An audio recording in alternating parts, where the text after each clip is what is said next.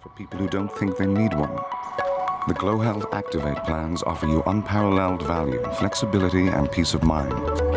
Activate Cash gives you generous cash back for scans and tests. And with Activate Hospital, you can upgrade whenever you want for faster access to private treatment.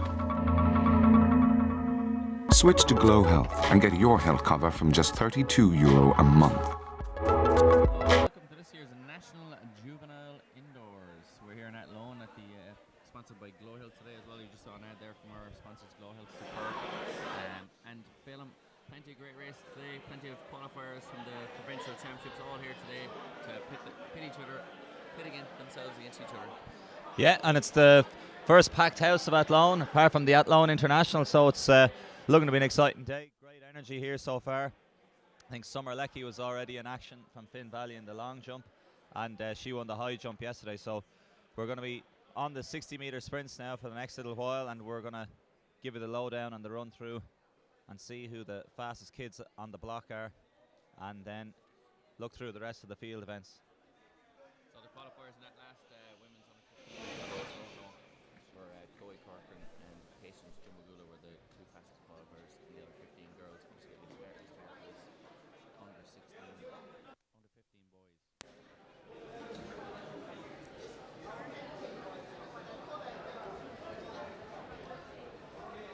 So we should have in lane one. That is not the same race there. We'll just get you that started.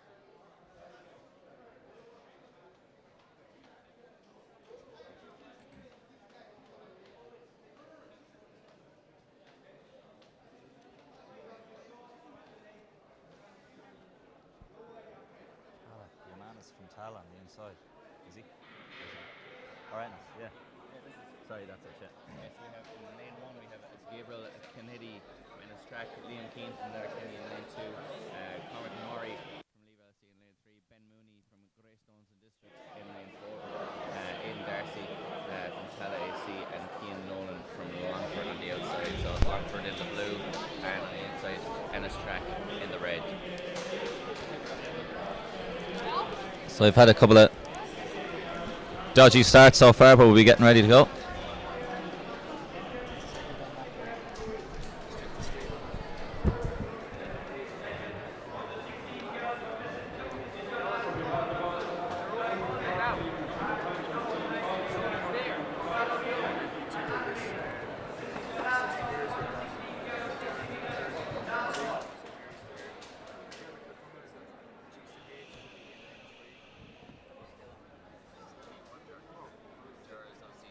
I was sorting out gremlins on this, perhaps, yeah. Or heats. If you're looking at the live results, I've got the.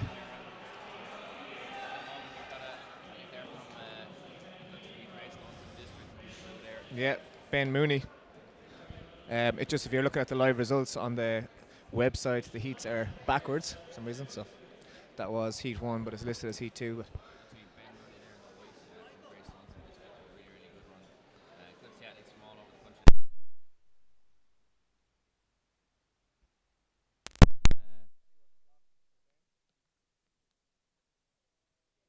some pretty swift running as one of the 14 years old, yeah.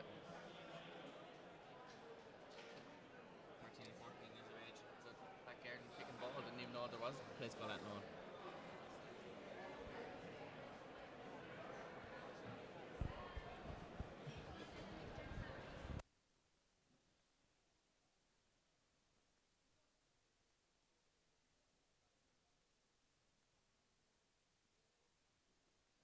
So in this second heat of this race here now today, we've got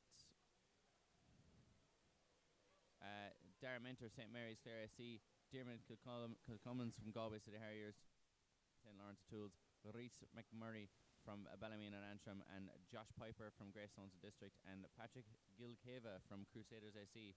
So we should have the man from Crusaders on the left-hand side of your screen there in white with a little bit of red, and on the inside, Dara Minter of St. Mary's Clare in the blue. Saw some very good races here today, some very good juvenile races at the international schools yesterday as well, Phelim. Yeah, so the CF International Schools Cross Country was on in Saint Germain in Dublin yesterday.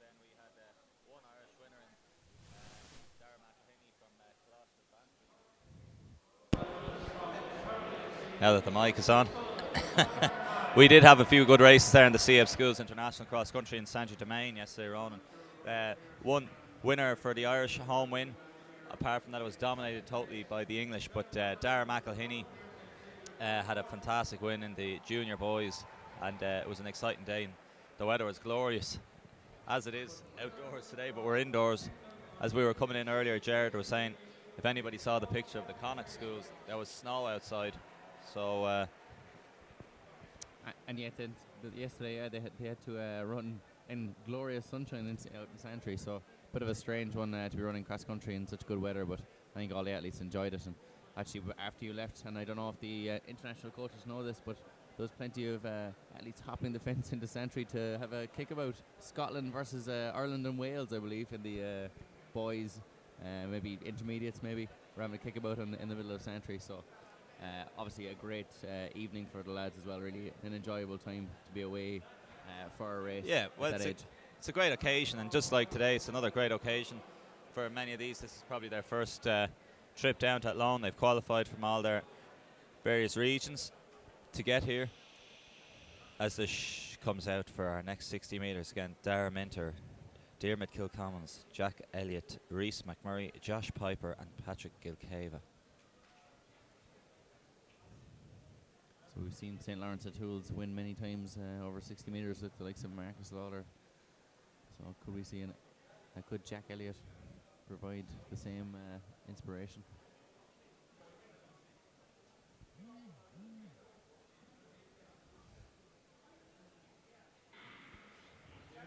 Out first time.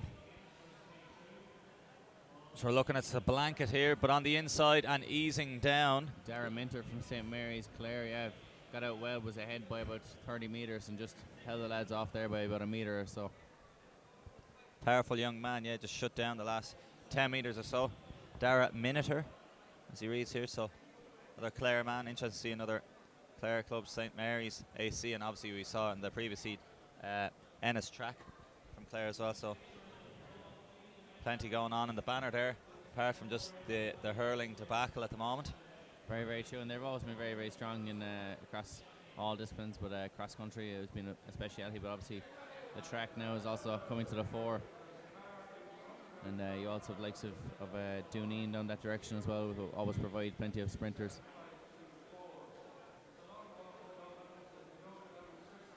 So and a clear winner there in Dara Minotaur. The Minotaur, I believe they call him. Exactly, I was just thinking that, yeah. So, we're set for action-packed day. Going to go through the series of sprints here now. We're just sorting out the stream and the link here.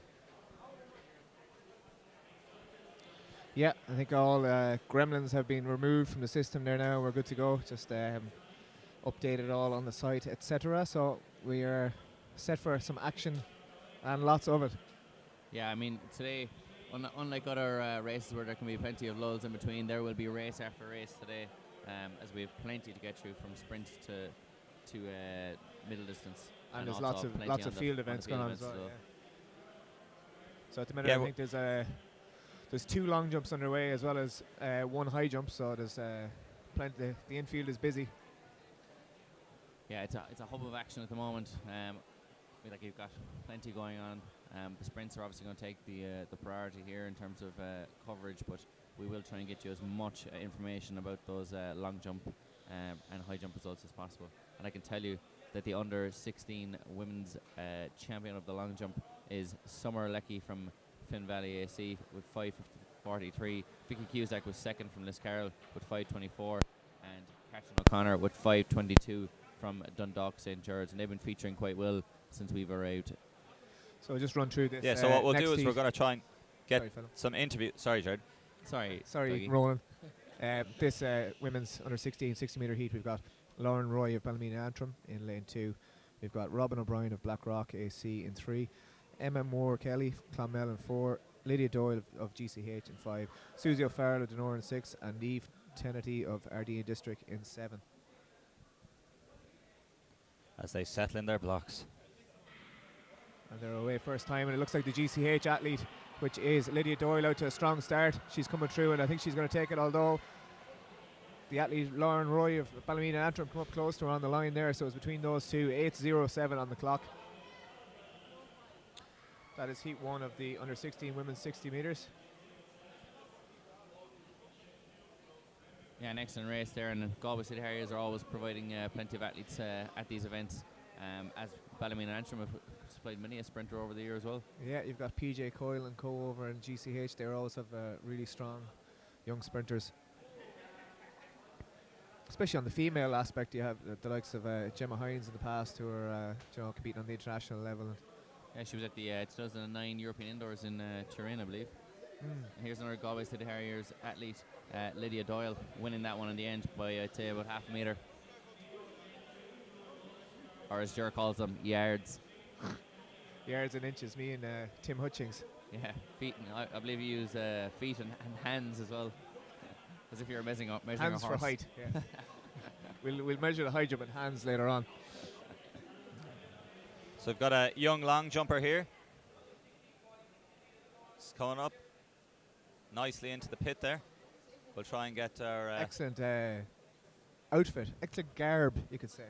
Yeah, Yeah. she's got happy her, out. Colour coordinated t-shirt and spikes, and her vest and socks are matching, and then these fantastic flowery shorts. So the under 14 women, we have the qualifiers for the 60 metre final later on. You've got the automatic qualifiers were Corinne Kenny, Nicholas Devankova, Lauren McDermott, Niamh Foley, Rashida Avaleke, Shauna Ryan, and then the two fastest losers are April Keeling and Zoe Moore. So they will be the 8 for the final of the under 14 women's 60 metres. As always, get in contact with us on Twitter or Facebook if you're looking for any results or you want to give a shout out to any of the athletes who compete here today, and we will do our best to accommodate you. Have we got a hashtag for today? No. Hashtag AIJuv, G-U-V, or J-U-V in fact. JUV 2015. Possibly, yeah. There we are now. Yeah, we'll put it up now in a second there. I seen Corinne Kenny there dropping down from the 600 metres that she ran here last year to run the 60 metres. She's a bit of a Nellier. Doing a Nelly, yeah. Corinne Kenny in the 60 metres after a 600 metre win last year. Yes. So we've Brona Walsh from St. Lawrence O'Toole, Brona Kelly from Emerald AC, Caitlin O'Reilly from Clonmel, Abby Sexton from Annalee, Ellen McGeough from Sligo, and Alana Ryan from Greystones. Somebody looking for David in the background if you heard that. I think Goliath? No, Goliath's not here. So the girls So are they're on settled their into their marks. blocks. Up and away they go. The Clonmel athlete got left behind there a little bit, but she's coming through strongly here. She's a lot of work to do, but on the outside it looks like. Alana Ryan from Greystones District with the win there, yeah. So It's Caitlin O'Reilly.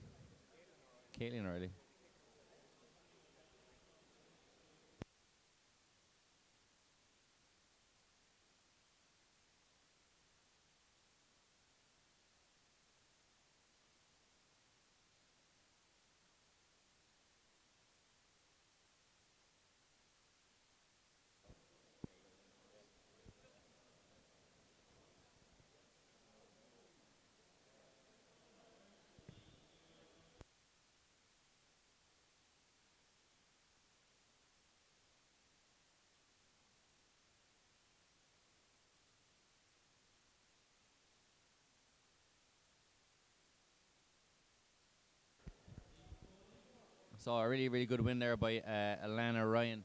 In terms of the shopper results there, for the under 13 boys, Tyg Omar Hurtig from Dunboyne AC. Yep, walk away.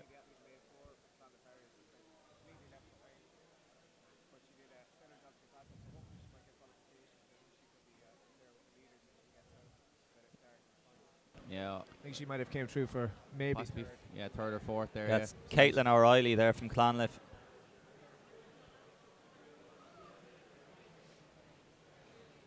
But yes, just on those shopper 8.10. It looks like she came through for third, and yeah. Excellent, yeah, she might have got the fastest qualifier there, and hopefully she can start out her start for the final. Shopper results: Tyga Murray Hurtig from Dunboyne AC, Jack Barnett from Templemore AC, and Con Kyo from Suncroft AC. That's the under 13 boys shot put, and all of those were over 10 metres, so some fine throwing there at under 13 level. Yeah, 10.96, just shy of 11 metres for Tyga Murray Hurtig. 10:40 for Jack and 10:30 for Con Kyo. Yesterday, the winner, I think, of the under 18 or 19 shot was one Jack Manning from Kilkenny City Harriers. I know he was looking for an old shout out, so there you go, Jack. Whose brother is he? Don't know whose brother he is. Famous family. He, Yeah, didn't want to be famous mentioned. Kilkenny City Harriers family. But But, anyway, we also had a huge throw in the women's shot put yesterday from Michaela Walsh of Swinford AC through 15:58, which is a championship best performance by over 2 meters, I believe. So some throwing from her. I'm not sure what the weight is for the European juniors this year, but I think the qualifier mark is around 15 meters. But it was a 3 kg shot yesterday. It might be probably 3.75 or something maybe. Yeah, for a little bit heavier. Yeah, she'll certainly be pushing towards that. she's been ripping up the record books the entire way up, though. Pretty much over the last few She's been years. setting that circle on fire. Yes, which is very dangerous, and they've actually spoken to her about that. That's Johnny Cash wrote the song "Ring of Fire" about Michaela Walsh shot put technique. Shot put technique, yeah. We've got the qualifiers here for the men's under 15 60 meters final, just as we have the under 16 boys heat 2. Just run through that there, Phelan, first. Yeah, Mark Gallagher from City of Derry, Coney Malloy from Longford, Jack Hayden Menapians, Tony Odabote from Ennis Track, Darren Costello from Galway City Harriers, and James Redmond from Cushenstown, as they're settling into their blocks. The under 15 men, we had Darren Miniter, Josh Piper, Patrick Gilkiva, Reese McMurray, Jack Elliott, Ben Mooney, Conor Morey, and Liam Keane qualify for that final under 15 men's.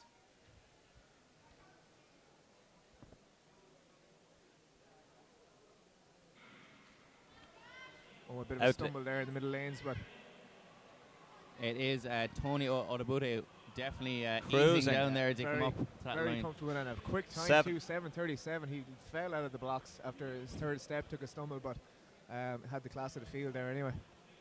Yeah, he looks superb there now, to be fair. So Ennis Track backing up on the sprints track now. They've been going really well in the middle distance with Kevin Mulcair, Sean Collins, Jamie Roach et al. We'll just see a replay there, Jer, if you'd like to take us through that with your sprint analysis. Yeah, you just see Tony took a little bit of a stumble there when he came about 3 strides in, but he's just let himself flow there, eases off by a couple of meters before the line, saving a little bit for the final, keeping his powder dry. I think we could see a 7-2 in the final from him, definitely. Apart from the stumble though, Jairus, that's pretty stylish sprinting. He is, yeah, he's smooth, he's relaxed, you can see everything's going in the right direction, which is essential. He's not fighting his body, he's just letting it flow. And he had the jelly jaw there and everything by the looks of it. We have another Ennis Track athlete now in this next heat, so he'll be wanting to outdo his compatriot.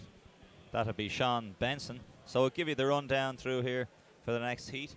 In 2 will be Joseph Finnegan Murphy from Dublin Striders, David Murphy from Gowran AC, Luke Adair from North Down AC, David Ryan from Moycarkey Cool Crew AC, Aaron Kelly from Longford AC, Colade Abiodun from Donore Harriers, and Sean Benson from Ennis Track AC. So stellar lineup again, looking at Donore Harriers. Fatty Aiden from Donore Harriers is running on the junior boys team for the Irish team in the CAB Schools International yesterday. So it's great to see these clubs getting an array of talent from the distance down to the sprints. Yeah, I mean, most clubs, maybe say 15, 20 years ago, would have been based mainly around cross country and maybe longer middle distance, but now with Derval O'Rourke and Tivik Gillick having come on the scene over the last 10, 15 years, we've now really pushed our sprinters to new levels. Yeah, it's a multidisciplinary approach now. A couple of Longford AC athletes here as well in the sprints, because I know they're a club with very limited facilities, as well as a lot of clubs down the country where you do see a lot of distance athletes. I suppose Ennis Track would have been one of those back in the day when they didn't have their track, I suppose. But I believe it was an ironic club name. Longford AC athletes in the sprints here now, so yeah, good spread. So the hush goes out. They're going to be settling into their blocks shortly. Moycarkey Cool Crew, one of their most famous athletes, is probably one of the most talented 400 metre runners you've probably never heard of, called Tomas Coleman, who's perennially injured but an unbelievable athlete in the late 90s, early 2000s. It's also where Sarah Tracy is from. It's her original club, isn't it? Moynalvey, Meath, no. way off. So they're settled into their blocks. Took my shot. So they're way out. The North Down athletes sitting in the box. Moycarkey Cool Crew in the middle, but in lane 3. Luke Adair, from North Down AC, looking very, very good there. Yeah, lane 4. No, from Or sorry, David Dave Murphy from Gowran, yeah. which is in Kilkenny. 7.19, so good bit faster. But That's swift running there for these lads, 14, 15 years old. Big lad too, though he is. We'll have a look at our replay here now, Jared. Give us a run through. Yeah, the athlete inside him, Joseph Finnegan-Murphy, actually got a better start, but you can see him pumping the arms, working hard, and he's just easing off there the last few meters. He knows he was safely through, but yeah, good sprinting. If you were to compare him to Tony, obviously third stride stumble, probably taken off. Tony got out of the blocks a little bit better, but he took a little bit of a stumble. But I think David there was definitely working a little bit harder through the middle phase where Tony was relaxing. Yeah, sorry. It could be a great battle though, like 7:19 and then 7:30 he's with that stumble. He's a metre clear of Tony there as it is, but I think Tony will have more to come in the final. That should be a tight race. Yeah. Let's have the results of the under 19 men's long jump here. We have Keith Marks of Cushingstown AC. The winner with 5:59 must have won just on countback because Ikena is a Google Kluk Akeno. Wow. I messed that up completely. Also jumped 6:59. Right. And then we had Darren Prout of Ikena is of Selbridge AC, of course, and then Darren Prout of Carrickshore, 6:57 in third, so just 2 centimetres separating the top three in that one. Keith, of course, took the high jump yesterday as well with 2:05. He won by over 20 centimetres, I think. And I know Darren Prout won the intermediate schools triple jump there about 2 years ago, so he's not really his event. I see Owen Hannon in 2007 had that record at 7:09, jumping a gun, associate member. Absolutely. New York Diamond League press pass holder. That's very, very true, yeah. He's been to more Diamond Leagues than me. So just give you the rundown for the heat 1 of 3 in this 60 metres under 17 for girls or women. Janine Boyle in 2 from Finn Valley AC. Shabelle Reynolds from Ballinamore AC. Roisin Flynn from Galway City Harriers. Rachel Moriarty from Listool AC. Aoife Lynch from Donore Harriers. And the superstar you may have heard of already this season in 7 is Ciara Neville from Emerald AC. She's going to be one of the stars of this championships. Yeah, keep an eye on her. Take a look at her now in 7. White vest and the green ring. So she's low, she's powering out hard. You can see her on the outside lane. Good battle though. Still has plenty to come, but a nice run there, I thought, from Janine Boyle, also from Finn Valley AC. She looked really relaxed, really smooth there, and she just kind of was a bit of an unknown entity to us here in this race, but she certainly pushed Ciara all the way to the line. I'm not even sure who won it. Ciara got it comfortably in the end. But I said I'm not sure. But what's the difference? We'll see the replay here. If you're running on the far outside lane in the sprints, and then you can see they're the opposite ends. Some people would argue that if you're closer to the gun, you have a bit of an advantage, but I don't think so. They both got out fairly well, nice and low, but you see the Finn Valley athlete is nice and smooth, nice and upright, but I think Ciara was just doing enough there that she had to do to get through. Ciara Neville's arms come across her quite a lot though. Yeah, that happens a lot with female athletes especially, but it's once the legs are moving in the right direction, it's nothing to worry about. 7:63 was still not a bad time, and she looked like she was running an effort in training, to be honest with you. Absolutely, yeah. She's it's a long time ago since we've seen her here first in the junior championships, like, so to be able to hold that over a long season, it's good going. I'm sure Noelle Morrissey down there in Emerald knows her stuff about keeping athletes sharp and focused through the indoor season, and she, of course, has the likes of Sarah Lavin to look up to when she's home for weekends for training with, so certainly a great asset. It's fantastic for her not to be getting it all her own way with Janine Boyle and those types in these races, and as you said, unknown entities coming out of the woodwork against her over the next few years.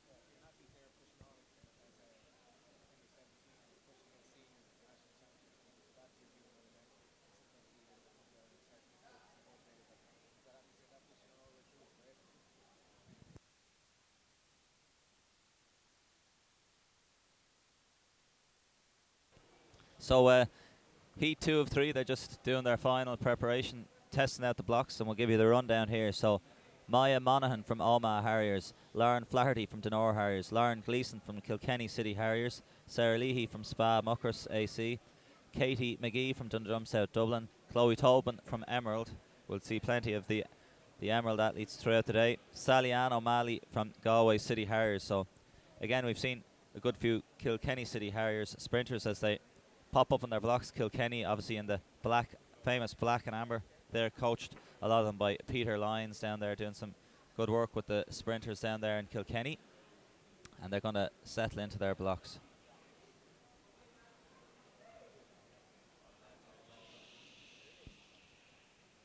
the hush rings out.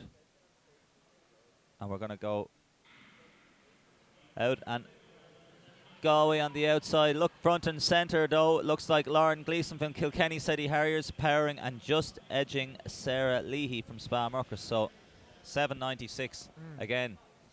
You can just see the difference in class. See the difference in effort there for those two girls compared to the two before them.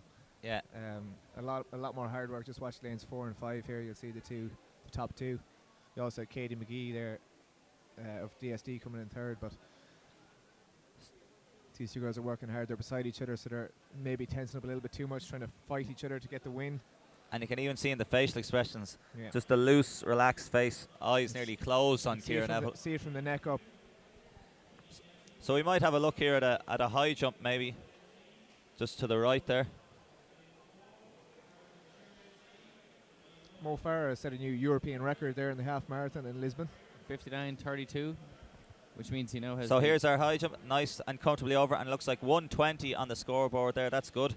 So again, start tweeting us in at Irish Athletics or at Jumping the Gun. Hashtag JUV 2015. Not GUV. Don't make that mistake. No, not the Gov. JUV 2015. Bellum. Yes, 59.32 for Mo Farah for the half marathon in Lisbon there this morning. New European record, which means he holds the European 1500 metre record and the European half marathon record. Wowza. What time did Mo run there? 59.32. Sub 60 clocking. Yes, because I got the email in earlier that it was windy conditions, but 59.32, suppose nearly and nicely over there. So looks like comfortable early heights here for 120 for the young lads here. We'll get. That looks like St. Mary's in Rackpool, or. Yes, I'll go and get a start list for this boys high jump now shortly. But Mo Farah, I suppose, to be expected to go under 60 minutes after his world best over the 2 miles in Birmingham indoors a couple of weeks ago. So obviously in good shape. And he's also in the Sunday Times, I believe, today for his super supplements. But an interview with him in that. And we'll give you the rundown here anyway on the next heat here. Third heat. Lauren Ryan from Dooneen, Michelle Duggan, Crockwell, Emily Nolan, Cara Consure, Caitlin Maguire, North Belfast Harriers, Roisin Ryan Cahill from Donore Harriers, Emma Darby from Tullamore Harriers, and Rachel Keane, also from Tullamore Harriers, as they take their icy stare down the track, made famous by Linford, Christie, and Maurice Green. Yeah, tense moments now in the blocks. Out they go. Who's fastest out? Again, you can see the strain on the face, but it looks like the North Belfast Harriers, Caitlin Maguire and Michelle Duggan, or Lauren Ryan, actually, from Dooneen. There, yeah. 7:88 on the clock. So I think we've seen our top two in that first heat anyway. Yeah, I mean, although you never know. Don't look to be as easy in their running styles as the first two athletes in the first heat. Yeah, Janine Boyle of Finn Valley around 7:72 in that first heat behind Ciara Neville's 7:63. So they're the two fastest so far, and the third will be the winner of that heat there, who was Lauren Ryan of Dooneen. Was it Lauren Ryan or Caitlin Maguire? I think it was Caitlin Maguire in the yellow. I'll trust your judgment on that one, Ron. I wouldn't. No, I would. It was Lauren Ryan, I would have thought. Yes. No. Ron's going to put in an appeal on this one. Yes, I believe it was Lauren Ryan in 7:87, Caitlin Maguire with 7:93, and Rachel Keane in third with 7:97. The first three under the 8-second mark. That's grand. Fine. Right, you're right. I was wrong. Ron's sulking for the day now. Sulking until the 1500's coming. He knows what he's talking about. Oh, thank God. So there's been plenty of athletics on so far this weekend. Earlier on Saturday morning as well, Robert Heffernan had qualified himself for his 5th Olympics. Yeah, he out in Dundees. Yes. The IAAF Race Walking Challenge. Himself and Brendan Boyce and Luke Hickey were in the 50k. Luke DNF'd. Not sure what happened to him. Maybe he was sick or ill or injured. Yeah. But Brendan Boyce PB by about 3 minutes. Qualified for his World Championships and Olympics as well. His second Olympics. So yeah, serious shifting from the two boys. Rob obviously well down on his PB, but get the old qualification out of the way, and you can worry about going fast at the championships. I mean, now he's qualified a year and a half out from the championships. He can really time he's peaked then for it rather than trying to chase that time. Yeah, so just the hashtag is up on the screen there for getting in touch with us there, and the link to the live stream, JUV2015, and tweet at jumping_the_gun. 5 Olympics for Rob Heffernan, is that the most of any Irish Olympian? It's most of any Irish track and field athlete anywhere, or road. Well, it's the first. I saw it on Facebook as well. Now, there might be one technical that somebody could pull us up on, but he's the first man. It said to qualify for 5 Olympics. Maybe somebody has qualified for 5, but if he toes the line, it'll definitely be a 5-time Olympian. That's never been done on the track. And going back to the track here, even though he walks on the roads. But anyway. Sometimes well, he finishes on the track. Oh. Yeah, very true. I saved myself there. Yeah. Anyway, in lane 2 is Junior Echirue from Limerick AC, Nicolia O'Connor from Tralee Harriers, Brian Markey from Fingallians, Mark Shelley from Father Murphy AC, James Holden from Dundrum, South Dublin, Jack Dempsey from Galway City Harriers, and Danny Brown from Finn Valley. Again, great representation from Finn Valley so far today, as we can hear cries of go, and away they go. That looks like Mark Shelley from Father Murphy easing down incredibly well to run 7:34 there. He looked at ease out for a Sunday stroll. The main part of that race was his unnecessary jumping against the mat at the end. You got to do that as a sprinter. He's wearing a pair of long jump spikes as well, which is interesting. I was thinking they were long jump spikes because it was bringing me to my next point. The Father Murphy AC, one of their best athletes ever, is Kieran McDonough, the national long jump record holder. And as I was looking at his spikes, it brought me to the great Kieran McDonough. Again, he got out. He was a metre clear after 10 metres, and he knew after 40 here he just completely shut down, saving his energy and cruised through the line. And you have Danny Brown there in second for Phil Valley AC. Just to clarify, that is in slow motion there at the end. That's not the pace they're running. Did not slow down that much. A few results here to run through as well. The under 13 women's high jump. We had Caitlin Reid of Van Riecht AC jumped 143, which is serious jumping at 11 years old. Jennifer Hanrahan, Brothers Pierce, 140.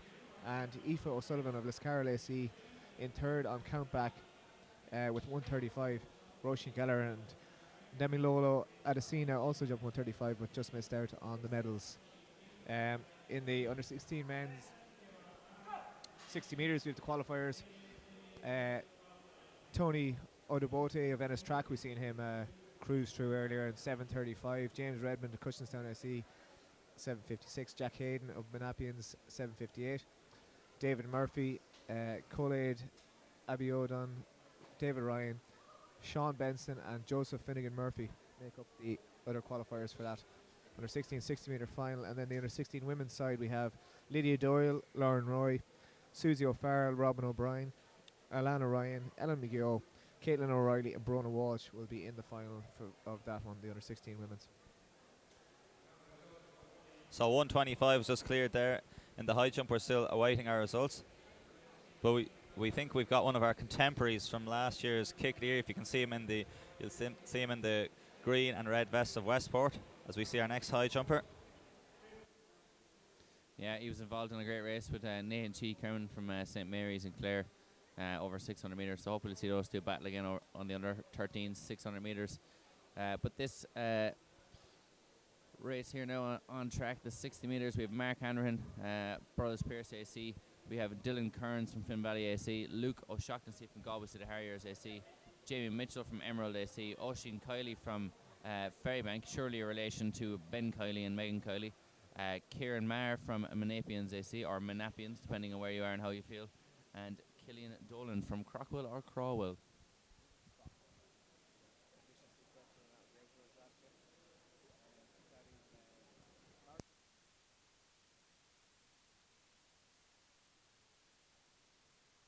No, well, then he's not our man from last year. Then we got that incorrect. Like we get many things incorrect.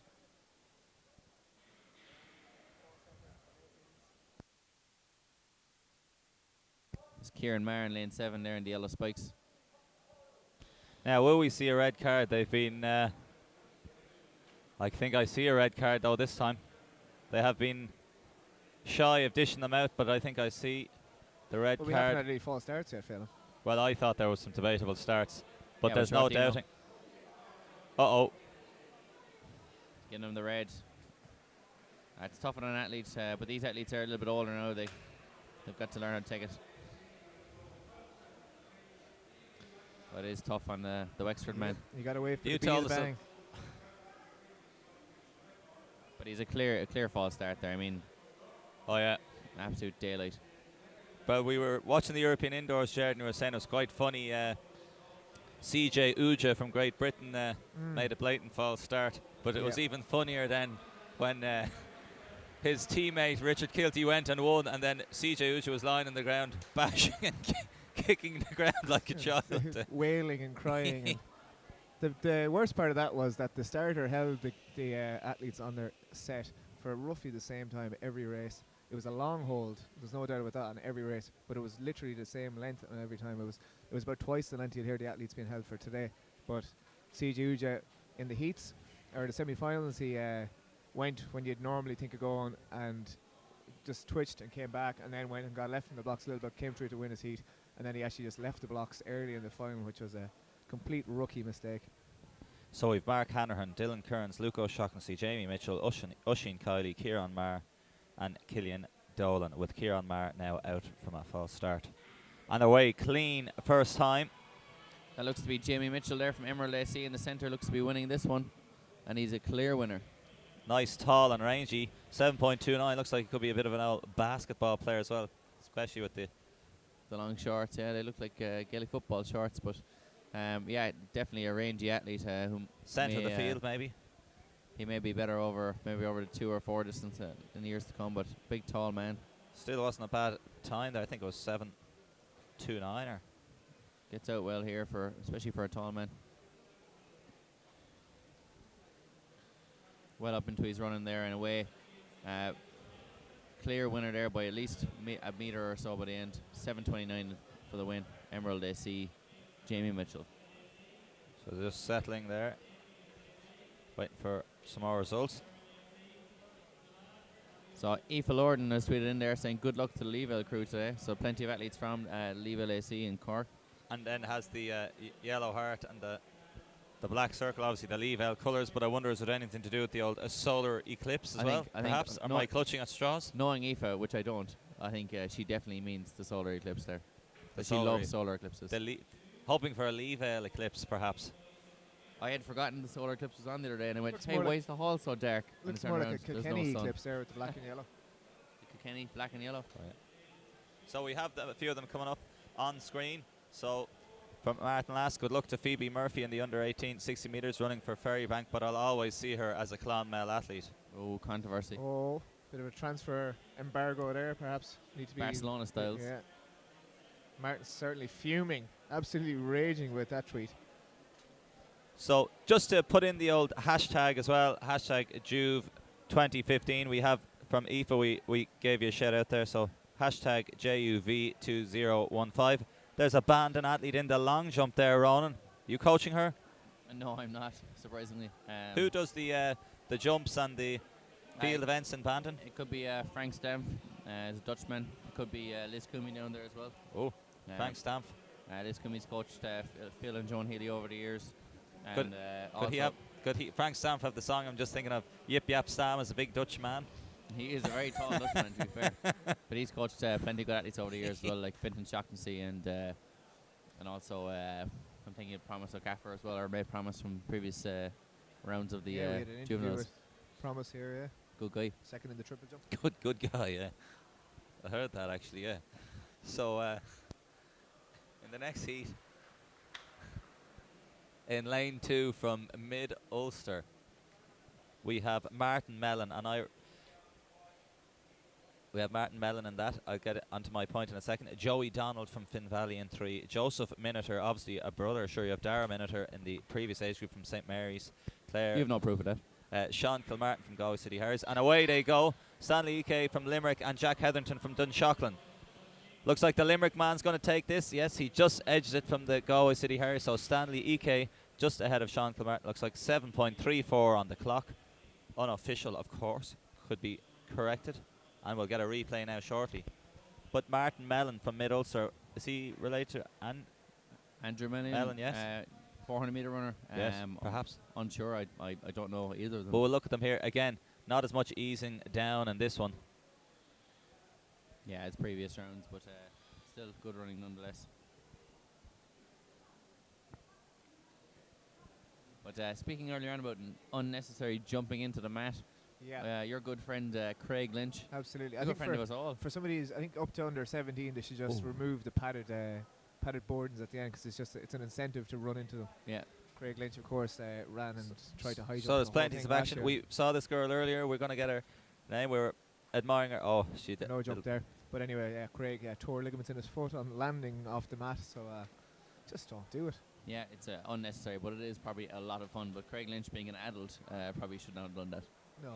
So plenty of action as we're going around, as we have our high jump. We have long jumps going on. We're setting up our next sprint. We've seen in Prague, for spectators' point of view, it's the same thing here. If you're sitting in the stands, you get to watch. There's a high jump, 2 long jump and sprints going on at the same time, so you're being kept entertained the whole way through the day.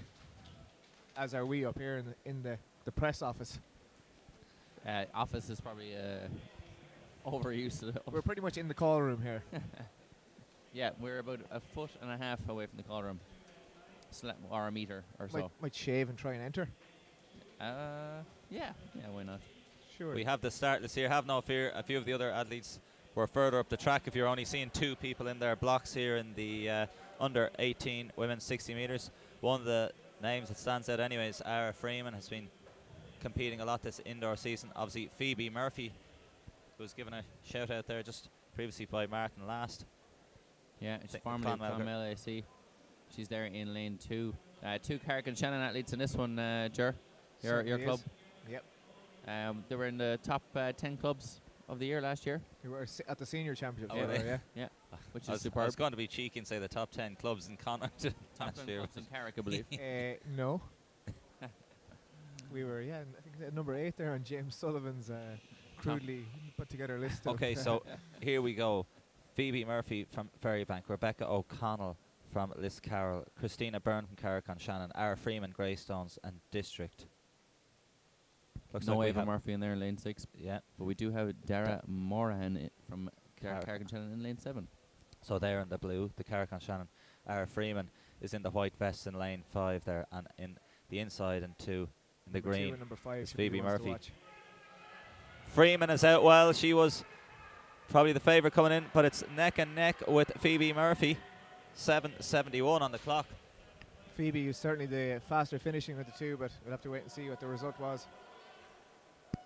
Yeah, it's very hard to tell from this angle exactly who won that one, and as I got it wrong earlier on, I'll leave it up to you 2 experts. Just in the replay there, Ara certainly got out of the blocks a lot better than Phoebe. I think this is Phoebe's first indoor race of the year, possibly injured early on in the season, but you can see both athletes working hard, trying to secure those top 2 spots. Still too tight to tell on the line there. I'm going to call Freeman on that one. It's just the angle is tough to tell, and we had Rebecca O'Connell, I think, in 3rd from Liscarroll, Christina Byrne 4th, and Dara So we're back to the high jump. Sorry, Jared. Back to the high jump, and we're on 1:30 here, so we can see they're finding it more of a struggle. Oh, and as I said that, there was another clipped barrier. Clip bar even. Looked like he'd some nice technique, might have clipped it just there with the heels. Any idea what vest that is, Phelan? We've got 4 men over 130, men, 11-year-old men, over 130 so far. A short run. Another man clear. And what a man. He was away and over. He tried to bum it off, but he... I think that could be Kieran O'Sullivan from St. Mary's AC. Way too much height. If I was to make a wild and completely inaccurate guess. And that was a very confident clearance there from the next man up. Well clear. No hanging around with these under 12 boys, under 13 boys. Yeah, they're straight up and over. Yeah. That's the way to do it. And as Aisling Forkin comes into our shot there, she'll be one of the favourites for this 60 you saw just on the inside straight. And Fintan Riley is just at the bottom of your screen there. He's doing the on-site commentary, doing a good job throughout the day. Keeping everyone informed of start lists and qualifiers, etc. Former 152 man is Fintan. I just love the way they sprint and fly over the bar there. We have another man over. Sometimes you see the long range motion. If anybody saw Bar Sheem, you'll see the long, purposeful, loping steps and into the bar. Here's a big flat-out sprint and up and over. There you go. But nicely over To be said nonetheless. for the old 7-stride approach. Just get in and have at it. Okay, on to the next heat here. 7:69. The time is corrected to in the last heat. Ara Freeman just edging Phoebe Murphy by .02. Settle into their blocks. Molly O'Reilly, DSD, Ashing Fork and Swinford AC, Kate Farley, City of Lisburn, Saskia Greer, North Down, and Chloe Whelan from Bree. So Forkin will be one of the favourites. Oh, A flyer there from Molly O'Reilly, DSD. From the naked eye, anyway. I can see on her face there. Oh, Yeah. hands to the head. Absolutely, he was clear The as sprinters day. nearly always give it away. You can even see. Oh no, sorry. I just said that. Our hands were. Disregard that. Just watch it on the replay here, lane 2.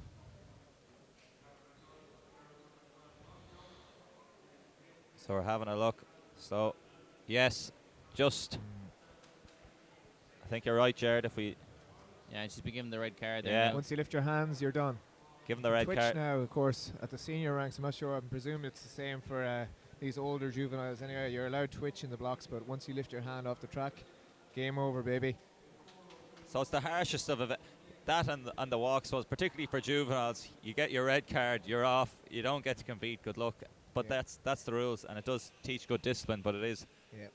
Well, back when the old rules were in, they used to see a lot of tactical false starts, particularly from some certain large clubs in Cork who used to be coached to do it tactically. Won't name any names. I don't- It's in Bandon AC. and it wasn't this club.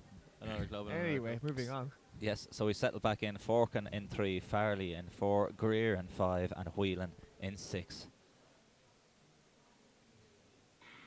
And out they get. Forkin, more of a long jumper and 200-metre runner, but she's now powering well and clear. So 7:71 in around the So, same time as the two girls in the heat before. That'll be a tight final. Definitely, probably more of a longer sprinter. Forkin will be eventually. You can see in her first few strides, probably struggles to get out a bit, but then in mid-race really gets into full flow. Yeah, we've seen her run a few quick 200s indoors this year as well. Just a little bit tall out of the blocks, but once she gets into her stride, she really becomes the class of the field. You can see how much she pulls away, but Chloe Whelan was right up with her as we have the Tala athlete now up at 130. John Lyons, Oh. possibly related to Joseph Lyons. Exactly, I yeah. believe so. 800-metre runner. Yeah. So Family affair, and Joseph was part of the Racool. no, Joseph was part of the Tala AC relay team that won yesterday and set a new record. I think he's entered in the 400 meters here today as well. He was also part of the Racool, Holy Family Racool team that won the Westminster cross country Yes. title. Oh, now that was an interesting technique in the high jump. It was no Western roll. He decided to arch his back before he had reached his high point was the problem there, failing. That's Charlie Lyons of So, Crusaders AC. Again, take a look at this next high jump, Jared, because seeing as you were a decent high jumper. This is Longford AC's Brendan Finnan, by the looks of it. So, arches back, Jared. Oh, Yeah, that was Yeah, nice. lovely Now. technique. That was nice. Any more Again, analysis? did or you just could've- say it was could've- lovely technique because he cleared the He bar? could have spent a little bit higher. He could have waited a fraction longer before he decided to wrap himself around the bar, but he was maybe just being economical about it, saving himself for the higher heights. Oh, he's yes. just made it. Yeah. Really arched his back going over that one. Oh, I like the little fist pump there. Thank you. That's Malcolm McAvilly of Westport.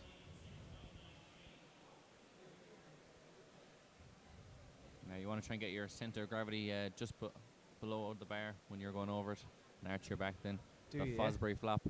I was only teaching the lads about it the other day in physics. Back in my day, we were only allowed to do the old scissors technique up until under 14 or under 15. So we spent 2 or 3 years you're just worrying about jumping as high as you can and doing the old scissors over the bar. And what was the idea behind that?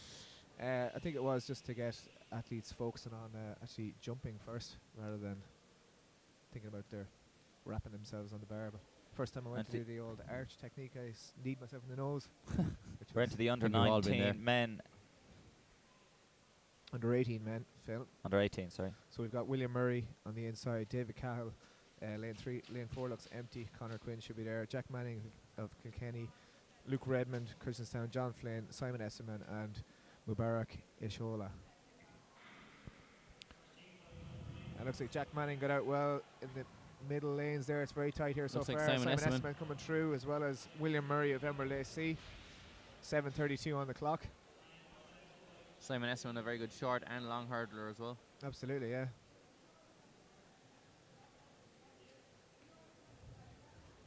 So he looked like the likely winner in that one. We have a replay here. Luke Bredman as well getting out quite well, but Simon Esseman really showing his class in the last few yards. Across just to make sure he's safe in qualification. And David Cahill and William Murray from Emerald AC. William Murray was just a body length behind. So that was some very good running. Jack Manning into the 60 metres after winning the shot by yesterday. He's certainly a big lad. Yeah, so he's chatting away there to the rest of the gang there as well. He's not too pushed about his lack of qualification here. No, he's not. He knows he doesn't need to stand there. He's going to go back over now. He's going to eat an apple and put his medal back on from yesterday and swan around for the day. But might go to Burger King and get one of them crowns and come back. Yeah, Just, sit here as the king of the shot put. Yeah, so it's very good. I know he's still getting back into full fitness. He had a bad case of glandular fever, so he's coming back as we see the next high jump. 135. Oh, scissors. Cheeky. There you go. See, it's not dead yet, boys. If you can, why not? Again, one of the other highlights of the Athlone International was watching Mutaz Barashim. Even at the start, it set the tone. Just scissor kick, maybe 2:10, maybe. Certainly 2 meters, handily. Claire McFadden is tweeting us in there saying good luck to Stephen McGahey. Lots of love from Katrina and Co. at the West End. No? Yes. Yeah. Must be in London. I think that could be Katrina and the Waves. Walking on sunshine. Oh. Yeah. Jack Murphy saying good luck to all the Leave LAC athletes today. Roll on the hurdles next week. Hashtag Juve 2015. Little trophy and little running man. Yeah. Excellent stuff. Excellent stuff, Jack. Well done. So just keep getting in that hashtag JUV 2015 so it syncs up nicely then, and we can put it up on the screen on the live stream. So you'll get extra love for the hashtag, and we'll get us streaming. So remember, if you're online, share the links on Facebook, Twitter. We'll put up another link maybe on Facebook. The more you share, the more we get our viewership up, and the more we will be on for future events. And the more these young athletes will get their names out there and get a bit of publicity, which they deserve. Exactly, yes. I think it's been in the newspapers recently about the athletes not getting the limelight they deserve, and it's more reserved for now the human parade stories and the joggers essentially. But it's about voting with your feet. It's about turning on things like this with the live stream and sharing it and getting it out, the outreach as much as possible, and that's what creates the impetus, which creates the attention and that they rightly deserve for all the training and the high level of competition that we're going to see throughout the day. Yeah, we're going to see some great races. It's always a feature of the of Juvenile Athletics. You see fantastic battles throughout all the races. So this is the under 18 boys Heat 2. And in this we have Owen Winters from Leave LAC, Damien Hickey, Abbey Striders, Luke Ring from Leave, Ryan Murray from Bree, Michael Adekule from Duneen, Stephen McGahey from City of Derry, right in time, Shaddam Aziz from Dundalgan AC, and Owen Dobie from Galway City Harriers, and they're out. Looks like Looks Ryan front Murray and of centre. Bree there doing well. And he Yes, does take very the well. 7:31, so just 100 quicker than Simon Esseman in the heat before. Very tight race there all the way through. Replay here, Jared. Yeah. Coming up.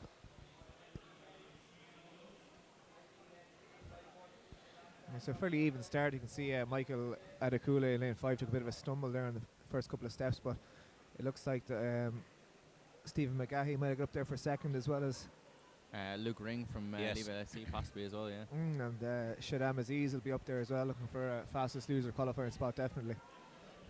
So if you're watching and wondering what they're doing when they stand in their lanes here, it's just so the officials will just double check the lanes and just make sure the placings and just for the final technical things. Whereas especially when you've got you have two Leave athletes there and you see the two vests cross the line fairly close together, it's hard to differentiate when you don't know the lanes, so just need to make sure for the officials.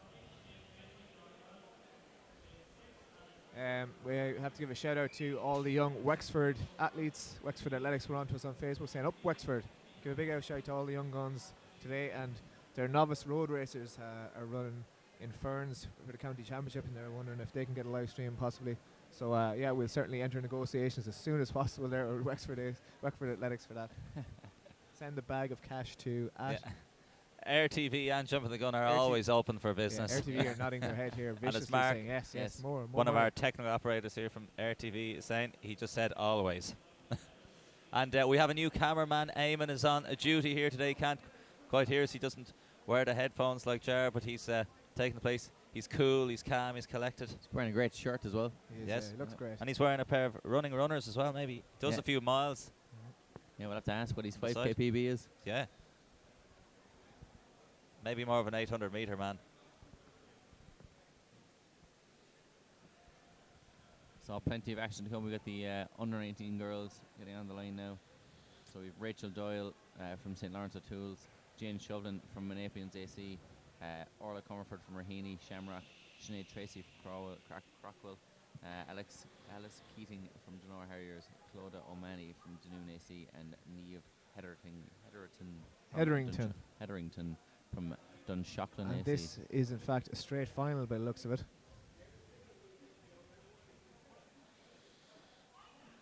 So I know Jane Shovlin's been doing a bit of long jumping as well. She has indeed. Shane McCormick, of course, the coach down there in Menapians. Getting all these young men and women fast. Yeah, coach to Phil Healy as well, who's fine runner.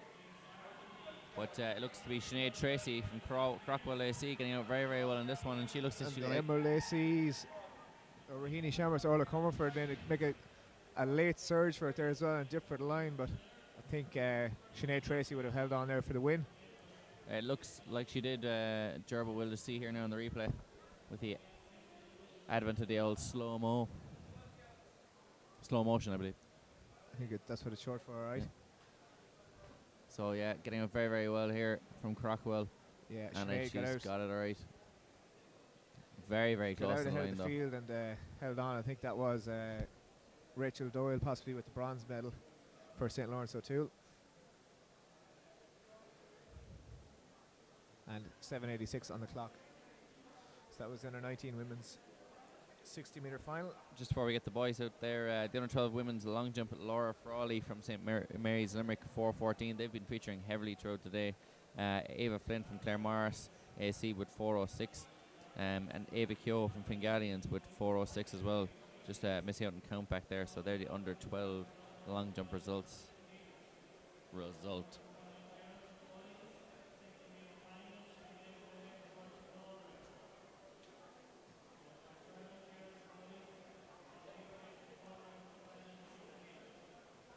So the under 19 boys now on the line.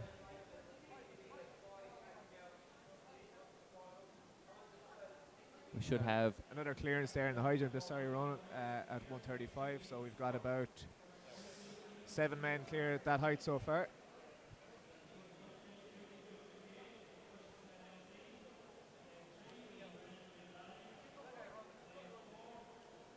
and just to give you the qualifiers there, in the under 17 girls, we had Ciara Neville with the fastest qualifier with 7:63, Janine Boyle 7:72, Rachel Moriarty with 7:98, Laura Gleeson and Sarah Leahy with 7:94 and 8 flat respectively, and Lauren Ryan, Caitlin Maguire and Rachel Keane with 7:87, 7:83 and 7:97. So we just saw Kieran O'Sullivan of St Mary's go clear at 1:35 there on his last attempt, and we have Brendan Finnan hoping to do the same thing here now from Longford AC.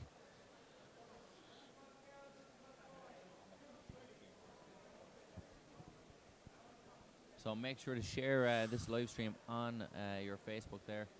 You've all been putting out pointless posts about the rugby yesterday, so you can surely put out a post about the live stream now today. Yes, indeed. So Brendan Finnan has been eliminated there, unfortunately, from that boys high jump. There was a young man in I believe the under 14 high jump yesterday, jumped 175 I think, but the most interesting part was that he came in at 145, and I counted up, I think he had 14 jumps before he was eliminated in the competition. Some endurance beast, that. Outrageous. Yeah. 175 is a fantastic jumping as well. Yeah, from a 12, 13-year-old boy. Maybe he just wanted to get his money's worth coming in at 145 and just said, I'll fail a few, you know. He might have had a new pair of spikes. He wanted to break them in on the first 8 jumps and then said, yeah, my final 6 here now, I'm going to really hockey it. Maybe he's just a crowd pleaser, and he was like, oh, I'll just make over, sure I mess up the first 2, get over in the last one, keep everyone entertained. Yeah. No, he cleared most first time all the way. It was just the I think 175 was his third attempt, and 178 he failed 3 times. But we've got Aidan Keneally here, Luke McCabe, Ian Brennan, Saran Mangalashtira, Mervyn Harris. William Kennedy, Garrett Thompson and Sean Carrick. And looks to be Garrett Thompson and Sean Carrick. Luke McCabe was there as well. Those 3 certainly they see Mervyn Harris had to pull up injured halfway through that. Hopefully nothing too serious, but definitely Luke McCabe, Garrett Thompson and Sean Carrick were at the front of the field there. Yeah, just watching the 2 outside lanes there, and lane 2 where the athletes were talking about. Yeah, and it was Sean Garrett Thompson, I would say. Sorry, yeah, Garrett Thompson. William Kennedy, sorry, not Sean Carrick. Garrett Thompson, followed by William Kennedy and Luke McCabe. Clare Morris AC doing very well today. Plenty of athletes. They produced Sharon Kilduff, who won our school's 100 metre title in the past. Yep, and represented Ireland at numerous Celtic games and schools internationals, etc.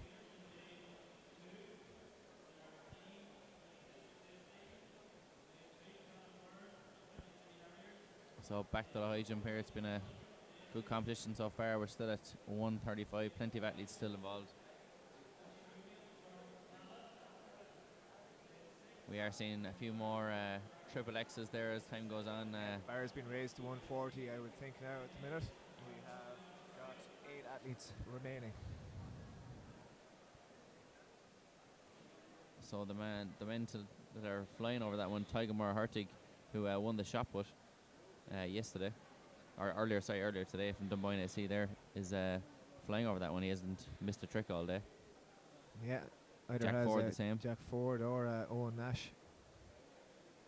From where? From Belgooly. Yeah. Who produced Chris Crowley, who was a very fine high jumper in the past. Jumped close to 220. Did indeed, yeah. Sean Crowley, his brother, did not jump close to 220, but not you know, quite, nice no. fella. Sean was a community games aficionado, always up there helping out and giving his support to all the young athletes when he didn't qualify. Yep. When, not if. Yeah. I'm sure you won't mind us winding them up. Limelight. Let's look to Stephen McGaughey and Fintan Stewart today. Come on, City of Derry has Lucy Appleton the 5th. Yes, I believe she is the 5th Lucy Appleton in her family, the Appletons.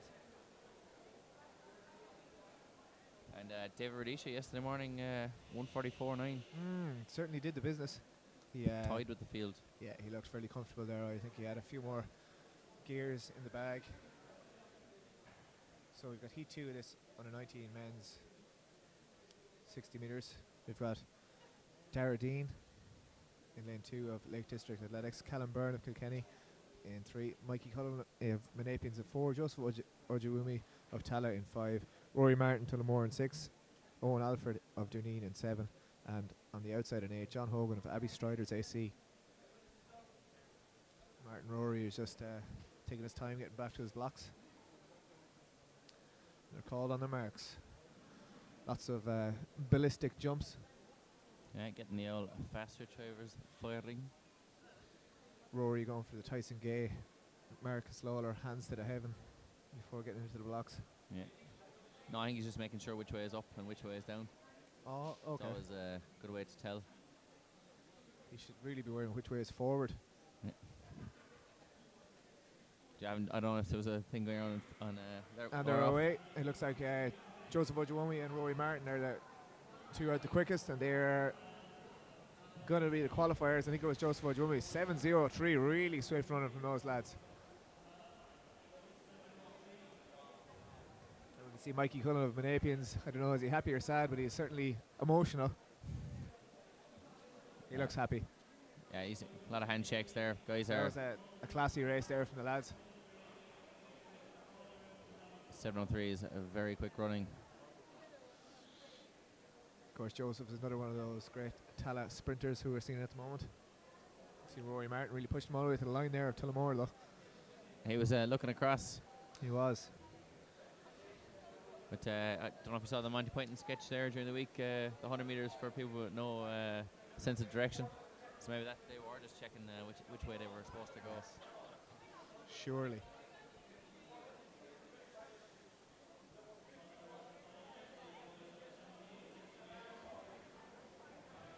So still plenty of action here. The high jump is at 140. We still have 8 athletes involved in that. Tygamore Hertig from Dunboyne AC trying to go for the double shot put and high jump, an unlikely double. That be the red and white of Lifford AC there, perhaps. Owen Breslin. Also known as Brezzy to his friends, I believe. I think he was on the front cover of Irish Runner magazine this month. Not mistaken, Owen. Could have been. Yeah, that was in fact Owen Breslin with his first failure at 140.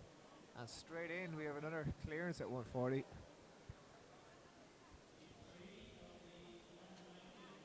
And that looks like Owen Nash of Balgooley. So we have Patrick Murray of Ross's AC is clear, and Owen Nash of Balgooley. So they're the only two clear. First attempt at 140, putting themselves in pole position for the medals now. Especially with Countback taken into it, and that is St Mary's Limerick. Kieran O'Sullivan with his second failure. So he's taking it down to the wire. The under 19 boys, heat 3, are lining up. Just a result of that second heat there. Time has been corrected to 7:02 for Joe Sojuami. Rory Martin just 100th behind in 7:03. Callum Byrne in third, 7:25. And Mikey Cullen 7:30. So hopefully that's a PB for him. In heat 3 now we have Matthew O'Callaghan in lane 1 of DST, Patrick O'Neill of Ferrybank in 2, Ikene Ezugu Klukenko, I messed up the surname earlier, again, yeah. Selbridge AC in 3, Sean Classman of Dunor Harriers in 4, Owen Doherty Tala in 5, Conor Duggan in 6, Crowell, North Sligo's Owen Berngal Day in 7, and Aaron Barron in lane 8 from KCH. So watch out for Owen Berngal Day in 7. He is actually not. And Owen Doherty in 5 is another. Owen Berngal Day, I was just going to say to watch the start, but he's not there at all, so no good. Just had a recall here. We'll just get a look at the replay. Oh, and it looks like Ikiana of Selbridge AC. I'm not going to butcher your surname again because you already have enough to worry about now with this false start. Yeah, that was the last man you wanted to false start there, Ger. I didn't want any of them to false start, in fact. But Owen Doherty, his brother, used to hold the national junior record. It did Keith 688 for 60 metres, but Owen has dipped under that magical 7 metre barrier this indoor season as well. So yeah, no, there's going to be a great final there with Joseph Omujimi, and also hopefully Owen Doherty comes over this heat as well. Going to call Crowell or Tala 1-2. Yeah, who's going to be the fastest man in Tala? So they're in their blocks for the second time of asking. So there's a hush descending now here in Athlone at the GloHealth Juvenile Indoors, and a false start that there. Could I'd be say lane from 2. Yeah, Patrick O'Neill from Ferrybank. Jumping the gun, I believe. Yes, indeed. He's seen the man beside him do it earlier. He thought that looks like something fun. But definitely Patrick O'Neill there from Ferrybank AC. So that is. There was a great story about Steve Ovett living on the same street as Steve Cram, and off the top of my head, I think Brendan Foster. And he'd ran some ridiculous 5K time, and he said, "I'm not even the fastest man on my street." So I think the lads from Tala here will be giving each other a hassle. Not even the fastest in their club, but they could be the fastest in Ireland. Absolutely. And the red card has been brandished to Patrick O'Neill there in lane 2, so we're down to 5 men in this heat 3 of the under 19 boys, 60 metres.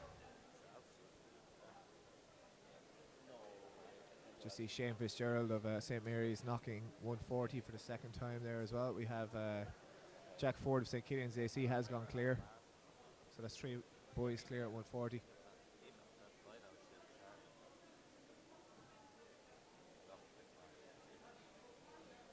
And they're in their blocks. We've got O'Callaghan of DSD in 1. He's very isolated there. 2 men outside him, false started.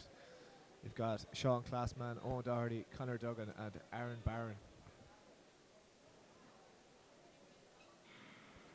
And we get away this time around. Looks like Owen Doherty is out very well, but Conor Duggan outside him as well, pushing him all the way to the line. 7-0 there for these guys, so quicker than the heat before.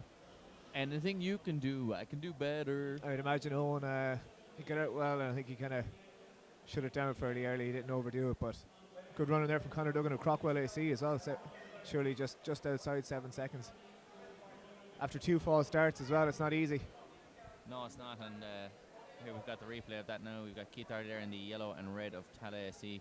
Gets out quite strong and probably gets into a slight lead there, but just holds it all the way, and as you said, shuts down a little bit. I think he tried to relax between about 40 and 50, and then he thought, oh, Conor Duggan might just pit me here if I don't get my act together, so he pushed it a little bit again, but yeah, certainly safely through, and the fastest qualifier. Very classy athlete.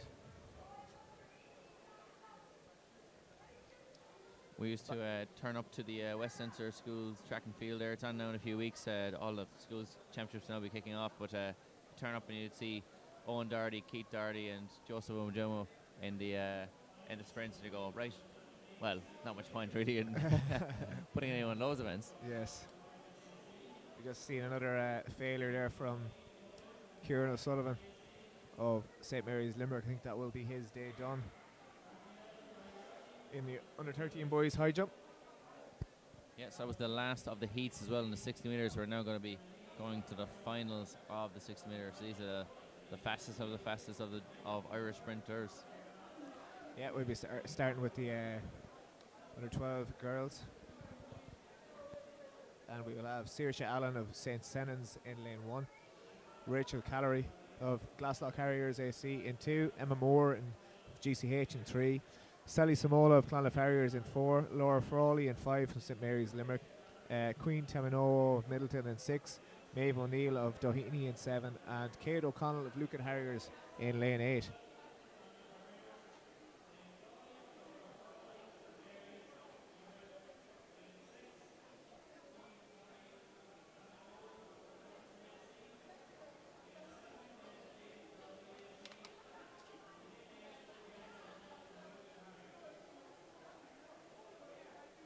So we've got a couple more shares there on the Facebook status. Just get it out there, get the public know what's going on here in Athlone today, when you've got the best young athletes in the country putting on performances like this. It's going to be an action-packed day here until 3 p.m. and beyond.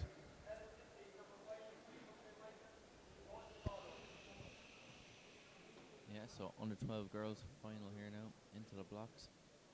Who's going to be the fastest 10, 11-year-old in the country? Ooh, and we have a false start there. Will they get a green card? It looks like Laura Frawley of St. Mary's.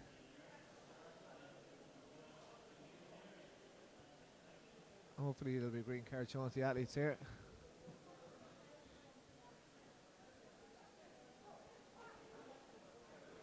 Yellow card, 2-game suspension. Yellow card, yeah. I don't know if that's her 5th yellow card this season, but hopefully she won't miss the next match because of that. A clear break there, but I think the common officials sense had prevails. Common sense, yeah. And thought to themselves, these girls are only 10 or 11 years old. Yes, Let's indeed. give them the yellow card. Yeah. So we've got a full field here. Allen, Callery, Moore, Samola, Frawley, Tamino, O'Neill, O'Connell. Back in their blocks. On their marks. Hopefully we get a clean start. And we're away. And they're up into their running, and it looks to be Queen Tamino from Middleton. Oh, and a big dip. And I think the GCH athlete Emma Moore might just have caught her on the line. 8:67 on the clock. It was certainly tight. Queen Tamino certainly got out well and was leading for much of the race. You can see her there in lane 6 in the white vest of Middleton. But just watch out for the little girl in the red and white from GCH. She keeps going all the way to the line and she gets her dip. Queen just dips a little bit too early perhaps. I think she hold on for the win. I think she did, but what a great sight there. All those athletes. And I think second working place. very hard all the way to the line. Second place was Emma Moore, and it looked like Sally Samola of Clonliffe possibly got third. The athletes just standing now on the line. No, I think they have to run back. Possibly they're doing turnabouts here. 60 seconds recovery. 3 sets of 4.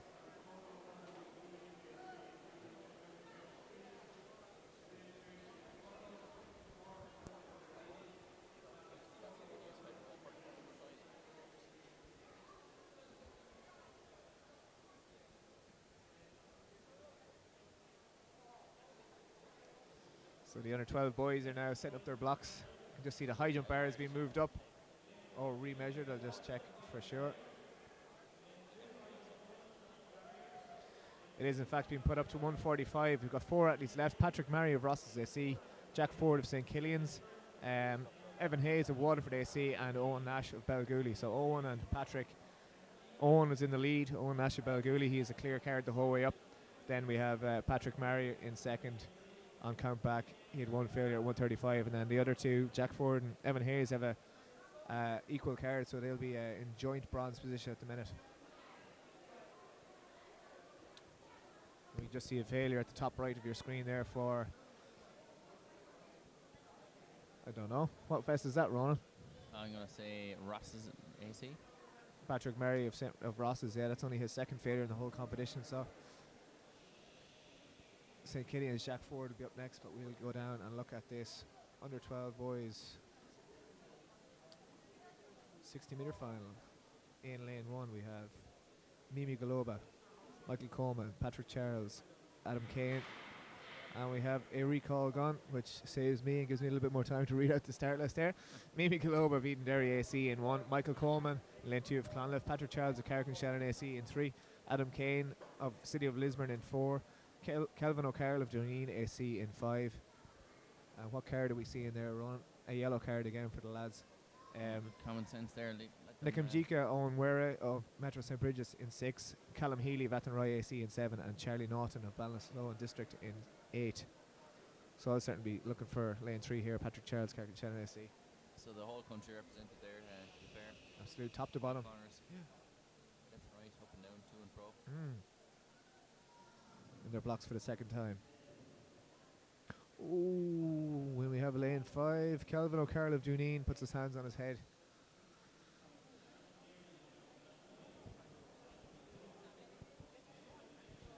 Green card. Green card, More thankfully, common there sense. for the lads.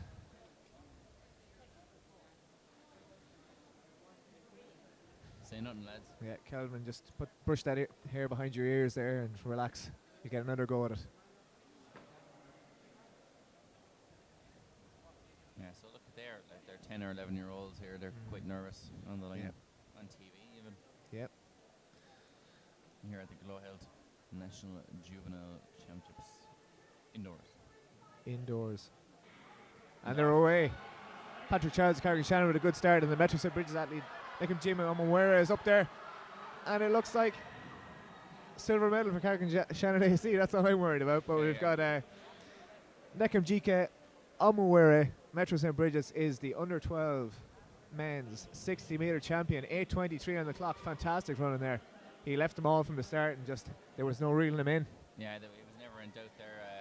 Definitely got out the strongest and quick athlete. But as you said, second place, Patrick Charles. I'm just trying to figure out who was third in that one. We just hope we get a replay fairly soon.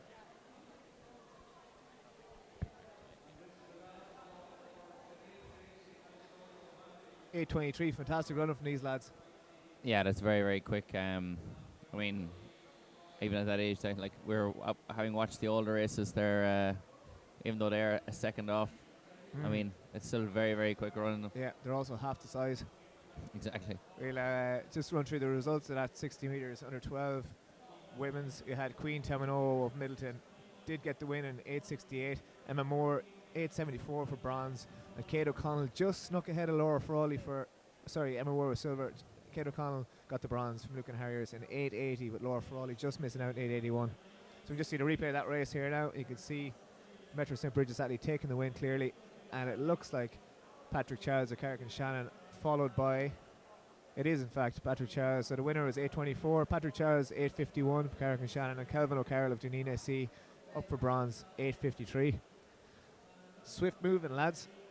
Very, very quick. And just to give you a shot per result there as well, of the under 13 women is Megan Lenihan from North Cork AC with 12:79, Aveen McMahon from Blackrock AC and Loud with 12:73, and Emily Croak from Ross's AC, who have featured heavily today, with 10:20.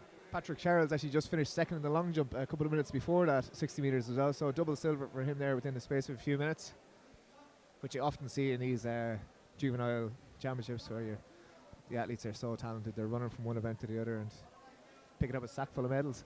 Very, very true. I remember we had county championships before, and there was one of the lads in the club ended up winning 10 county medals at under 14. That's impressive in Cork. I know I did something similar in Leitrim, but you probably won't give me the pat on the back for that one. No. I think you just enter in Leitrim. Just see a clearance in the high jump there from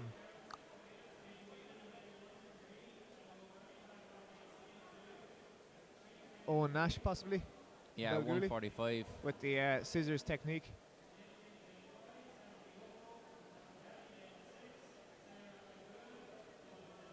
Lovely Another clearance. technique there. So that's either that could be Waterford AC's Evan Hayes there getting over that one. Sorry, yeah, that was Jack Ford actually that cleared the first one there, the scissors technique. We see Owen Nash now at Balguli. The long-time leader is eliminated, unfortunately. So I think we have our winner there is Jack Ford, who we've seen scissors in the bar at 145. It will be we're back to this under 13 women's 60 metre final. And in the middle lanes, we looks like we have Sabia Doyle of the Napians, a clear winner with Praise Away of Ferrybank in third, 8.06. Really, really good running there from those girls. So two girls really pulled away from the field. Yeah, when you consider that in the older age groups there, 17, 18, there's girls qualifying for the final with 780s, which is only 2/10 faster than that, which is superb running for, well, what is seriously 12 classy girls. stuff. So we get a look at the replay here. We had Katie Whelan, Emma O'Brien, Praise Away, Sabia Doyle, Stephanie Oko, Sarah Agbula, Holly McCarthy, and Ella Cindy Banjoko Johnson on the outside. You can see the two athletes in the middle in the green and black really pulled away and dipping a little bit early there from the Ferrybank athlete Praise, but there was no doubt about the winner. It looks like possibly Holly McCarthy got the bronze, I believe, from Liscarroll AC. Very tight between her and Sarah Agbula of GCH, but really good running there from those two girls out front and behind.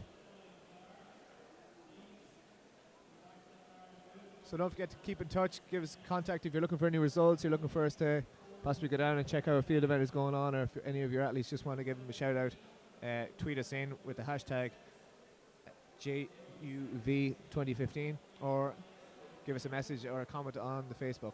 So it was Sabia Doyle there from Napians 8.04, Praise OA Ferrybank AC 8.15, and Holly McCarthy of Liscarroll 8.34 for bronze. So we're just focusing on the high jump there for a moment. 5.51, that is Jack Ford, St. Killian's AC. He has been very impressive so far, scissoring most of them. And he does knock. Sorry, Evan Hayes actually did clear that as well, so there's two athletes left. The bronze will go to Owen Nash. Jack may have to try to do the old Fosbury flop over this one. Certainly, and these two boys have an even scorecard the whole way down, so whoever clears this one first will be the champ. If both of them go out at this height, they'll either, I presume they'll have very close there, a joint gold medal or possibly a jump off. He hit that with his hand on the way up as well there, jumping too close to the bar.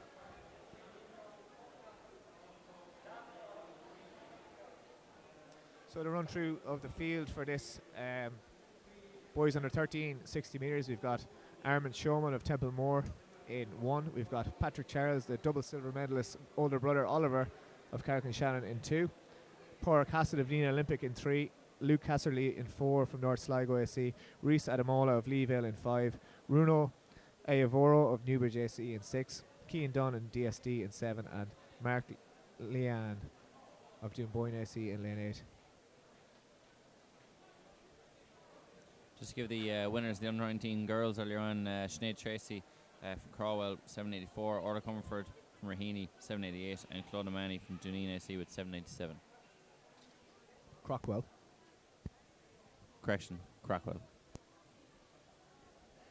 So the under 13 boys are on their marks.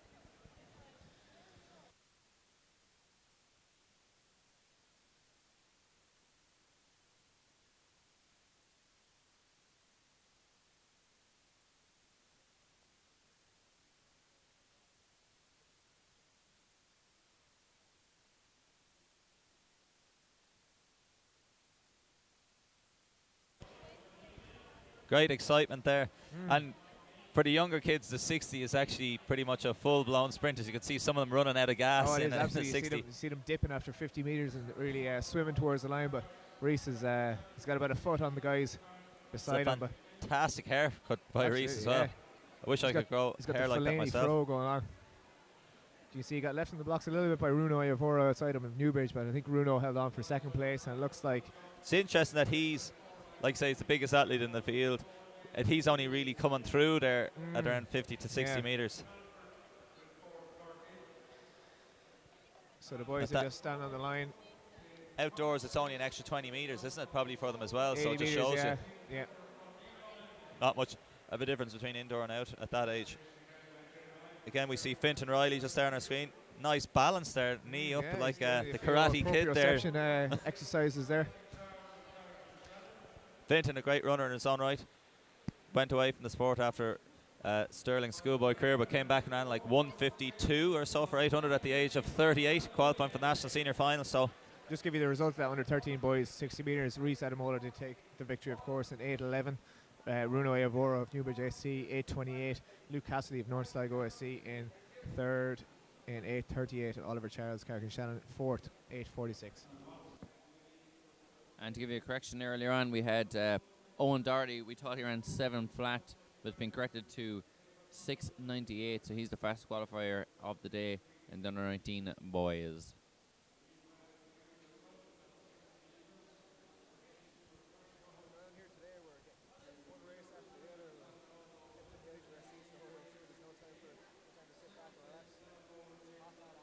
Unless you're failing, you know.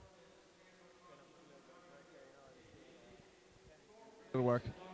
I'm doing fantastic work here, yeah. Getting all the latest information. Mo Farah's cracking the sub 60 minutes. It's now on the site now as well. You can read all about it. It's 59:32, a new European record. The under 14 girls will be up next. We'll have Menapians in lane 1 with April Keeling. GCH Zoe Moore in 2. Nikolka Stevankova of Dunedin in 3. Rajida Avaleka Itala in 4. Corinne Kenny of St. Lawrence O'Toole in 5. Niamh Foley in 6 of St. Mary's. And Shauna Ryan, Dunedin in 7. Lauren McDermott completes the field of Tala in lane 8. So 2 Tala athletes in this one. And of course, Corinne Kenny. Yeah, mesmerising last year over 600 metres. But and ran a bit of cross country, I think, before Christmas as well. But it'll be interesting to see what she does here over 60 metres. She's in the centre lane there in lane 5. And I can tell you that boys high jump has concluded with a joint first. Both Evan Hayes and Jack Ford have are all cleared from 120 up to 135 at the first attempt. They both knocked 140 once, and they both knocked 145 twice, and then failed at 150. So an identical card means double gold. So Evan Hayes at Waterford AC and Jack Ford St. Killian's will split the gold there, and Owen Nash of Balgooley with 140 will take the bronze on countback from Patrick Murray. Yeah, great to see such a good high jump competition. I think if I'm not sure what was his name again from the scissor jumping. Jack Ford is Jack Ford. Obviously great spring, but didn't have the technique to get over in the end. But he can improve that. It's a great fundamental to have, though, if he's able to clear 145 with his scissors technique. Once he starts to perfect his Fosbury flop, he'll be certainly move a lot higher. So some big announcements. There are some cars that are blocking the area around the stadium. But while that announcement is going on over, we'll give you the rundown here for the 60 metres so under if you're 14. Sitting in the car with the laptop on watching the stream, just move your car. Yes. Wherever you are, just move it somewhere. So they're settling into their blocks. April Keeling, Zoe Moore, Nikolka Stevankova, Rasida Veliki, Corinne Kenny, Niamh Foley, Shauna Ryan and Lauren McDermott. It is, of course, usually the athletes in the middle lanes who have been the fastest in the heats, so keep an eye out for those, but there's always a few surprises. So it's in 4 and 5 as well, as you said, Jared. And looks like Garcia from Tala AC. Oh, and a tumble. And Niamh Foley from St. Mary's. Rashida Veleke of Tala AC, long and rangy athlete, certainly a lovely long powerful stride. She was in the lead for a lot of the race, but she didn't have it all her own way at the end. Here's the replay, Jared, talk us through it. So you can see lane 4 here. She gets out well, she's driving those arms. You can see the athlete outside her as well, Corinne Kenny. pushing her on, but it was Neve Foley who challenged her on the line, and they both athletes did very well. Oh, I'd say Fine. Neve Foley might have dipped it, but Neve might have just got it. the singlet proving a bit restrictive, and if a tumble there for Shauna Ryan, yeah. She's okay. She's got up She and won seems the alright, ground. yeah. She's standing. She on okay there now? Yeah, she is. She seems to be fine, hopefully. So she'll feel it more in an hour's time. So interesting that we've seen that before, but that's in the hurdles. Laji Decoure from France used to pop the head up and he's looking down as he's crouched. Rasia did that there. What would you make of that in a flat sprint? Especially with the younger athletes, is once they're comfortable in the blocks or on the start line, then leave them do it. But as long as it's functional at the same time, it's not going to restrict them. But one thing I would say, she did stand up a little bit too straight there at the start. But yeah, because she did pop straight up as a result. And then I suppose the singlet being a little bit too big, restrictive, the movement in the arm there might have made all the difference. But a great race nonetheless.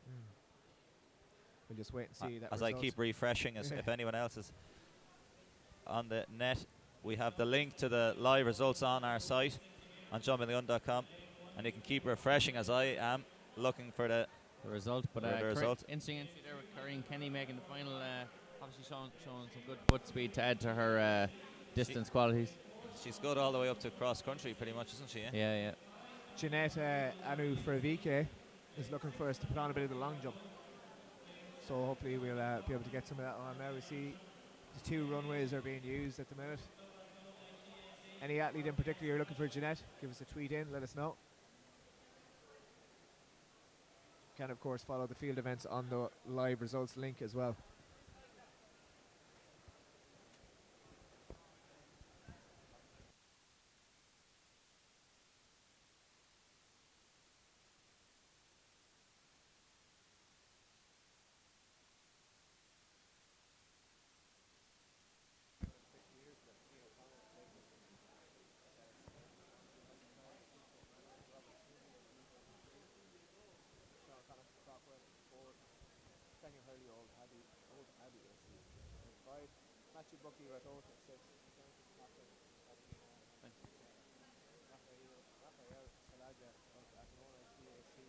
He's a bit young to be in university, isn't he?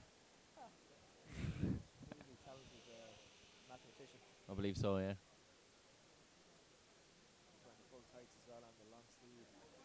Where's Lake District Athletics? I didn't even know we had a Lake District. I believe it is up in Antrim way. Certainly above Loud somewhere.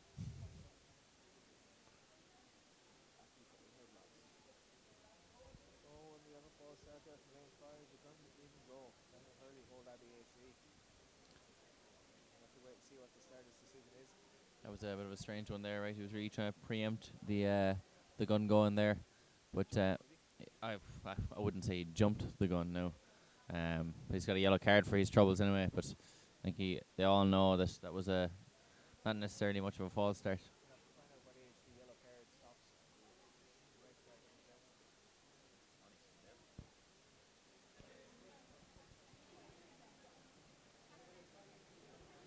So they're back in their blocks for the second time.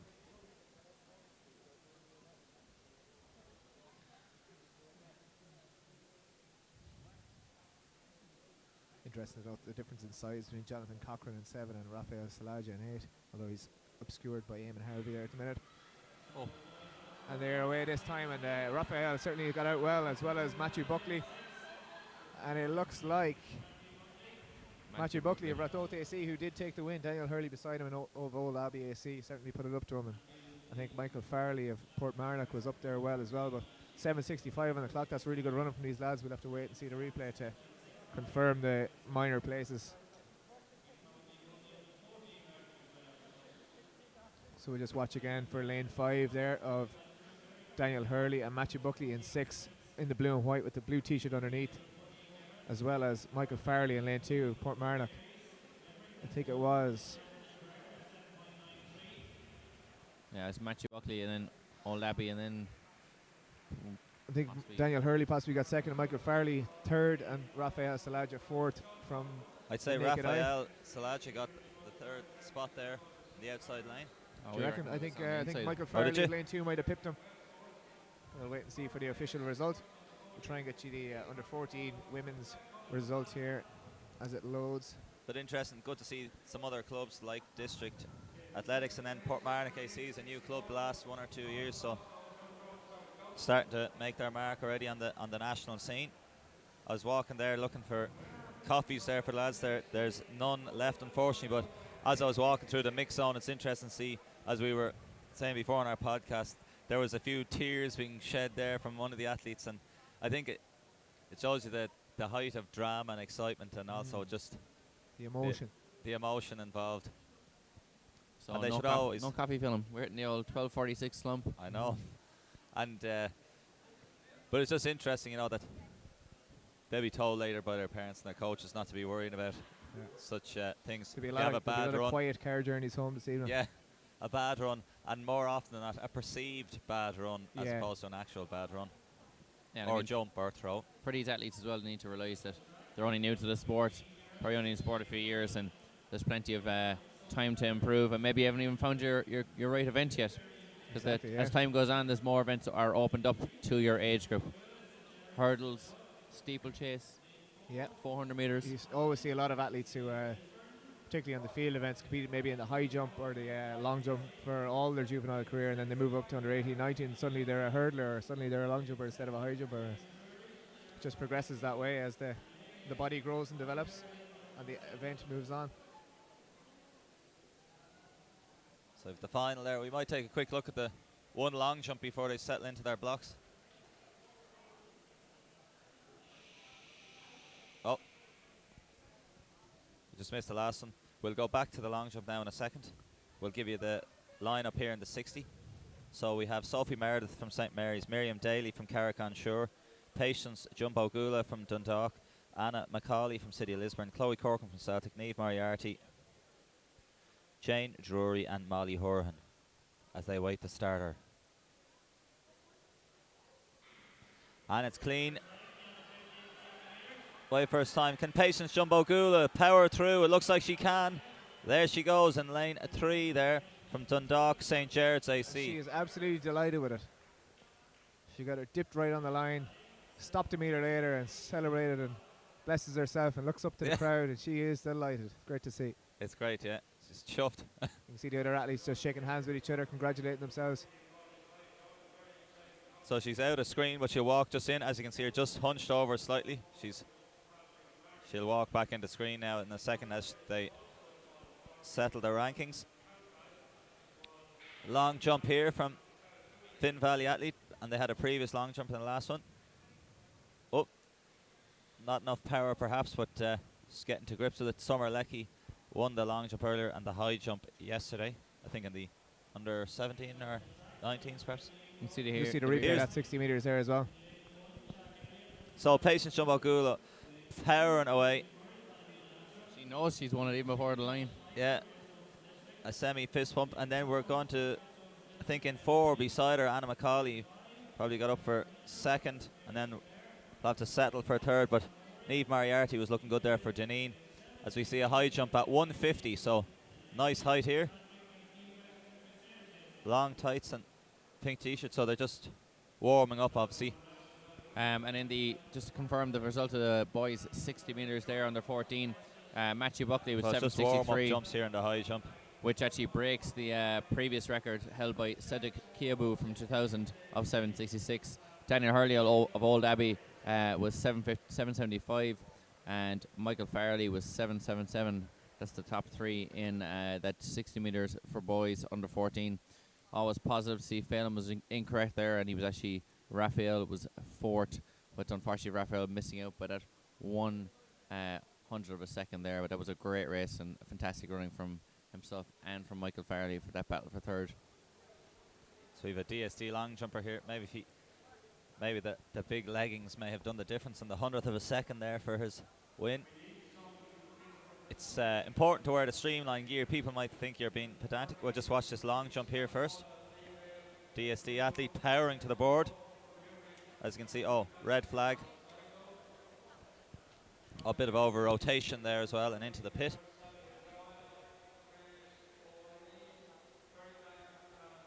As we go back to our next 60 metres here.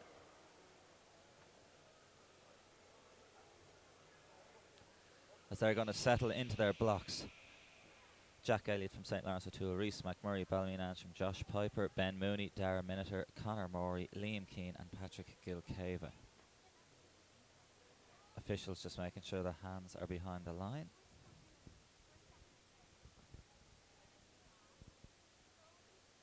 They're happy. Starter's gun is up. Another clean start, so it looks like Dara Miniter in the front and centre there is going well from St. Mary's, and indeed he is, and he takes it in 7.55. So Dara Miniter from St. Mary's AC in Clare with a dominant victory there. We'll wait the official time at 7.55. Little brush of the hair, casual. Looked like a comfortable victory there as we look at the replay. Pretty much first to rise and out and powering down as we look who might come up for second and third. So no doubt about the winner. Then a blanket finish, Patrick Gilcava looking well in lane 8, and then between the lads 3 and 4, Josh Piper and Ben Mooney from Greystones and District AC. And also Reese McMurray might have something to say about it as we see the girls warming up in the high jump there.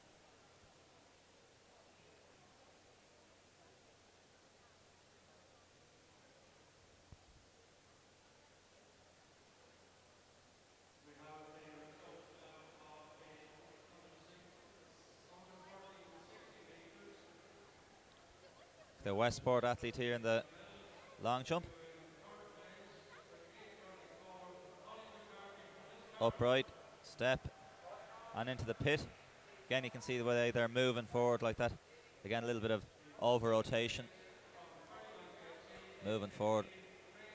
It's then stepping out of the sand pit there. 4.58 there for that jump.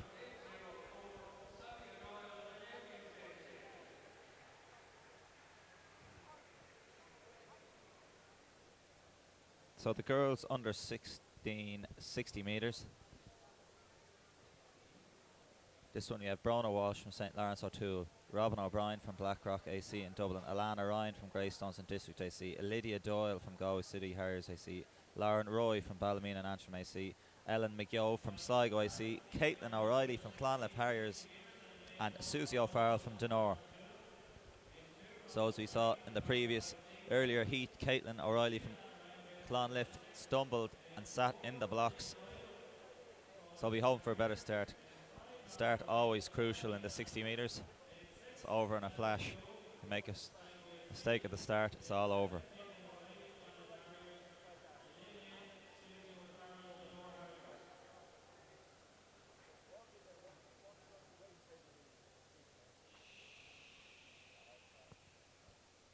So Fintan Riley gives the crowd, the big crowd, the hush.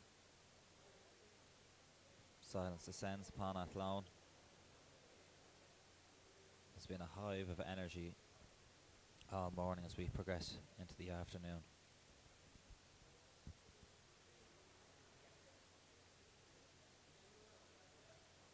Stream started at 11, will be running right through till 3 o'clock. You can still tweet us here at Jumping the Gun and hashtag JUV2015. Their blocks set, and away they go again. Another clean start. Looks like Alana Ryan there and Lydia Doyle. Oh, and on the outside it looks like Caitlin O'Reilly may have gotten the win there. This will be interesting again. She had a very poor start in her heat. Might have done all the difference here, getting a good start. Powerful Clonliffe girl. She looks happy as she pats her hip numbers. So there we go, Caitlin O'Reilly in 7th, second from the left. She starts powering through the pink spikes, Clonliffe, black and amber. Ooh, so it's going to be close there between Alana Ryan from Greystones and Caitlin O'Reilly from Clonliffe.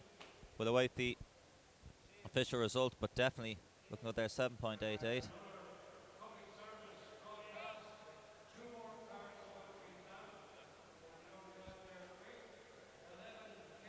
We can see one of the lads there on the further board going into the long jump. See if we can get a an official result here as I refresh. Then we'll bring you through the under 16 men. Here's St. Albans long jumper. Again, we're seeing a lot of over rotation. Looked like a decent distance though, and gets the white flag. The jumper shouldn't be falling forward so much, and 5:04, so nicely over 5 meters there.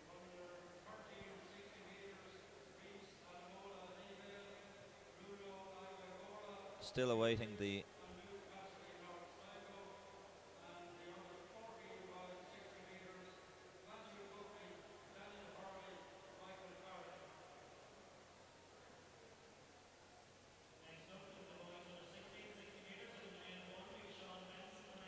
oh, a little bit less over rotation there in that last jump from the Emerald athlete. Oh, but gets the red flag. So we're going to go through. Looks like the girls are getting ready for competition. The high jump, we'll give you the rundown in the men's under 16, 60 meters. We'll just see if we can get that final result first as I refresh. Looks like it'll be another little while. So until then, we'll give you the rundown here.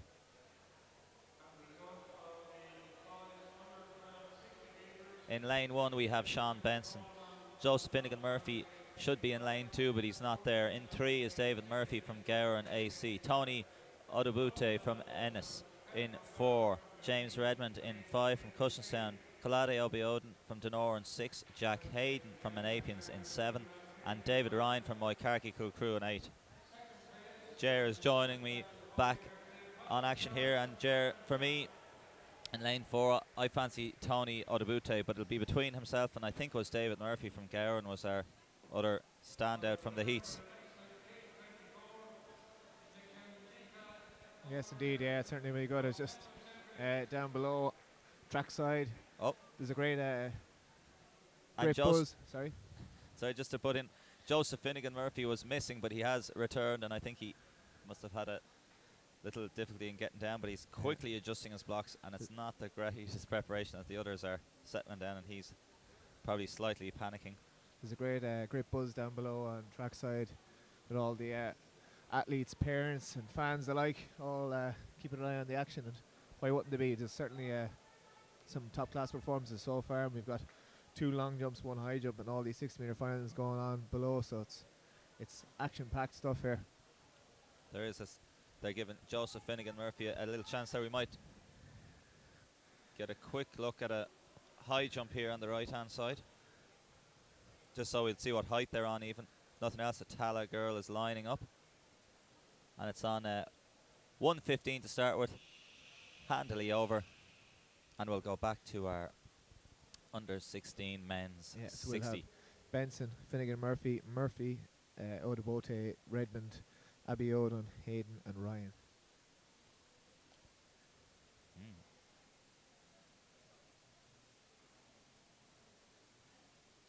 The athletes are in their blocks, on their marks.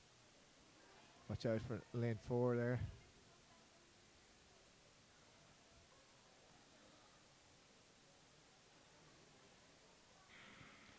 Oh, and there's a false start, and that could have been Tony Odubode. Our favourite, yeah. I was wondering. He looks across to the right and he was fidgeting with his shorts afterwards. See the replay here. Any signs of guilt anywhere track here? Athlete in lane 4. It is. Well, there was a twitch. I think the athlete in lane 2 lifted his hands first, possibly. That is Joseph Finnegan Murphy. But we'll have to wait and see what the starter's decision is. It is. He's been a little bit edgy. He was a little bit late down to the start as well. He might be late down and out early. Card. And if you can see Joseph Finnegan Murphy's face, if anybody's watching there, if we can even get a little replay there, that might be the puff of the cheeks. Thank the Lord, said Joseph. He's gotten a reprieve. I think he deserves one. Saved the tongue lashing from the coach. Yeah. Hopefully he can settle now. He's probably been a little bit rushed. Here's our replay before they settle. You see him in lane 2 there in the yellow vest, but so back to the action. We've got the full field here in front of us. Courtesy of Air TV. The GloHealth under 16 men's 60-meter final.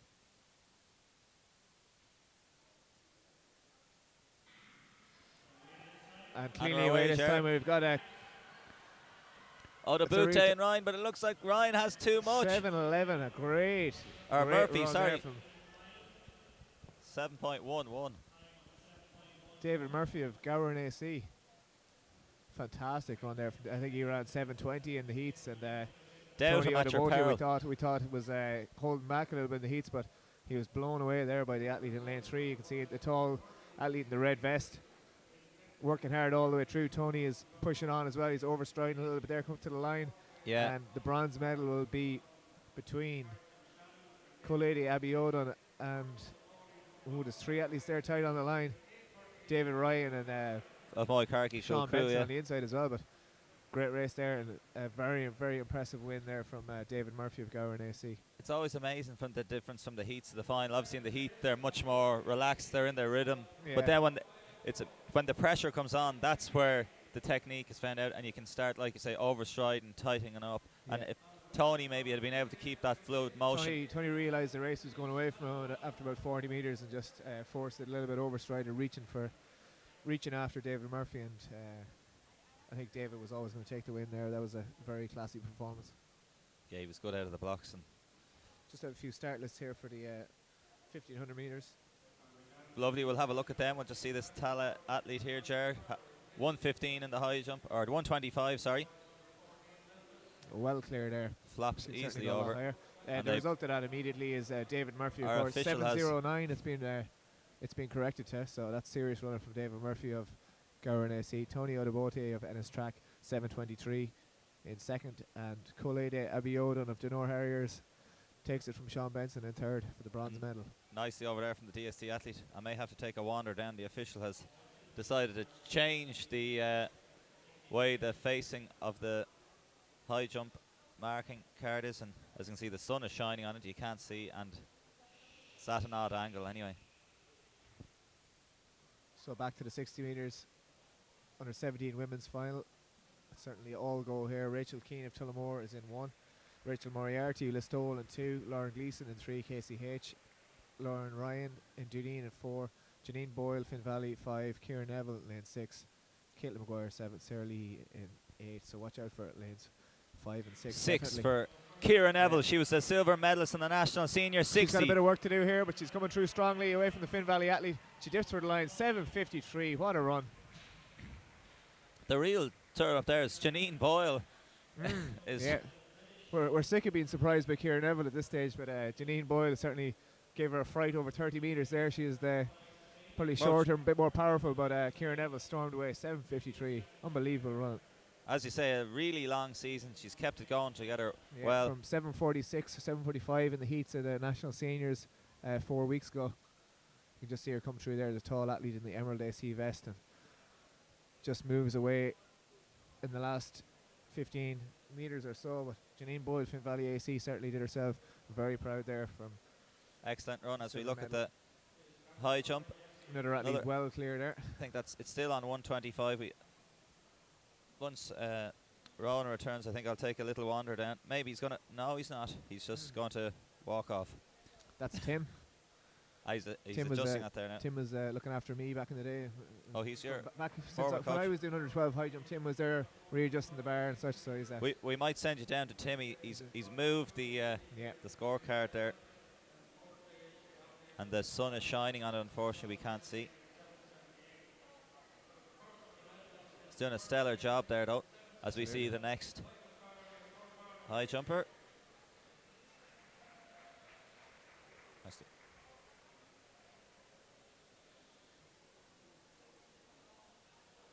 From our lists. Another high jumper here. Here she comes. Nicely over. So Jeanette, who was in touch with us earlier, and was looking for her brother Cian O'Brien in the long jump. Big shout out to him.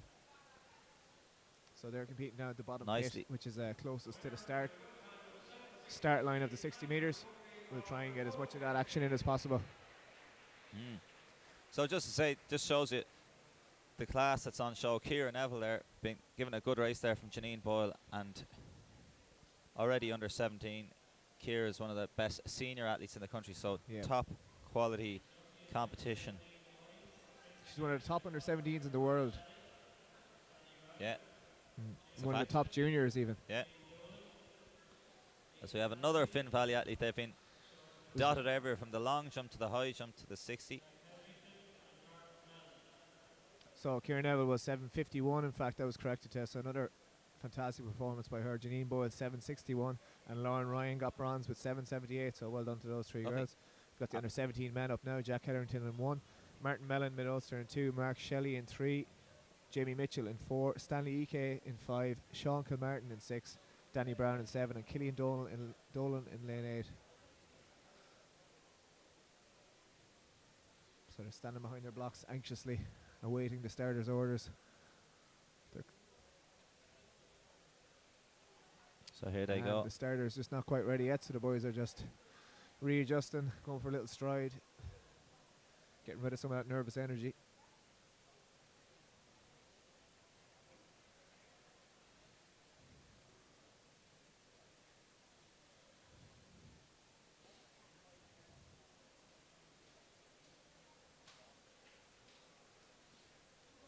So we'll be giving a few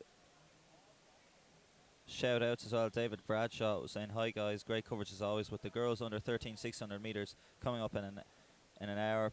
So it's around 40 minutes now. You might do me a favour and give last year's indoor and outdoor 600 meter champ Amy Kenna a mention as she recovers from Osgood Schlatters. So see knee injury as we knee, yeah. Back here, the old trick knee. It's not a good one. No. But she'll be back. She will indeed. Better than ever, I'm sure. So we have Hetherington, Mellon, Shelley, Mitchell, Ike, Kilmartin, Brown and Dolan in this one. Under 17 men here. Stanley Ike there in lane 5 was a clear winner in his heat. Look out for Jamie Mitchell from Emerald also.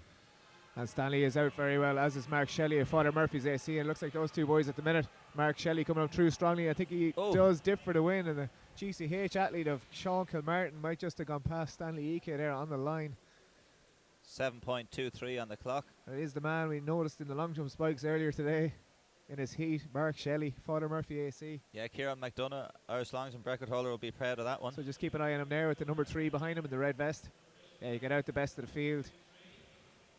He's working hard all the way here. We can see Stanley Ike is possibly just and even forcing Mark it a Mitchell little bit at the 4. start. And I think it's going to be tight there for Jamie Mitchell and Sean Kilmartin. I think may have just snuck the medals ahead of 4, Stanley. 5, 6 and 7 there, yeah. All very close. Mitchell, Ike, Kilmartin and Brown. So there's a nervous wait there on the line to the boys to see. Jamie Mitchell just got left in the blocks there a little bit and could have cost him at least definite silver anyway. 7:23 on the clock.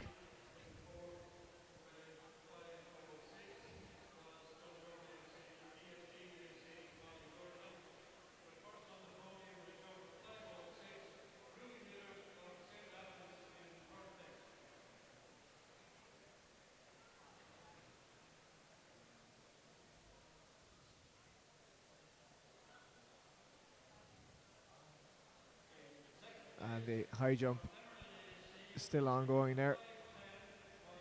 And a failure there for the athlete.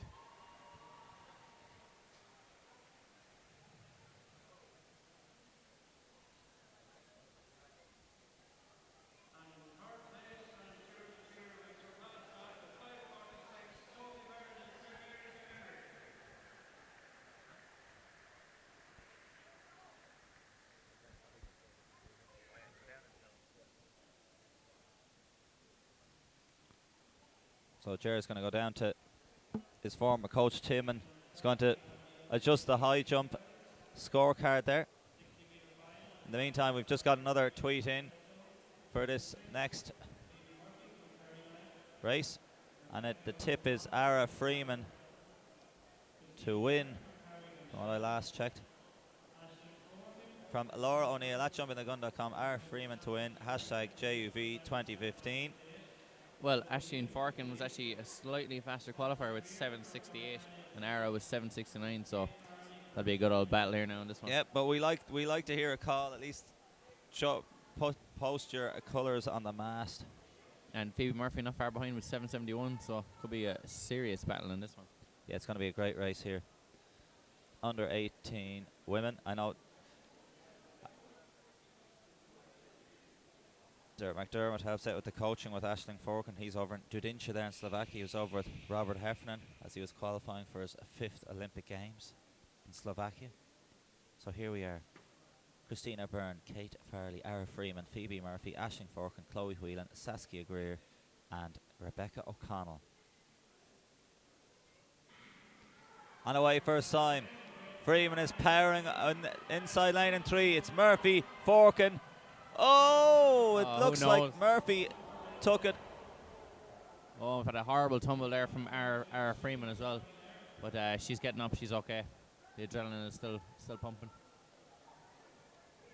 She's crying on the floor. I think she mightn't have got that one.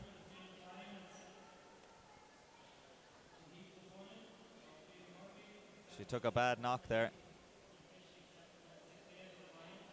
Basically the over-rotation, the desire to get to the line first. And she hit the deck. So it looks like she'll be okay. So we'll look at the replay here anyway. So Freeman gets out well here. She's powering down. You can already see in the face she's quite tight. She's really desperate to get this title. Now she starts to buckle just there. Murphy's coming through. Forkin, but it's definitely looks like Murphy, Forkin. And then just out of shot, you'll see Freeman. It's just totally over-rotated. You can even see John Sheehan getting up there. He knows that that was quite a fall. So hopefully she's going to be all right. She's okay. I think it's the shock as much as anything from hitting the ground. That's the pain. It'll be quite sore, but she's sitting up. But a lot of it is as much shock. But anyway, you can see Pat Murphy there from Sports File there taking the pictures. He had a little look back. He's in his orange vest there, taking plenty of great pictures for Sports File and Athletics Ireland. We see the DSD athlete here clearing in the high jump.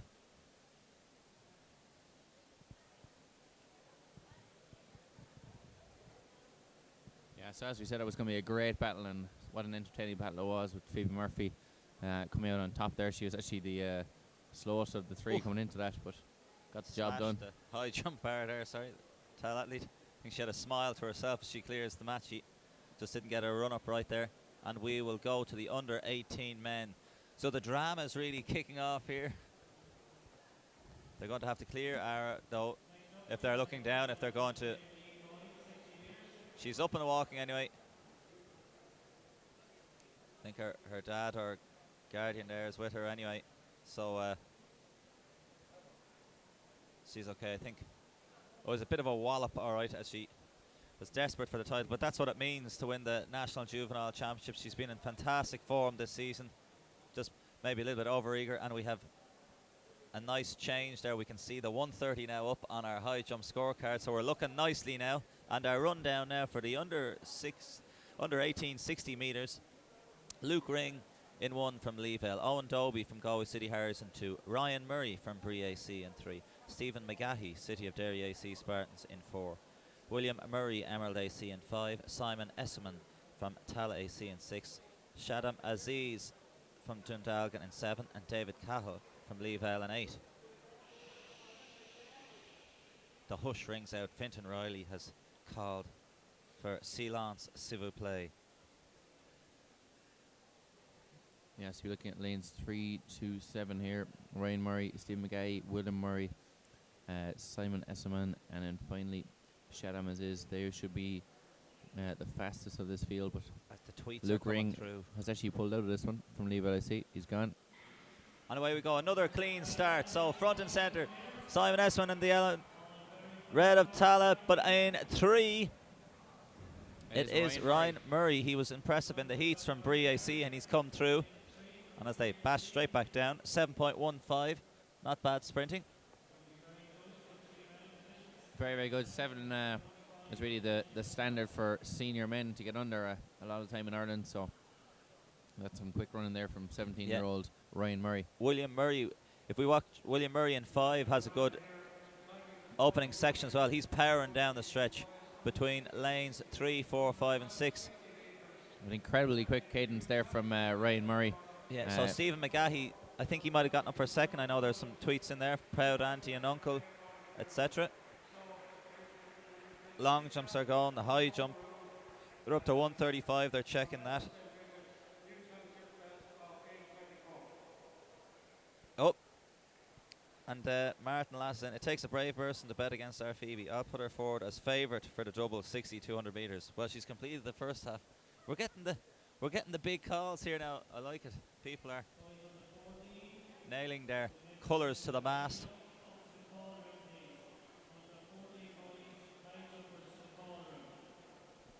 So Laura O'Neill there on the Twitter was looking for. It's got a pretty much a full crowd. We might wrap around the camera just to show the full crowd on the left as they're settling down. You can see all the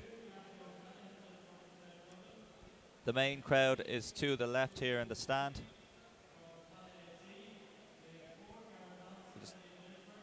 Just show you the attendance. So bringing back, we can see the full hung, drawn and quarters here. It's great to see Athlone full. Of course, great credit to Kieran O'Cahan for getting the stadium built, which has transformed the indoor season. And again, don't forget to tweet us in your messages of support for all the athletes at the National Juvenile Indoors. Hashtag JUV2015.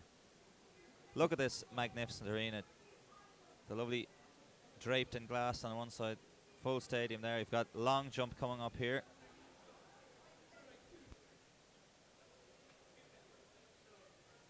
Or we're looking at triple jump, I think. No, long jump. But one long jump just finished up there. The women's under 15, I believe it was. And, so that's the jumper from Lakela there. The men's are ongoing. We try and get a few live results of that long jump when we can. This is the big race of the day here between two Tala lads that are favourite, Joseph Omajumi and Owen Doherty.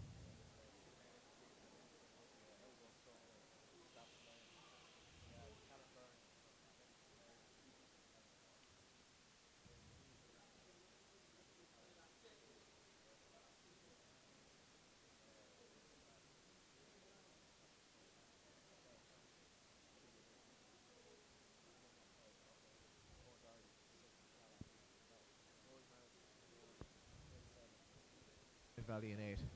So keep an eye on lane 3 and lane 6 especially.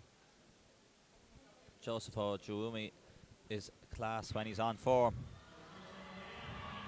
Good start there from Conor Duggan from Crockwell.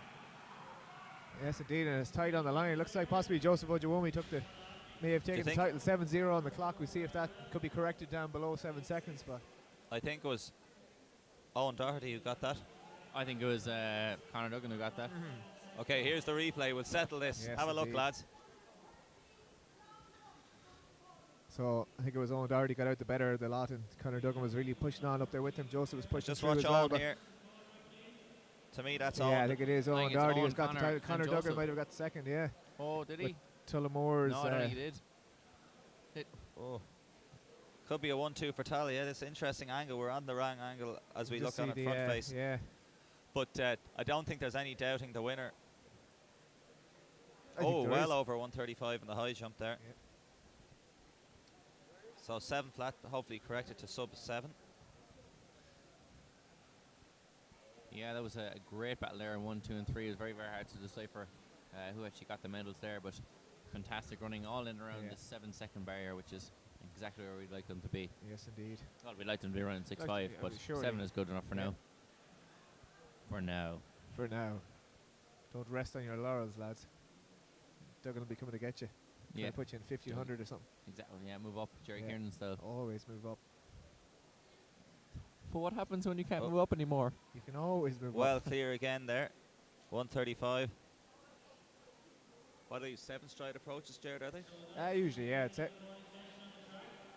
They'll be doing their 3 and 5 striders in training, and 1 striders even. 7 is correct. Yeah. Yes. I was counting in my head. 1, 2, 3, 4, 5, Oh, 6, 7. Up Yeah. and over. 135. Great technique by virtue of them clearing the bar. So there's Top class 5 analysis here. girls clear at 135 at the minute. It's like a Russian high jump here. I love the multicoloured Oh, socks here fantastic, yeah. from the Ferrybank athlete. We just see a failure there from. On the other side. Who's that purple vest? Inverdi, perhaps? Ooh. I'd say that could be Eve Rafter. Could be But, that's Cueva the, again as well. Our 60 metres have concluded anyway for. That's the last of the 60 metres for the indoor season, lads. That is, yeah, thank God. Yeah. Thank God for that. No, I'm just messing with it. Just to give you a rundown Yeah, there, it is we in actually fact have the Owen results. Doherty corrected to 6.97. So not quite a PB for him. He's ran sub 7 So we already. did but call it right, yeah. Jared, you Joseph got it. Ojawumi second, 7 flat, and Conor Duggan 7.02 in bronze from Crockwell AC. So serious top 3 there. And very good from Rory Martin from Tullamore as well with Yeah. 7.06. That's very good, top 4. Oh, and Yeah. there's our high jumper there. A really quality 60 metres there to round off this indoor 60 metre season. And we'll anyone who wants results there, we can call them out for you. I know Kieran Neville, Janine Boyle, and Laura Ryan were 1, 2, 3 in the under 17 60 metres. Oh, and that was Anna.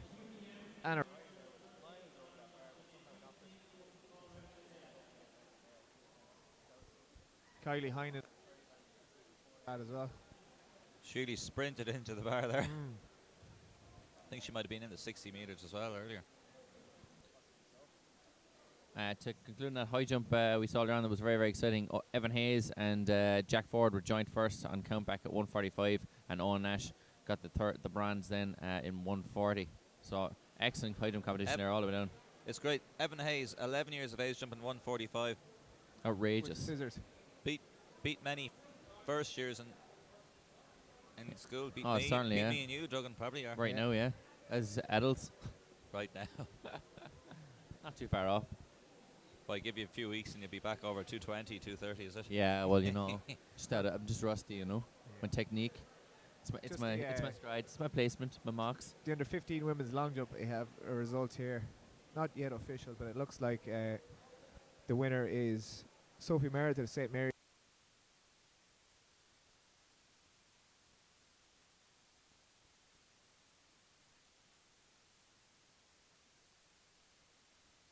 From St. Albans, just ahead of Holly Horahan of DSD, who both jumps 5.06, but count back, Ruby got the win. Ruby surely related to Nessa Millett. So they're all related. They're all related. It's I do know from making that mistake a good few times. It's Mie. Millet? No, Yeah. it's Millett. No, it's Mie. Millet, I'd say. No, Nessa From St. Mie. Albans. There, yeah. it's Mie. Not until someone tweets us in and tells us for definite. Nessa Mie from Crockwell AC. Paul That'll be, Gannon is very upsetting. Paul Gannon is stroking our egos here. Fantastic coverage from fantastic meet. Hashtag. Oh, Paul.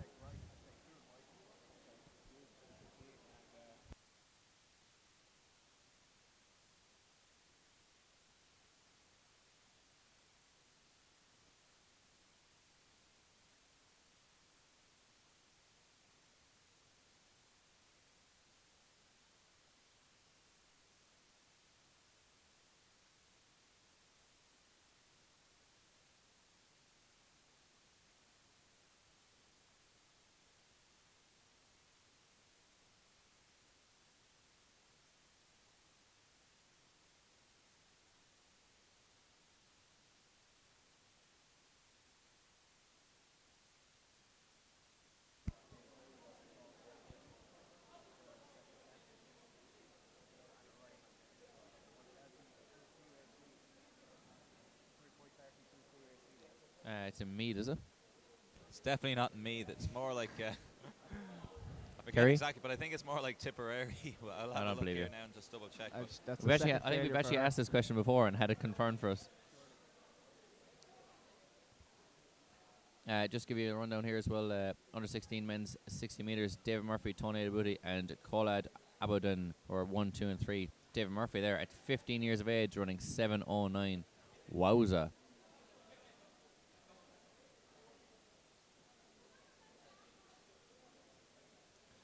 And in the under 16 girls, the equivalent, Alana O'Reilly, Caitlin O'Reilly, Alana Ryan, Caitlin O'Reilly, and Lydia Doyle, 1, 2, and 3 there. 787 for Alana, 787 for Caitlin as well. So quite the result there. I'm happy with my prediction. I've logged on to moicarkykukruac.com for anyone wanting to find out more. Based We just down in Tipperary. there in the height as well. One of the Finn Valley athletes gone clear. Go on, Phil. Put us out of our misery. Yes, it's Tipperary. Tipperary, ouch.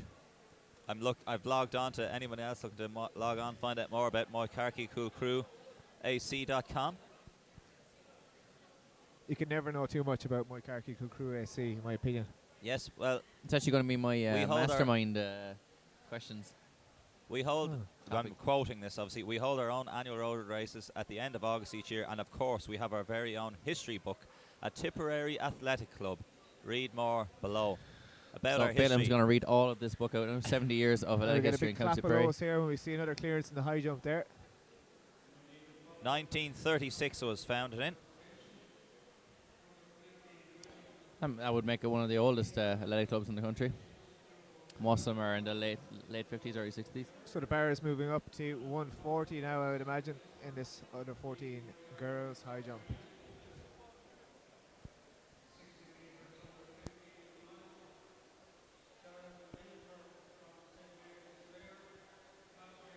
Okay, we have a DSD long jumper will pull across, and then I'll give you one quote from the good book of the history book of Tipperary's Moicarty Crew. But first up, let's watch this long jump.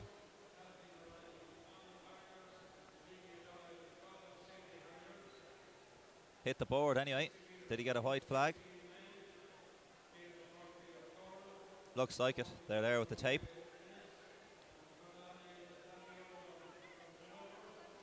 So Cool Crew derives its name from the Gaelic Cool Crow, which means the corner of blood. This is fantastic stuff. The young blood are on the track here.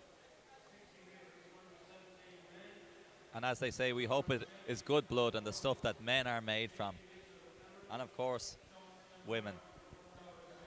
So you can have a read there if you really want of the Tipperary news book. So it's down by 2 Mile Boris, which is one of my favourite towns in the entire country. 2 Really? Mile Boris. Superb. Sounds superb. And we did get our tweet in from Nessa. Did you say that already? No. No. Big Me- well done, Rubster, at Ruby Mie Champ, and it is pronounced Me Yay. So MWEYAY at Jumping the Gun. Not So many people get that right. Thanks to Nessa Smiley Miller face. for sending that in. Yeah, thanks, Nessa Millett. So well done there again to Ruby Mie, the champ. Don't People's mind champ, them, Nessa. the hashtag champ.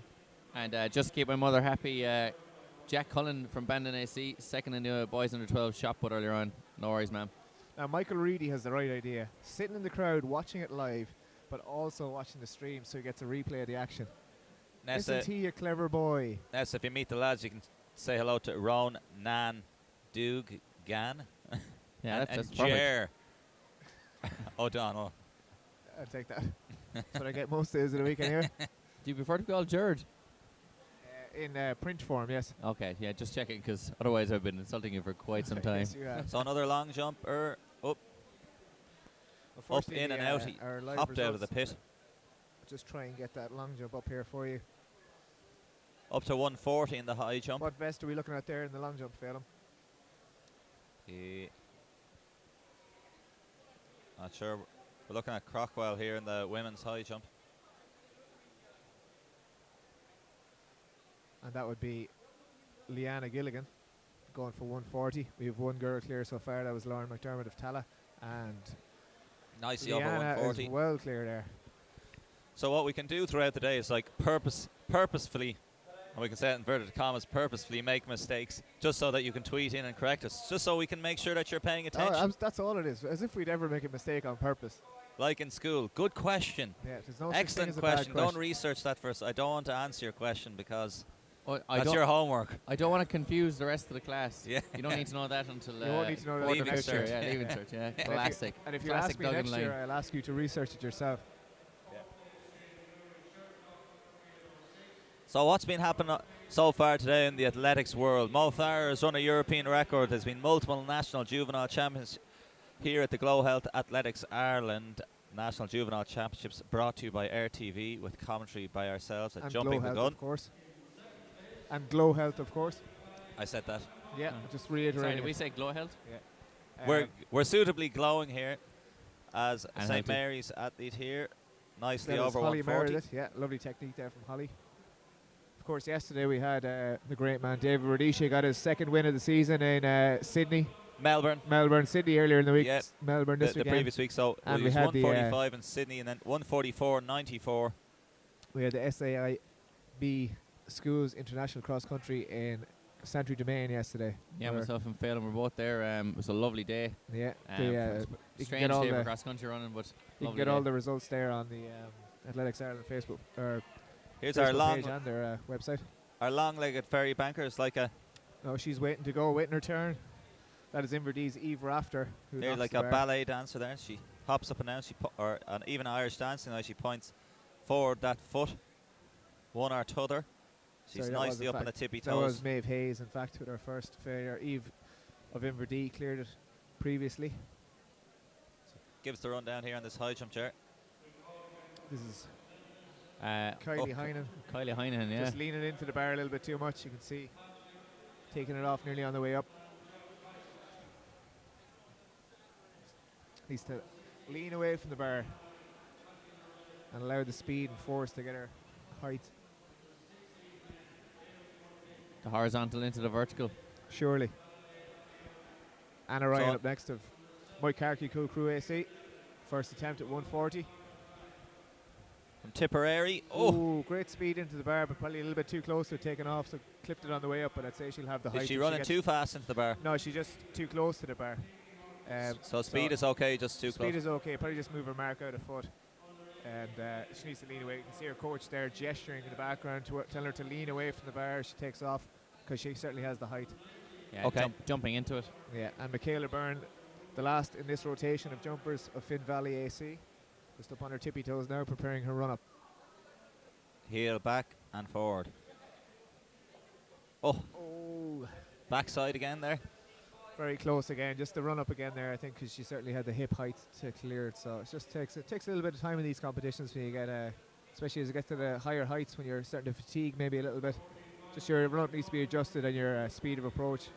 As they set up another high jump mat in the middle of the track, so we're multiple jump stations going to be set up. Mark, here's our wonderful caretaker. He's just gone out a shot here from Athlone.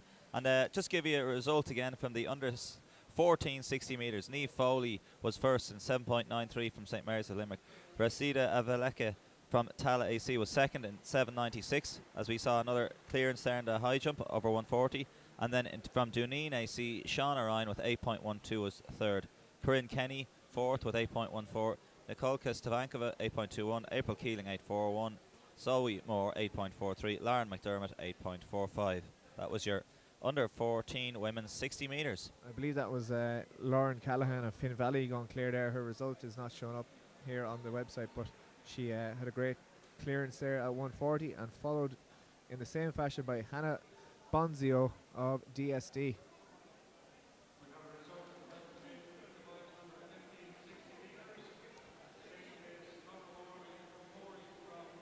And a failure from Ahagawa's Cuivagan. So what's first up on track, Ronan? Next. We're going to have the 1,500 metres, the metric mile, 3 3/4 laps outdoors, 7.5 indoors. Excellent. 4 minutes of action. Hopefully only 4 minutes. Well, unlikely for the ladies. But to give you a few more results there, Owen Doherty, Joseph Ojoe and Conor Duggan were the top three in that 60 metres. Owen with 6.97. Under 16 women's, sorry, what were they? Actually already done that, wouldn't under 15 men's, Dara Minotaur, the Minotaur, his friends call him, 7.53 for the win. Patrick Gilvade, Crusaders AC, 7.68. And Josh Piper from Greystones District, 7.74, winning the club battle there against Ben Mooney, also Greystones, 7.76. And then we also had under 15 girls, Patience Jumbo Gula from Dundalk St. George's, 7.84. Anna Macaulay, 7.95. And Niamh Moriarty, 7.99.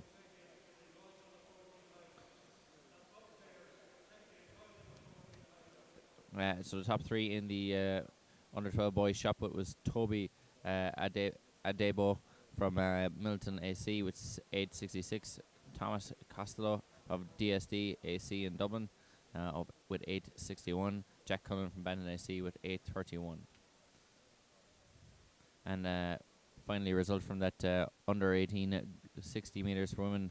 Phoebe Murphy getting the win with 7.68. Ashton Forkin 7.73. And Aria Freeman 7.75, stumbling over the line.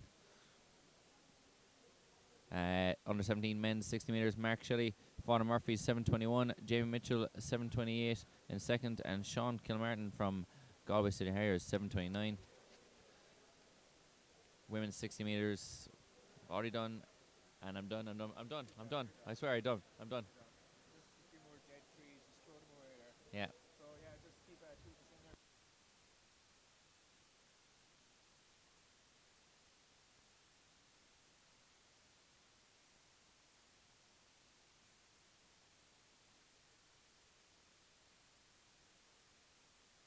We will have the 400 meter heats also for the older athletes. There will be some hot action in that. You'll have the likes of Jenna Brommel, who was a star of the senior indoors as well as the national junior championships. Yeah, from Emerald AC. Yeah, She's running at super- 55 low on the indoor scene. Certainly going to be peppering that junior outdoor standard for the Europeans and hopefully getting it with ease and be able to do some damage out there. Myself and Belmore chatting with Enda Fitzpatrick there from DCU on Friday night, and he was saying we have such a fantastic array of talent over 400 metres at that age group right now. We have at least 3 or 4 girls running 54, 55, 56 seconds, which is fantastic running at that age. Yeah, serious moving, all right. Okay, so we're got a few startlets here for our 600 metre races that are coming up. And So I've been it's going to be a hive of excitement. Anya McGrath saying it's Anya Wilkinson from Finn Valley who cleared 140, not Lauren. All right, Anya. Okay, thanks for that. But I do believe Michaela Byrne was the one I was actually thinking of who also cleared 140. I think you two should fight. That's Possibly, good. Yeah, I will retract all statements that I've made since 11. No, as I said, it's our purposeful mistakes to make Sure, sure you're yeah, paying yeah, attention. yeah. So, Anya, you've been paying Anya's attention. on the ball. Yeah, well done. Well done. You caught us out. So we're happy out.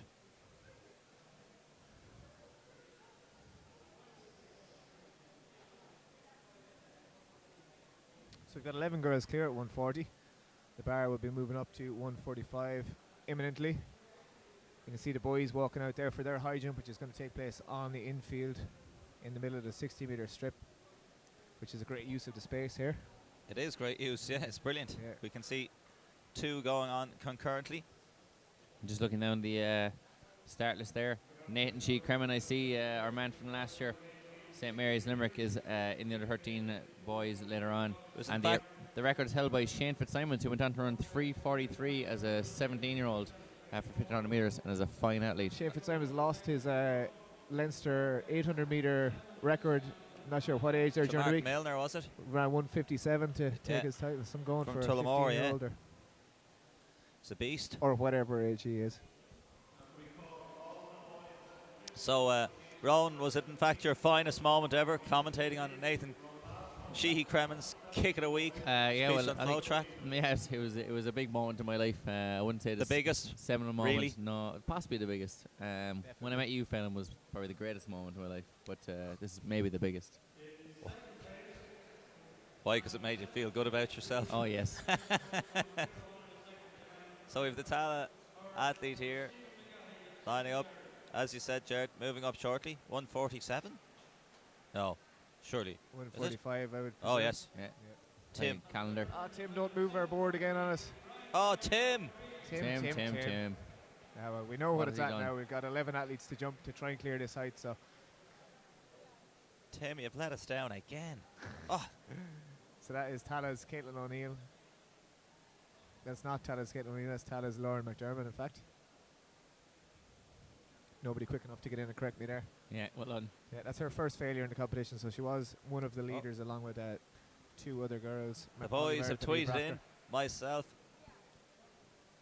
Yeah, go on, Phil. You're talking, you might as well keep talking.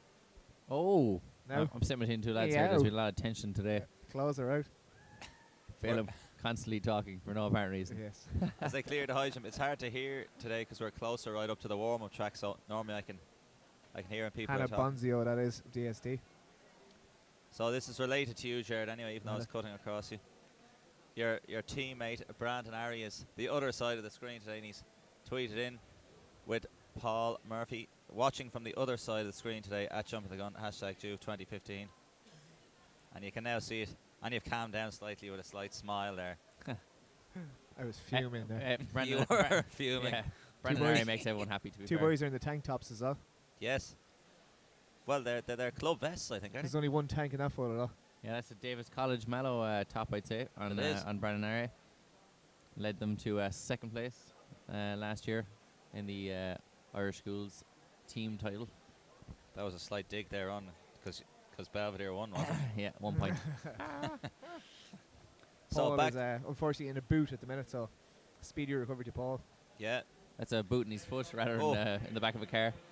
He could be at the back of the car as well. It's a pretty nice boot. Roomy. So, yeah. Lots First of, refusal in the high jump there.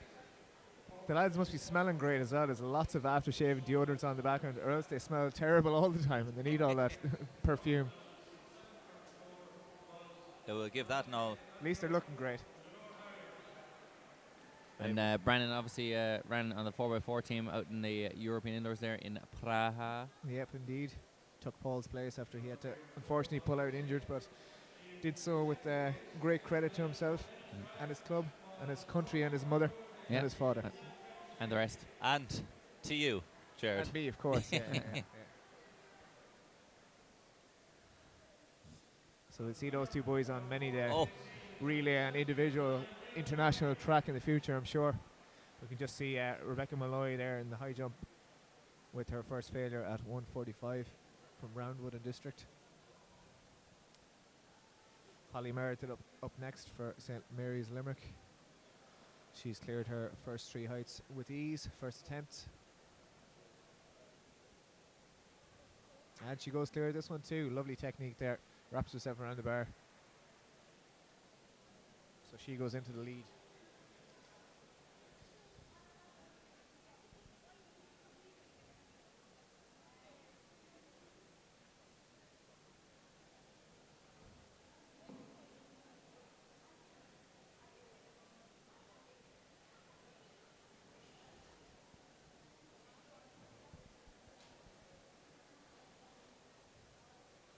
A failure there from Eve Rafter, her first failure of the competition.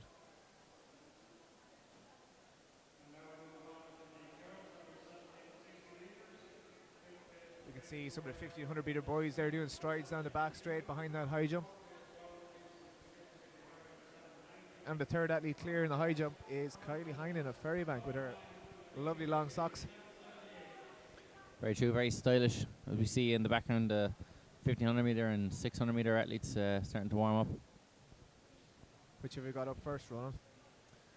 It appears, looking at those chaps, that they're over the age of 11. So it looks like it'll be the 1500 meters. 16 boys, 1500. I suspect so. get to our meet manager here. In that one, we have Adam Fitzpatrick from Kilkenny City Harriers, Conor McGinley from Lifford, Cian McAllister from Westport, Cian Kelly from St Albans, Conor Devaney from So Ennistrack, Kieran Aaron Doherty from Westport AC, Charlie McElwain from Lifford AC, Owen Keeney from Tala AC, and Donald Devaney, brother of Conor Devaney, also in this one. So there'll be brotherly battles in this 1500 metres. Yes, Phelim. Sorry, Kieran Neville was just getting presented her with the medal. gold there. So Phelim's a law unto himself today.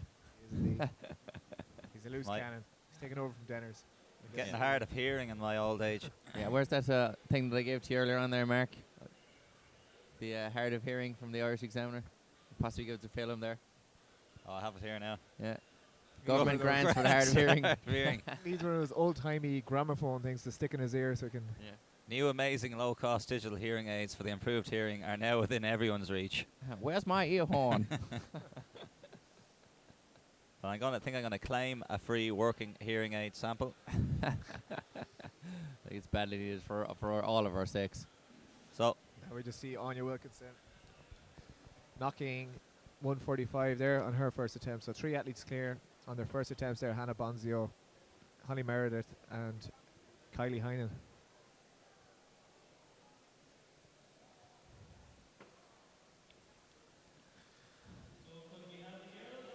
just as an aside, I Yes. see Juan Mata has scored in the 13th minute Who from cares? Man United against Liverpool, as the lads have been told to wait another minute as they do their little stride outs again. And the netting that was in the way there, that's just the shot put area there, Yep. which There is a shot put competition going on there at the same time as well. just to clarify there, the under 16 boys and girls are straight finals, and this is going to be the under 17 boys yes. heats. That makes sense.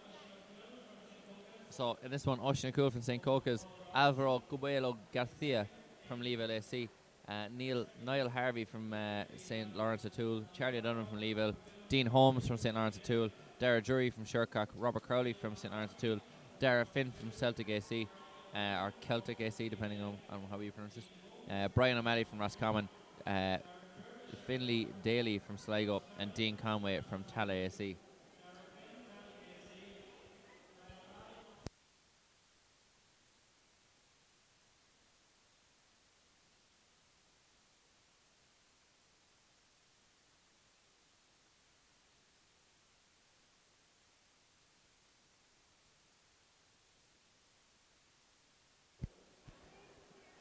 So these ones are just heats now at the moment, but we have two Leeville athletes and 3 St. Lawrence Tools athletes in this one. So could be a great battle. And I see in the other heat you have Sadek Nazir and you also have Kevin McGrath. So Kevin McGrath won the national juniors at the age of 16, so he'll be the favourite for that title across the 2 races. Just for anyone wondering what's going on in that under 12 girls shot put, which is behind that blue net. We have 3 throws gone so far, and in the lead it looks like Sarah Heary of Waterford AC. Lying in second at the minute is Aoife Giles of Cranford AC. No, sorry, Amy Whelan of Liscarroll AC, and Aoife Giles is in third. So if you want to just go onto the site, jumpinthegun.com, and you can click on the results section there in the live stream post, and you'll be able to keep an eye on that action as it is going on.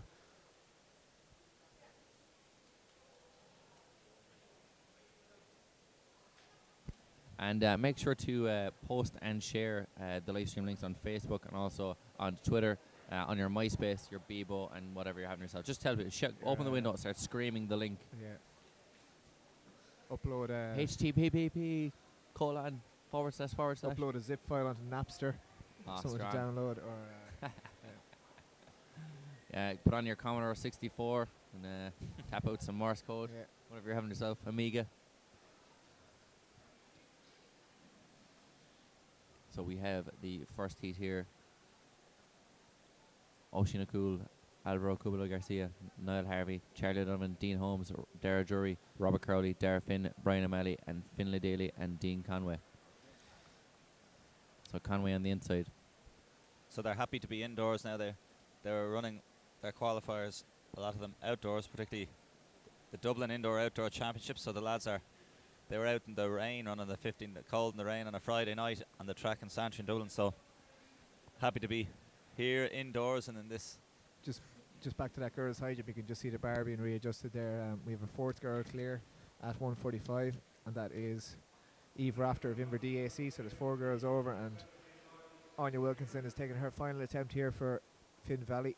Sorry, her 2nd attempt. She's the final in the rotation. So after this, we'll be back to the 3rd attempts for all the. Oh, and Anya was very close to that one, but just knocks it. So there will be 6 or 7 girls going on their final attempts in that one.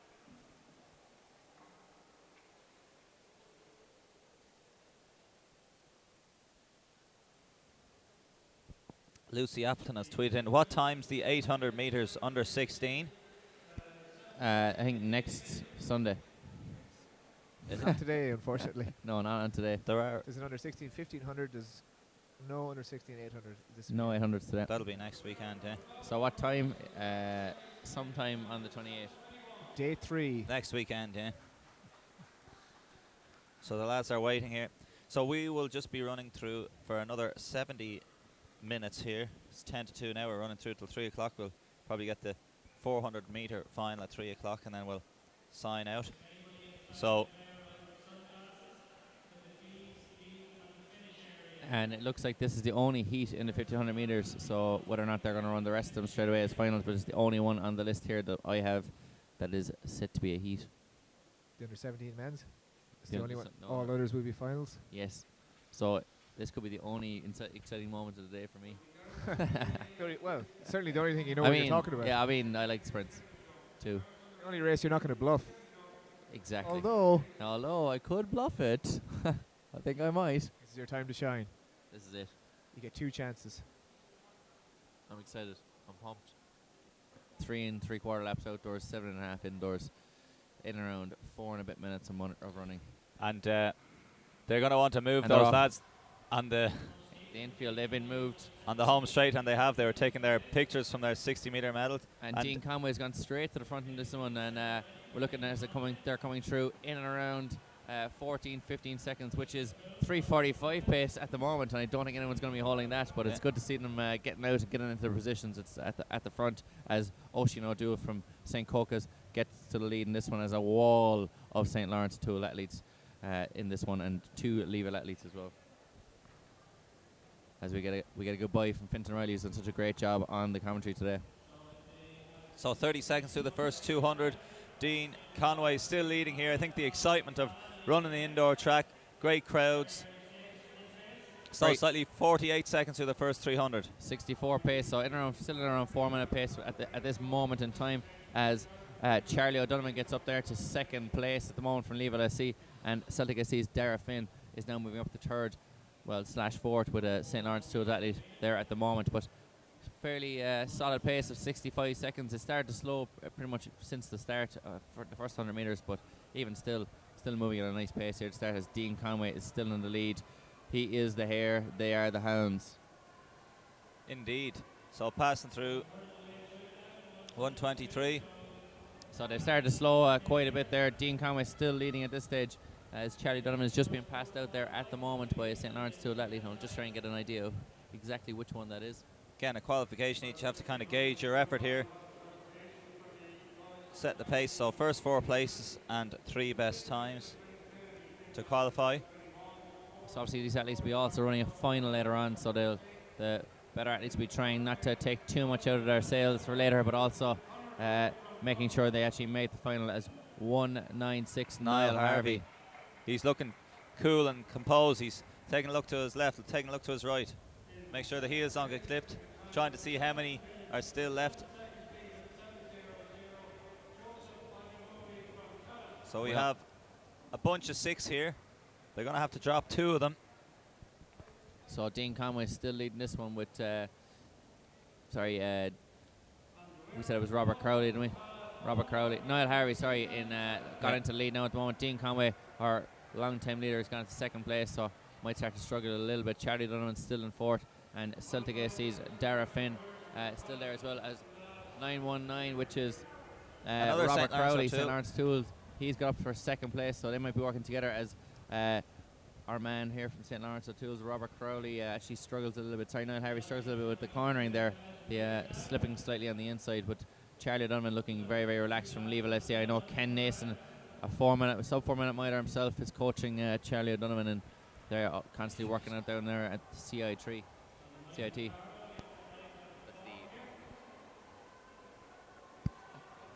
Charlie Donovan gone to the front in this one. 2 laps to go. We got 400 meters to go. 60 seconds worth of distance run, Rudyard Kipling styles. Charlie Donovan still at the front. Niall Harvey in second. Shercock AC's Dara Drury has gone up to into 3rd place. Hit him with your rhythm stick there, Mr. Drury. 300 to go now. Charlie Donovan still in lead. He looks back. I think he looks very, very comfortable at the moment, as we've got our 2 St. Lawrence Tool athletes here. These first 4 will be the qualifiers if they can hold off the advantage here of Dara Finn, but he knows top 4 is key. Dean Conway, long-time leader, has gone off the back door. Charlie Donovan looking very, very good. Niall Harvey in second. Robert Crowley in third. 4th place is Shercock AC's Dara Drury. And these look to be the 4 men, as Dara Finn is trying gamely to hang on, but I think he's going to be ran out of it in this one. And these 4 will be the first forward line. Hopefully Dara Drury can get in for that 5th place. Dara Finn can get in for that 5th place. Some of them are having a look around. Some are still sprinting flat out. That's like Shercock's. Bit of a laugh and a joke there between Charlie Donovan and Niall Harvey coming over the line. Robert Crowley, 3rd place. Dara Drury in 4th. Dara Finn in 5th. Sligo sees Finley Daly in 6th. And then we also have long-time leader Dean Conway coming in there in 7th place. So Alvaro giving Charlie a hug there. He was happy with his run. So we have the field round out. So here they are. 300 to go here at this point, and you can see that Charlie Dublin is relaxing coming into that home straight. Sorry, 100 meters to go, and we also see the lads He's looking around them. Doing his sums. 1, 2, 3, 4. Oh, a little. He looks at the fist pump, then he pushes him away because he didn't. Put in a appeal there and get disqualified, perhaps. Yeah, get him out of the final. Yeah. But I think a joking event, isn't it? You should just jogging there at the end, like. Just jogging at the 60, like. Hey, you would, yeah. But you can see the tactics there coming to the fore. The lads relaxing their way up the home straight and making sure they've got their powder dry for the final. Yep. We'll just go back to that girls' high jump there. Just see Hannah Bonzio there is just after going clear, which I would presume is 150. Our scoreboard has been moved away from us. They're still on the replay here, Jared. That might change now. I'm just saying what I was seeing, fella. Say what you see. They're just making an adjustment to the camera here. Yep. Mark's making some technical duct tape adjustments with some duct tape. Yeah, we're like the Mir space station. We were getting held together by chewing gum and duct tape up here. There is 4 girls left in that under 14 high jump at the bar at 150 now.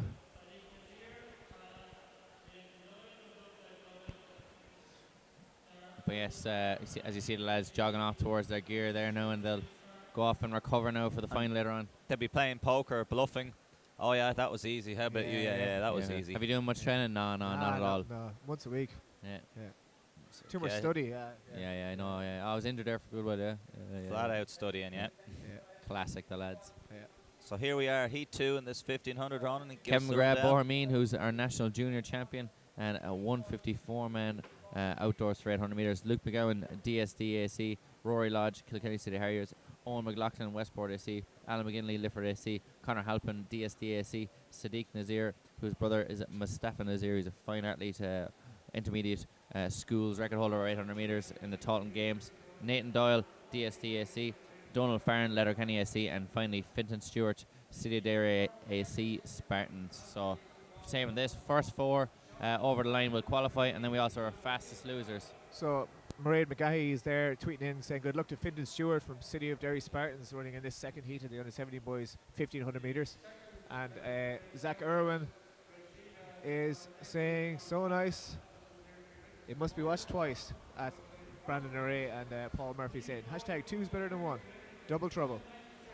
Loving that, loving the laws there as your man Finton Stewart hits the front straight away, and this looks to be a much more sedate pace. They're going through here in 35 seconds, so they've disregarded the idea of getting the fastest qualifiers, and they're going to duke it out for top 4. They picked it up a little bit there now. No, they'll be able to pick it up. If you think about it, it was gradually slowing down. They might be going for more of that wind-up approach. Let the first couple of laps tick off, and then go from there. So at the moment, Finton Stewart in first place, Donald Farron in second, and Lifford AC's Anna McGinley in third place. So it's an Ulster situation here at the front. 1, 2, 3. As Westport AC's Owen McLaughlin decides that he's had enough of this and he's going to go off and try and get himself into that top 3. So at the moment, very, very sedate. Everyone working together. Kevin McGrath, you can see there in the black and amber there of Bohermeen AC 681. He is the massive favourite for this race. And that's the county you've been looking for a while now. That is in Meath. Meath, yeah, 100%. The Royal County. You can also see Kilkenny City Harriers, Rory Lodge lodging himself nicely in the middle of the pack there. Superb. Oh yes. Finton Stewart still leading this one. He's been a early leader from the get-go, and had a bit of a wall of athletes here. No one's really making much of an attempt at pushing the pace here in this one. Still coming around. It's going to be in around. So you can see all the leading pack there all together. All together now. We might zoom out just a little bit. Don't need to be right on top of them as they're running. So Finton Stewart still leading this one, but at the moment he's not really setting much of a pace. 2:10, 2:11 at 700 meters there. We should bring up to 800 now, and we should see in around 2:25. As you can see, Kevin McGrath, here's our favourite. He's in second in the, as you said, the black and amber of Bohermeen. And Sadiq Nazir Nazir he's there. just tipping along. He's just waiting to go, saving as much energy as he can before the final.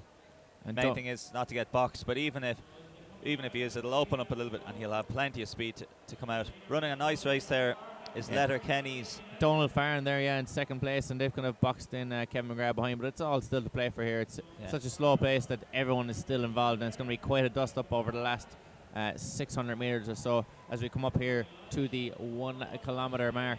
Kevin McGrath running the least distance possible, hugging the inside line there. He's moved slightly outside now as Westport's Owen McLaughlin moves up a little bit, but again, very good run. 3:07 at the kilometre there, so fairly sedate running at the moment for these lads. Fintan Stewart still in the lead. Donald Farron there from Letterkenny AC, and they provided a wall here of athletes. Kilkenny AC's Rory Lodge, as you said, has lodged himself there. Can he dislodge himself from this field and hit the front? But Fintan Stewart still leading this one. We can see it start to break up a little bit here. That was the 1100 metres mark there at the moment, so we have 400 metres left thereabouts. Coming up here now with 300 metres to go. And Fintan Stewart is finally being passed by Rory Lodge. He has dislodged himself. Now watch McGrath again in second. What sort of times are these fastest losers looking for, lads? We're just going to check that there for you now. We're still awaiting the full results, but at the moment they're probably going to be struggling for fastest losers. Here comes the bell. You should see Kevin McGrath really hit the front now, come around off this last 200 metres. Rory Lodge kicking for home. Fintan Stewart, long-time leader, in third place. And it's going to be a serious battle there for that fourth place between Lifford AC's Anna McGinley and the Westport AC athlete Owen McLaughlin. But these 5, they need to become 4. There goes Kevin McGrath. Goodbye, good night, and good luck. I'm going to get myself into the final. Very, very relaxed. Rory Lodge in second place. Patrick Stewart, long-time leader, in third. And then our Lifford AC athlete definitely get the qualifying stand. So 4:24.53 on the clock there, Ronan. So Kevin McGrath just decided at 60 metres out. Just checking the wheels still here, and they absolutely are. Just burned everyone. If you watch him here, he's just playing close order here behind Rory Lodge. Sorry, Jared. Now he's probably slightly fallen asleep. Now he sees there's 3 more men around him. Little nudge there. Out he comes. Placing. Swift acceleration. This is a man who's beaten Andrew Coskren, who's run 3:47 indoors already this season. But as you can see, very, very good tactic there. As you said, he fell asleep slightly for a second and went, oh, all right, I need to get out of here. Had the wheels to do so, but also had the tactical awareness and a nice sharp elbow as well to get himself out of that situation. At that sort of pace, he's never going to be in trouble, especially with the kick that he has.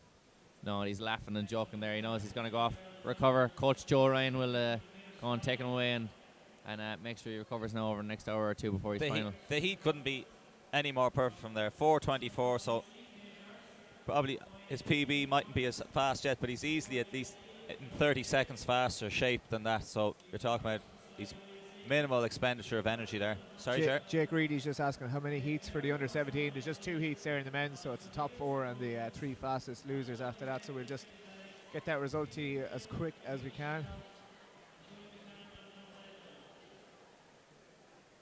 So this should be the under 16 girls 1500 metres final. But I have been wrong on many occasions. Would you say more often wrong than right? Yes, I would, yeah. Harsh, but true. Okay, it has to be straight final here. In this, we have Kate Nurse from Suncroft, Eva Cummins from Boyne, Emma Fagan, Newport, Aoife Mars, Sligo, Aoife Collar, Dundrum, South Dublin, Maeve Dervin, Roscommon, Alex O'Neill, St. Cronins, Alana Duffy, Lake District Harriers, Cueva Flynn, Rahini Shamrock, and Jodie McCann from Dundrum. And there's Jodie in 2:16 from DSC in the grey. Jodie was running in the Schools International yesterday, so she's backing up. So Emma Fagan there at the moment, Newport AC leading this one. Diminutive athlete there in first place, with in second place St. Cronins AC's Alex O'Neill at the moment. And this has slowed right down. And these girls are content to duke it out. As it is a final, it's a championship final. There's no worrying about times. All we're worrying about is a good dust up. Jer, thoughts? Yeah, I agree with everything you just said. It certainly is slow. It is slow at the moment, and you can see they're out well out into lane 2. Emma Fagan there on the inside from Newport AC is just cruising comfortably, holding the inside line. And they're all cruising pretty much at the moment. There's no pace being set whatsoever, but these athletes will be enjoying this. Everyone enjoys a good dust up at the end, and the people who have better 400 metre speed will be lapping their I'd say these girls probably warmed up at a faster pace than this. More than likely, yeah. People have ran for a bus quicker than this film. I have occasionally, but for Jodie McCann, certainly she'll be happy for the opening laps to just tick over nicely. She's running a cross-country race in Saint-Germain yesterday, now she's gone from the country to the track, but it was hard and firm, fast running there in Saint-Germain with the perfect, glorious sunshine positions. But you can see Jodie just fidgeting with the shorts and the vest. It's a slow pace. She's eyeing up the leaders there from Newport and Tier Connell, is it? So Johnny McCann is 216 there from Saint. DSD. Is she in the green shorts or the No, she's in the black shorts. the black shorts there, just on the inside? Just go back to that high jump there. I think we have the first clearance at 154 from Kylie Heinen of Ferrybank AC. I think there's just 2 athletes left in that at the minute. It is her and Holly Meredith of St Mary's of Limerick. So, Yes, we'll so try we to keep might you posted as much as we can. We might get a quick look at the high jump. It's a slow pace. We'll just get a quick look.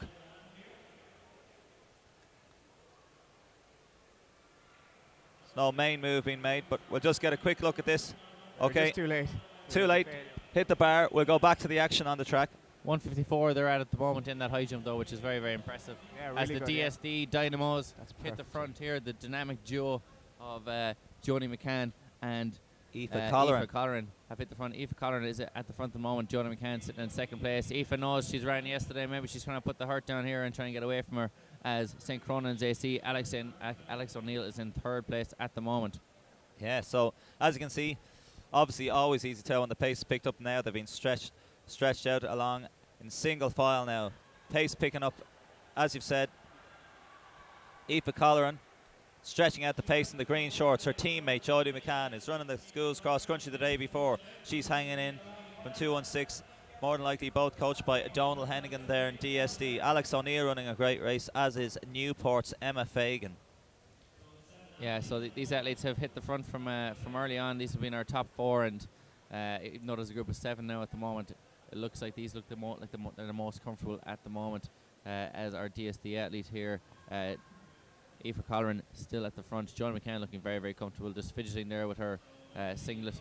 So she's obviously not too worried about the pace at the moment. 216, Jodie McCann, 217, Aoife Colleran, and DSD have produced many fantastic juvenile female athletes over the years, the French O'Carrolls and so on and so forth. So it's stretching out again now. It looks like 3 are away and clear. That's Colleran, McCann and O'Neill. So the 2 DSD girls alongside St. Cronan's AC's Alex O'Neill. It's going to be a battle for the gold. 1, 2, 3. The medals look like they're sorted. 4:13, 4:14 on the clock as they come around and into the straight. So they approach the bell. Who's got the legs? She's run on the inside. There's going to be an issue there now. She's run on the inside of the track and come around them into the front. She's Alex powering O'Neill. away, but she's going to win. But I reckon she's going to be disqualified. So there's Alex O'Neill kicking for home. I don't think that would make any issue whatsoever. If they do disqualify her, it'll be quite unfair. I know Kate Nurse it was there an moving issue, up. but She's going to come through for second place, I think, by the looks of it from Well, she's totally powering away. It's a dominant display, but unfortunately, I think she's going to be disqualified as she went off the track and then came on the inside and onto it. And here comes Kate Nurse from Suncroft AC. She's going to outdo Jodie McCann, is she? No, Jodie McCann just has that cross-country strength to hold on as Emma Fagan gets up for 4th place and Aoife Colleran is in 5th from DSD. So that could be controversy in that one. There was bumping and shoving, and she was obviously the inside. Class of the field there. An amazing last 200 metres there, flying around. But we'll have to wait and see. You have to ask the question though why she didn't. She knew she had that. Just move out on the outside and use that speed to get away rather than trying to. So we'll push watch her way this through. here anyway. So she looks Kate to be Nurse dead and looks buried like she there. got up for the bronze nicely She there did, anyway yeah. from Suncroft. Now, I think Now it's more of a she's stumbled. fall. Took a stumble on the inside rail there more so than. I know, but yeah, Yeah, then she used her. don't think you can. Yeah. You still can't hop back on and push your way through. I know you wouldn't have that kind of we'll wait and contact see. in the sprints, Ger, obviously. We'll but, just have this one. is real running here. We'll just scroll back here. Yeah. So she's taken She clipped the rail just before. You can see here, just there now. Yeah. She stood on the rail. So yeah, I don't think there was any intention there. Johnny whatsoever. Joe say we'll roll it there. Oh, Lucky there's she didn't the twist her problem there. ankle. She stood on the inside rail Yeah. there. So she's taken a stumble, unfortunately. Now, to 1 keep her foot, balance, she's 2 come feet. out. Now, this is where the issue is. That I would say she should have come from gone back behind the two runners. Yeah, I She don't didn't- think the she going in the didn't infield is a affect, huge issue because no, she's not actually she's on the getting any bend. distance Yeah, there. she didn't affect they Yeah. shouldn't have too much of an effect on the athlete that she pushed But in and on. the so. push Look at the turn on of the way speed here inside. now. She's a class athlete. Look at the Turnover, distance she's put in between them and the rest because she was biding her time all the way. But as you said, it may prove to be a controversial one, but definitely a fine athlete there, Alex O'Neill from St. Cronan's AC. So Alex O'Neill, look at the speed, pulling away, and Jodie McCann battling hard.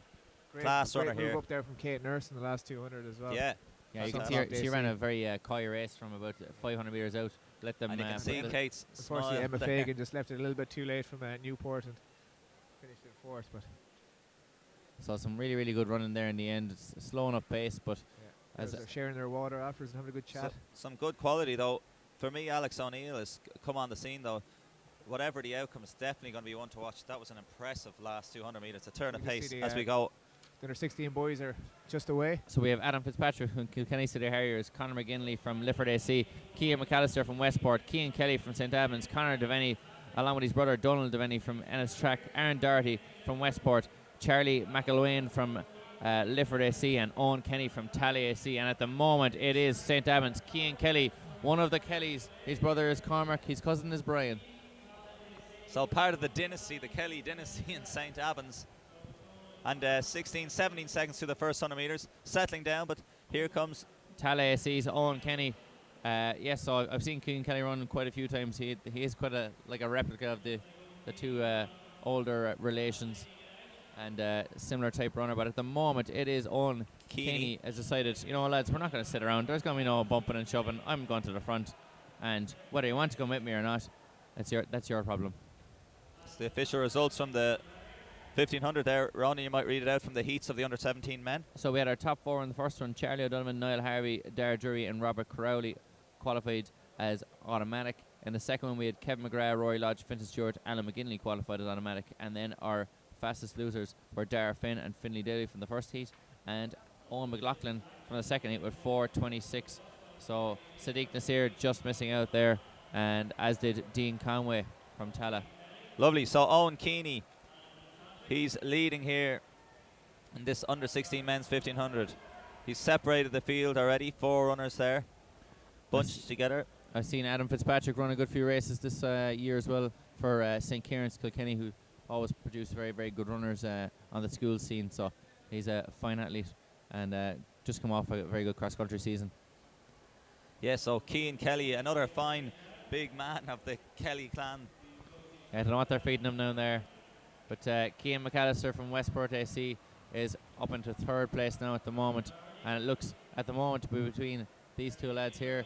Cian Kelly and Adam Fitzpatrick are side by side as the Devaney brothers from Ennis Track. Will they try and do the babbles on it and work as a team? Yeah, the Pekeelas, the Ennis Track. Pekeelas, Kenanese and Taraku, but they're moving up nicely. So the pace is ebbing and flowing. Was 3 were away, but now 6 back in contention. Will it be like the girls' race where the somebody who plays a bit coyer can come through in the final couple of laps, and some are running with perhaps a bit too much gumption? Looking nicely there, though, indeed, is Adam Fitzpatrick and Kilkenny City Harriers, number 187 there. And just at the back of that group, you have 791, which is 791 is Cian McAllister from Westport. Very, very small athlete, but obviously got a great little engine. He's able to keep up with these lads and actually put in a good performance. But that is Aaron Doherty going up into second place there, just passing Adam Fitzpatrick, with Cian Kelly still holding that inside rail around the curve here now into the straightaway. Owen Keeney hanging on gamely here from Tala. He was our early leader. And around he comes again. It's a fart leg nearly. It's up and down. Yeah, yo-yoing. Bit of rhythm. 2 laps to go. Owen Keeney takes it on again. So Cian Kelly's going to have to try and get around Owen Keeney here for if he's going to get involved here with 300 metres to go. Adam Fitzpatrick's having a renewed run here, moving his way back up, and they're like an accordion. They're back there toing and froing as Cian Kelly is still holding this lead. Adam Fitzpatrick's up to second place. Aaron Doherty and Owen Keeney battling for third now at the moment. It's going to be an outrageous last 200 metres. So it's Kelly versus Fitzpatrick. Kelly's run the smarter race. He's railed the inside line. Fitzpatrick's been running in lane 2 for lots of the race. So it's separated. It's going to be a two-man battle, Ronan. As Owen Keeney and Aaron Doherty are having words there as they bash each other around the track for third place, but Cian Kelly is away here. Adam Fitzpatrick takes a quick look back to see if he's got second place sewn up, as Cian Kelly is flying away for this one, looking really, really good. Great stride, and Adam Fitzpatrick coming up for second So he ran place. the cutest race. Look at him, pumping the elbows, driving forward, good forward motion, looks down, takes it nicely. Adam Fitzpatrick is winding down. And then Westport's Aaron Doherty takes third, and Owen Keeney had a brave run in fourth there. Made a lot of moves. He did. Gave a lot of action. He was in and off the track. As And the some nice Devaney brothers there getting into the top 7 as well. I think they were 5th and 7th, along with little Cian McAllister. McAllister, yeah, and he did some good ducking and diving there. So coming to the last lap, here comes Kelly. He's going to put on the afterburners here. Fitzpatrick is hanging gamely here as we come around Rowan, and I passed over to here in the first place, so we'll go it again, the replay. They two lads have been battling with each other throughout the school season. South Leinster schools, Leinster schools, All Ireland schools. I know they're battling on the track now as well. And Cian Kelly, like, look at the way his legs are piston like they're pumping away. And Adam Fitzpatrick's really struggling to hold on to that higher cadence. And look how strong Cian Kelly is looking up that home straight. You can see the other three lads running out of gas as Kelly powers all the way to the finish line. I like his Kelly relatives. If he just stays out wide in lane 1, it'll take a lot to get by him. Very, very true. And I've actually spoken to him a good few times. He's good head on his shoulders and seems like a lovely lad. So hopefully he can kick on from that as well. Like the rest of the Kellys. Yeah. Yes, very much so. Unsavoury bunch. Brian. Yes. We'll have words, Brian. We'll have words. So the under 17 girls are on the line here for this. Yeah, I have it here. 1500. Phelan runners through the field. Yeah. Carrick ACCs, we've Shauna Curley, Fiona Malloy from Nina Olympic, Suzanne Masterson from Denor, Aoife O'Mahony from Listool, Enya Kiernan from Innievale, Lucy McCann from Denor Harriers, Aoife O'Brien from Westport, Rachel Brown from Greystones District, Shannon Lee from Athenry, Alana Bate from Mullingar, Rihanna Catney from Beachmount Harriers, Laura Ward from St Lawrence O'Toole, and Dara McCartan also from Beachmount Harriers. Quick look at some results. Jared, I know you have some too. The under 12s long jump top 3. Oisin Pepper in third from Nina Olympic with 4.35. Patrick Charles with 4.36, a centimetre dividing them. He's from Carrick-on Shannon. And Danny Kelly got the title there from Belgooly AC with a nice 4.43. And yes, we've read out the results from those heats in the under 17s. Just have the under 16 women's 1500 metre final result here. Alex O'Neill, of course, stormed away there, 4.57 for the win. Jodie McCann, or Alex is of St Cronan's AC. Jodie McCann of DSD in second with 5.03.03, and Kate Nurse with another kick for the finish, 5.03.42 from Suncroft AC, got the bronze. Yeah, Suncroft AC. Some of the bibs are similar. Suncroft quite similar to the Westport bib. Yeah, it is indeed. And the Ballina bib. And the so it's Liz Tools, Aoife O'Mahony leading the pace here. So we got some serious jostling, jumping and jiving. Nice here. early pace. We've got 16.85 on the clock there, so the clock is. So as you said, Aoife O'Mahony still in the lead at the moment with St Lawrence O'Toole's Laura Ward there in second place, and Mullingar Harriers Alana Bate in third place at the moment. So after an opening 100 metres there where there was a lot of jostling and pushing, they've settled down and they've got themselves into a nice rhythm now. So you'll see some of the more coy athletes working their way up now over this lap, knowing that it was going to be an early pace at the start. But St Lawrence O'Toole's Laura Ward there, 1.97 in the centre of the shot. 4.21 is Listool's Aoife O'Mahony just on the inside rail. And then also Mullingar Harriers, Alana Bate, 1.90, is out running on lane 2, so she's running the extra yards around those bends. But it's not really a wise way to run, but at least she's at the front and I suppose holding court and in contention. Yeah, so if you're watching this race and you think you see the winner or your favourite athlete, don't forget to tweet us in and hashtag JUV2015. So pace was bunched, but it's stretching out slightly. For me, Laura Ward looking nicely there from St Lawrence O'Toole, number 197, front and centre in the blue and white. And 4.23 just coming on the outside is Nina Olympics. Fiona Malloy there was featuring for a moment. Looked like she was going to make a move up, but she's just sat back in again. Westport IC's Aoife O'Brien there as well in about 5th place, and these athletes are all looking to win this GloHealth under 17 1500 metres title for women. Yep, So Well, all as we see that Cian Kelly's winning time in the last race was 4:17, Adam Fitzpatrick 4:21, and Aaron Doherty 4:22. So some fine running there at that age. Quicker than you, Phelan. perhaps. So they're still bunched here, but Laura Ward still, she's having a little glance to her right. She's running nicely. She's fairly comfortable there. Running on the inside line, as always, throughout the race has been Aoife O'Mahony of Listool. So still, Yeah, so it's starting to break up a little bit now, Phelan. Laura Ward still in second place. As you said, Aoife O'Mahony at the front. Our top three has been the same throughout, but they've done all the early running, and you'll see some more athletes starting to work their way up now over the next couple of laps. it's stretching out nicely, and the clock is back on as well. 2:46, 2:47 on the clock as they come around. Yeah, come around to about 900 metres here now. So it's a good solid pace after some sedate early laps. So Listool's Aoife O'Mahony still in the lead. Laura Ward in second. Third place is Mullingar Harriers, Alana Bate. And fourth place, I believe, is Innovale's Enya Kiernan.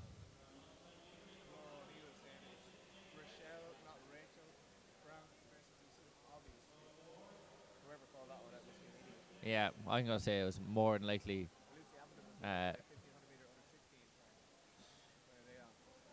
They've been already. But yes, Rochelle, whichever race that was. Sorry about that, probably Phelan issue. At the moment, list two, as I see, Aoife O'Mahony, because she's got 2 or 3 metres in this one on Laura Ward, and her constant top three here in this one. Alana Bate is rounding out that top three, and in fourth place, I think that's Enya Kiernan from Inivale AC. She's starting to try to bridge that gap up to Alana Bate and Laura Ward, but Aoife O'Mahony looking very, very good in this one. She's going to be taking the bell now as we come round Into the home straight, Ron, and you're right. And she ran the inside line all the way, and she's holding that inside line. But Laura Ward might put in some kind of a kick here. 200 metres to run. At this age, they get a surge of energy. She's miscounted the laps.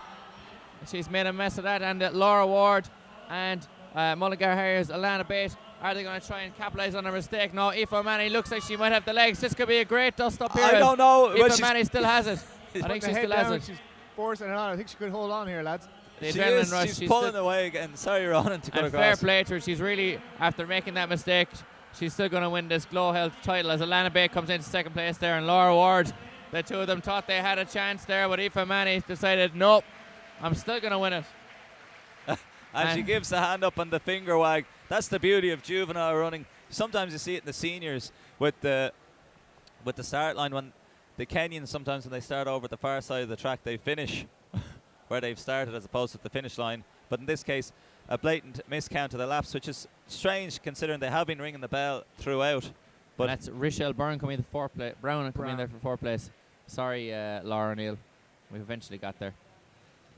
But so you can see her stumbling there. She's doubting herself, and then next thing, gathers the momentum, has a look back. Now she'll turn on the gears again and start sprinting, because Laura Ward looks like she's about to get her.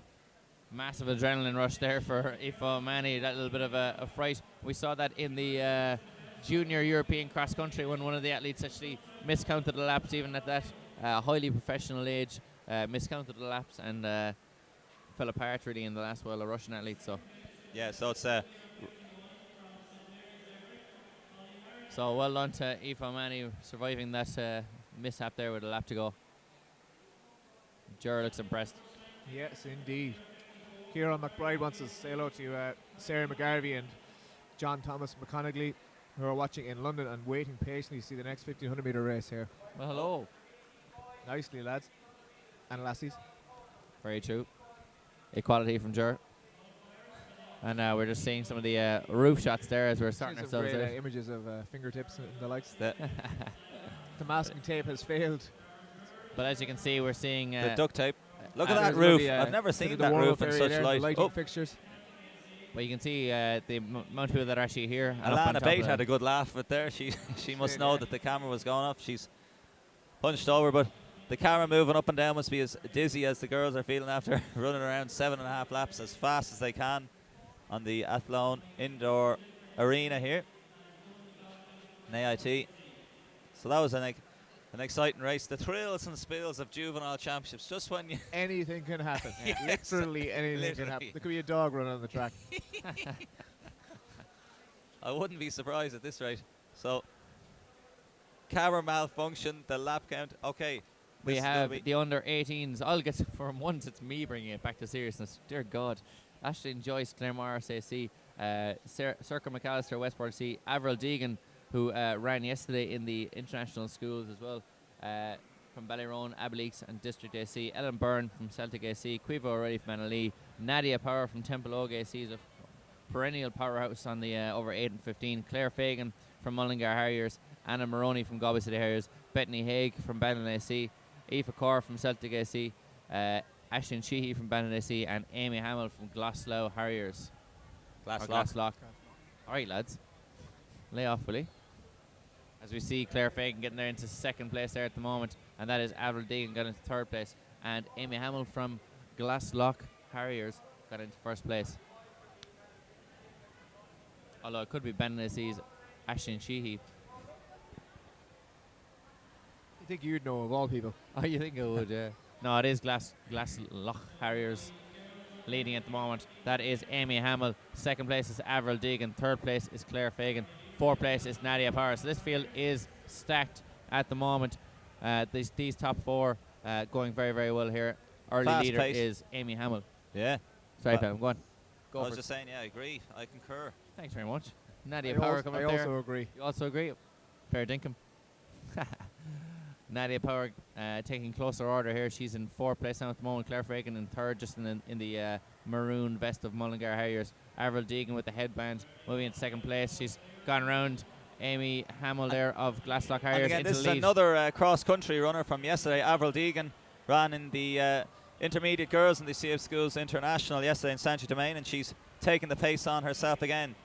Maybe moving too fast too soon, but we'll have to wait and see. In third will be Nadia Power, as we've mentioned before. She's running well and smoothly. And it's Claire Fagan then in fourth place, who's been a feature of the last couple of years of over 1500 metres as well at this age group. Yes, So Avril Deegan is a very she's not a huge high lean up there. She's very much a kind of a marathoner stride. She's kind of nice and choppy. Yeah, but she's using it to great effect. She's got a slight gap. At the moment, Amy Hamill in second place, Claire Fagan in third, and Nadia Power holding that inside line there in fourth place. She's got great speed over 2 and 4. So we could see that put to good use at the end as Avril Deegan, our long-time leader here. At the moment, Amy Hamill and Claire Fagan in second and third respectively. So Avril Deegan still holding the 2 or 3 metre lead, but expect the fast finishes. But she's opening up slightly. They might want to pay a bit closer order. She's got 4 or 5 metres. Yeah, we've got a troop of girls there, second, third and fourth, as Nadia Power and Claire Fagan are having a bit of a shoving match there in third place, trying to get into the right positions. But still, that gap has now 3 been laps to closed go. to about Hopefully 1.5 metres, 2 metres. There'll be any miscounts. Nadia Power having plenty of energy. Maybe she will want to run a little bit more on the outside and swoop around and pay closer order. But now Avril Deegan has got 2 or 3 metres. Amy Hamill's trying to close that gap. Claire Fagan and Nadia Power content to let Amy Hamill do all the work there, try and close that gap, as Avril Deegan has started to slow very, very slightly, but she's maybe just be getting herself for that last 300 metres or so. Yeah, I think they still feel that they can close the gap there on Avril by the way they're running, but Nadia Power kind of getting stuck in the middle, quite literally. Stuck in the middle with you, she says to Amy and Claire there at the moment, as Avril No Deegan still jokers or leading it. clowns in this race, though. Very true. Very true.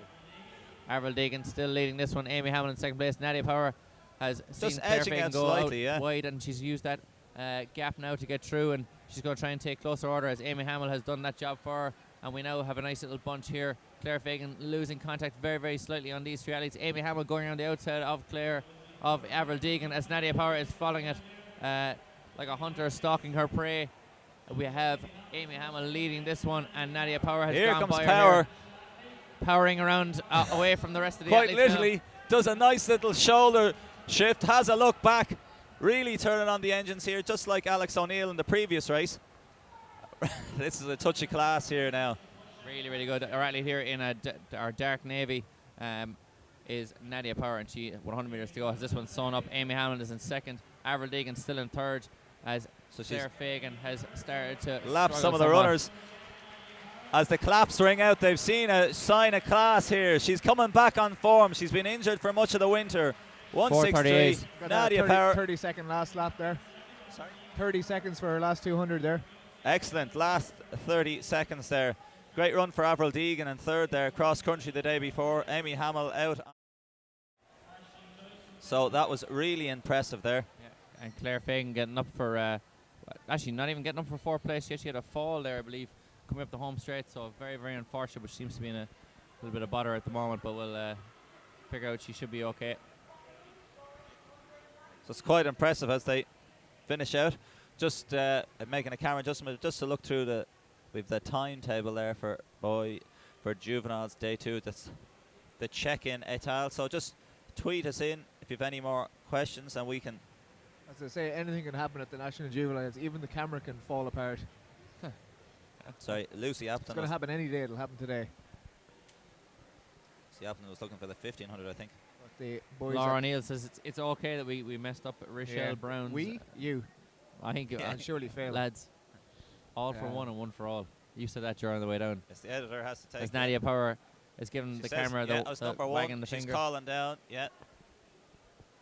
Anyway, we're talking about something you can't see at the moment because I don't think the camera is on air. And a spaceship. No. Oh. Anyway, Nadia's calling for water. Just the old dry mouth from the Just gonna indoors. say, if anyone's going to fix technical difficulties, it's going to be the boys here at Air TV. They're always on the ball. Very, very true, yeah. Tech gurus. And we'll just call out the under-17 women's result there. Aoife O'Mahony from this Tool AC, 4:49.98 she ran. Alana Bate, 4:51 from Mullingar Harriers. And Laura Ward from St. Lawrence O'Toole's, 4:53. And that was the race where Aoife O'Mahony had a bit of an issue with the lap counting. We've seen that many times in different races. One of the ones you always describe as an Emmanuel Mutai, or no, Joseph Abua, the Kenyan runner, yeah. finishing at the 3K start and not realizing he had 200 meters left. Or you have Lopez Lamong, the American runner, kicking for home and American 5K and then realizing he had a lap to go. So it does happen even to the professionals. Did you ever miscount your laps, lads? No, I was always painfully aware of how long I had left. I was going to agree with you there, Owen. I think it was always the painful awareness of, oh Lord, I have another a couple of laps to go. So we're back on screen here. And we'll give you the rundown of this under-18 men's 1500. James Frizzle from Clare Morris, Reece Simpson from North Down, Fergal Curtin from Youghal AC, Owen Beery from Dooneen, Oisin O'Callaghan from Newry, Killian O'Doherty from WSFAC, Christian McKenna from Dundrum South Dublin, Jack Curtin from Emerald, nice to see distance runners for Emerald, Michael Gibbs from Donore Harriers, Luke McCann from Dundrum South Dublin, Conal Hayes from Lacala, Owen Reedy from St. Cocos, Patrick Shaw from Mullingar Harriers, Sean Cosgrave from Shercock, Oisin O'Gibna from Boyne, and Philip Marin from Ratoath. So a big field for this 1500 metre men's. Yeah, and just on the infield, we still do have 2 high jumps underway as well as 2 long jumps going on. So we just, of course, going to bring you through these 1500 metre finals first because that's where the real hot action is at the minute. But hopefully we'll get back to those field events shortly as well. 2 of the athletes to watch out for in this one would be Fergal Curtin and Oisin O'Callaghan. Oisin's probably better known as an 800 metre runner and Fergal as a cross-country runner. But Fergal, you can see there in the green and white, just behind the netting there, with a bit of a Afro-style haircut at the moment. He has ran some very, very quick times. Never rule out a Mullingar Harrier at your peril. Patrick Shaw's in there. Very, very true. Form just at the moment. No, I've but got my form card with me. Also, I think Conal Hayes from the Cala might produce something. I remember last year's outdoor juveniles, myself and Gerard here were watching, and nearly every distance race, Mullingar Harriers were cleaning up medals across the board. Yes, I concur on that one, all right. Thanks, Jar. Good memory. And we have a clearance there in the high jump. The sun is shining on the scorecard there, which makes it hard for us to read, or else they're just warming up, actually. There's Next Juvenile outdoors in Tullamore, we'll be bringing our binoculars just to make sure we can see the old back straight and get the numbers. And so the DSC girls are working together. Nice teamwork there, putting up the bar for the practice. They have a little chat with each other. Yeah, lift your knee, up and over. Yeah. Good to know they probably have more technical expertise than I do on the high jump. It wouldn't be difficult, Phelan. So again, the lads are waiting nervously, tentatively.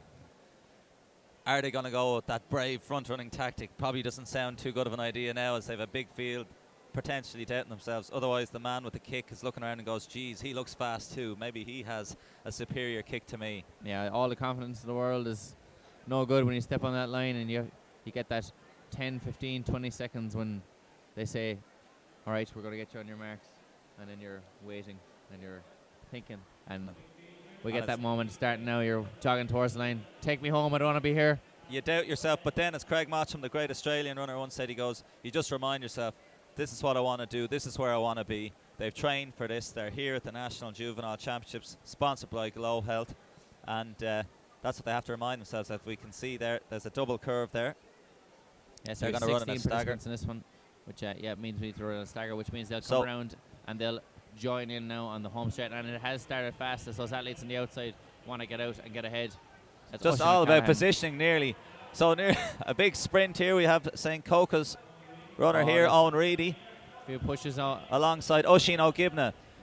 As you mentioned earlier, in third there, Oisin O'Callaghan, one of the previous favourites. You can see Newry AC written on his vest in the navy bib with the white side.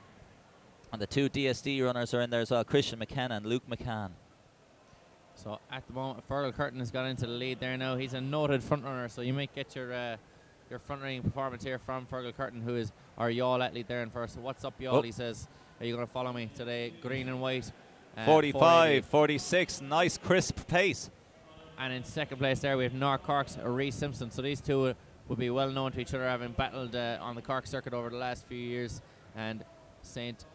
Coca's and Oisin O'Callaghan from Newry there in fourth place, and that St. Coca's athlete is Owen Reedy. Yeah, so they're leading the charge. The chasing pack might still yet be the most sensible. Oisin O'Callaghan might be getting the nicest ride, as Owen Reedy does much of the work to close the gap. Very, very true. It's a long, long way to go. 7.5 laps to this track. And here comes Connell Hayes on the outside, 224, as I mentioned. He's from Lacala. He's in the navy vest with the red stripes either side. You can see Fergal Curtin being very, very smart there as well. He's making sure that he's going to the outside on the home straight, and then he's cutting in then on the bend. So he's running nice and short in the bends, but he's also holding Rhys Simpson off from North Cork as he goes down the straights. So these two athletes well known to each other and are battling out hard here at the GloHealth National Juvenile Championships over 1,500 metres, the metric mile. Good running here, running wide. So 480 is Fergal Curtin and 184 is Rhys Simpson. It's Oisin O'Gibna. Yeah, from Boyne AC. I was thinking it. That's why I've been quiet there. I was saying I was sure. Let me hang myself. Thanks very much. Apologies, but anyway, regardless of names, we have a great battle here. Looks like it's going to be just a two-way duel at the moment, unless the lads can take closer order. So Fergal Curtin, as I said, from Yall AC, and it's Boyne AC's Oisin O'Gibna in the pink spikes and the yellow and green of Boyne AC, representing the Royal County. I think it's just because he's from Meath. You're just having technical difficulties with the Meath County in Luke general. McCann there in third place, Oisin O'Callaghan in fourth place at the moment, with our other DSD athlete, Christian McKenna. Christian McKenna is in fifth place at the moment. So these two athletes have been leading since pretty much the gun, but we could see the likes of Oisin O'Callaghan start to work his way looks up like now over next lap. Fergal Curtin is struggling slightly. Oisin O'Gibna has powered on. He's opened up a 3-metre gap. Curtin might come back to the rest. Luke McCann could be running a great race. And as we've said, Patrick Shaw, he's putting the head down for Mullingar Harriers. He's chasing. Oisin O'Callaghan is hurting. He's more famed for being an 800-metre runner. So looks like good tactics to run the legs off of him. Oisin O'Gibna is stretching out now. He's opened up a 7, 8, 9, 10-metre lead now. And our man Patrick Shaw is starting to work his way up towards that third place there against our man from DSD. Luke McCann, I think it is, yeah. And he looks like he's more than likely the brother of Jody. But they're having a good battle, and they're going to try and close on Fergal Curtin. But they're approaching the bell here. Oisin O'Gibna is away and on a hat here. He's gotten no issues over this last lap. No miscounts here. He's away. And the battle will really be for second and third as Fergal Curtin looks ran out of it. He's packed it in, put in the thrown away the towel as Luke Shaw and Patrick Shaw. Luke Shaw is actually playing left back right now for United. Luke McCann, I can see Jack O'Leary is hopping up and down. He's encouraging his teammate Patrick Shaw. The medal is in your sights, son, he says. Oisin O'Gibna has this one in the bag, although Luke McCann is coming very strongly in this home He's straight, storming at him. Is there going to be a surprise? I don't think there will be, No, Philip. running out of track. As Patrick Shaw comes up for Look third at that. place. And Fergal Curtin has ran out into 5th place. That's what it means. And look at Patrick Shaw. He's delighted with himself. He goes in for the hug. It's great to see the excitement and the enjoyment. Raw emotion at its finest. Oh, yes. As Philip Imagine what Marin. George Hook would say. Oh, yes. So 4:08.99, pretty good run there. I think that was a dog off the Yeah, insurance Churchill ad lads. there. Same. I actually think they're the same guy. So Fergal Curtin, he still ran strongly into the finish. Maybe a little bit more even pacing may provide a better source of success for him. 46 seconds through the first 300 meters. You're talking, you know, probably not 3:45, Even quicker, yeah. at least 3:50 pace anyway. It mightn't be coming across the live stream there, but the atmosphere, especially on the last laps of these 1500s, is really electric. I'd say it's just a buzz when you come through. Hear the bell, you can hear the crowd just lift you as well. I'd say, especially for athletes down 4th and 5th place, where you're just like, come on, I can get a medal here. Yeah, no, they are being inspired by this crowd and pushed on towards great last laps at the moment. You can see a fairly large crowd So here. they're lining up this next 1500 meters for women. We might What's helping get as one well last look. I don't know. Can we get one last replay of that?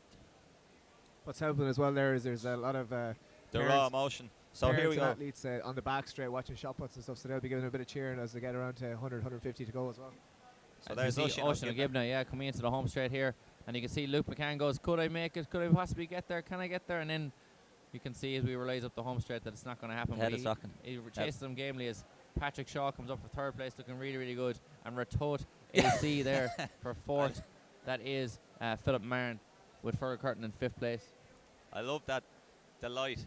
It's even to get the medal, and for some of the other athletes, probably just as delighted with their placing. They may not have even won a medal, but just produce an excellent run and get a good placing. And Patrick Shaw probably was coming in here thinking he was an underdog to get a medal.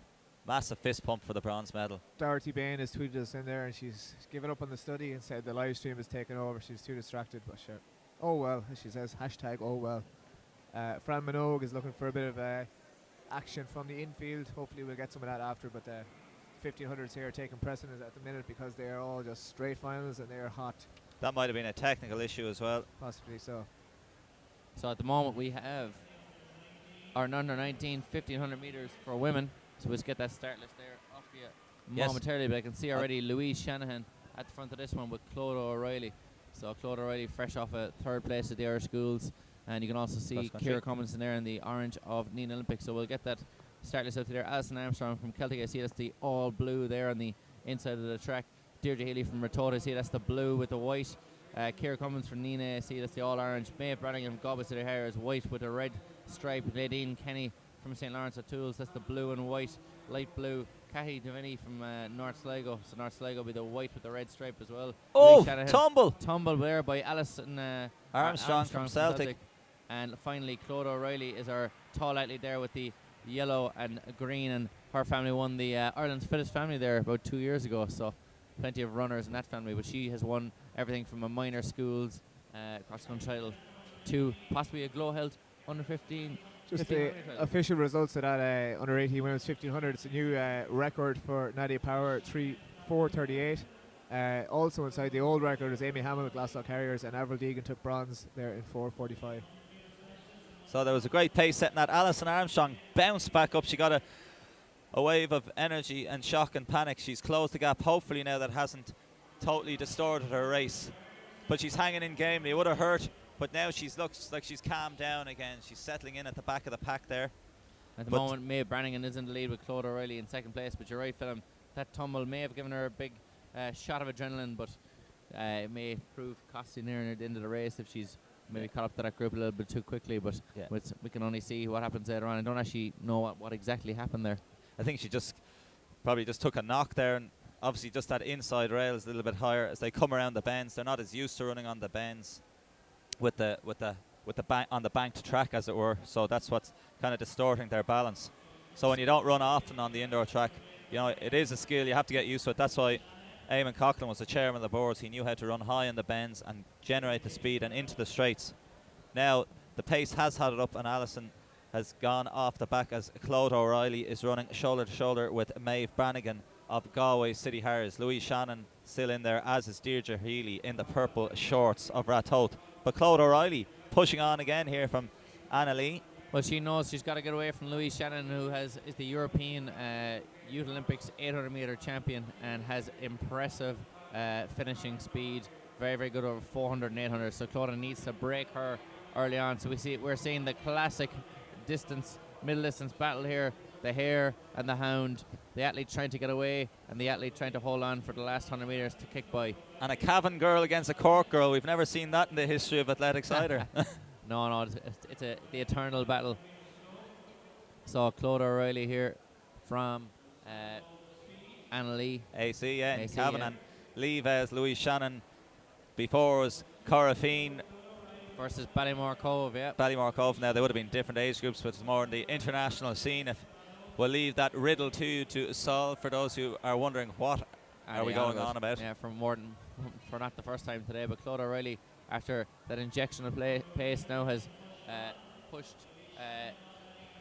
Maeve Brannigan out of it. So Deirdre Healy is chasing Gainley there, and she's closing the gap. That gap, and maybe these two athletes haven't thought about the pace of Deirdre Healy here. She's trying to get onto the back of this group as Clodagh O'Reilly has slowed it down. She's injecting well, she's pace. slowed down, and Deirdre Healy is probably maintaining her pace, her cross-country strength, and she's going to be looping up and wrapping around. Again, like you said earlier, for Louise Shannon, she's just thinking about counting down the laps.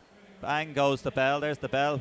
What type of speed does Louise Shannon have, do you reckon, has she been broken by Clodagh O'Reilly here? I know she's hung on, but can Clodagh O'Reilly produce something here, or will Louise Shannon fly by on this back straight? And I think she's gearing up for it here. You should see an impressive turn of speed here.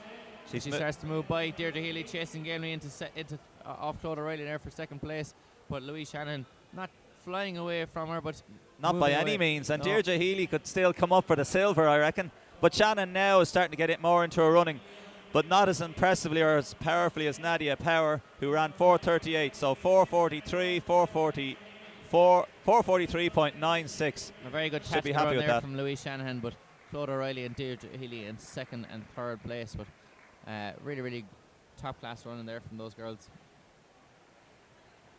I see you have some shot results for us, Phelan. I do. Under 12 shot results. We're down to the last 13 minutes of live action, so get your tweets, Facebooks, and everything else that you want in. Jared, I'll just read out some of these for 1 second.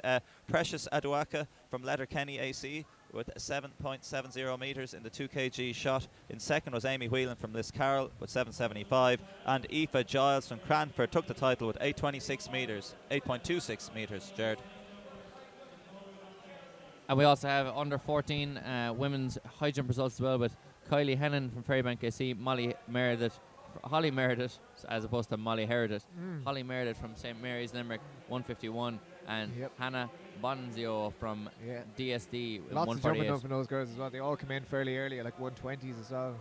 Looked like Bonzio of DSD was going to be taking the title for a long time there, but Kylie Heinen, Ferrybank, stormed away in the end. And it's great to see, and it's great for them girls to get as much practice as possible over the stick. Yeah, over absolutely. Yeah, I know when I was competing in the high jump, it used to be we didn't get to do the high jump on a proper mat in tartan in your spikes until you went to the competition. So why not get as many jumps in as possible? Exactly. This is all development for these athletes, and things will change. As you said earlier on, they mightn't even be in the right event yet. Exactly. Yeah. I'm still searching for my event. Someday. Phelan will be happy to hear it's 2-0 now to Man United. I know. Some man called Christopher Kelly has tweeted in Matt on the double. Yeah, Papa Kelly there. Yeah. It doesn't matter to me. I believe you were crying the last time when Liverpool beat United 3-0. So we can just see all the action that's going on there in the infield. You can see the two long jump pits in action. Both high jump mats in use. One of them pulled onto the infield, but our live results stream isn't working. We've more results here. So, but Ron, you make sure you tune into our website later on, as well as the Athletics Ireland website, and you'll get all the full results there for the athletes you're looking for. So under 18 long jump results, Tom Deasy, Thomas Connolly and Shadam Aziz were your 1, 2, 3, and Tom Deasy jumped 6.21 to take the win in that one. As the lads line up here. Sorry, Phelan. Poor old Laura Murphy's tweeting us in there saying she's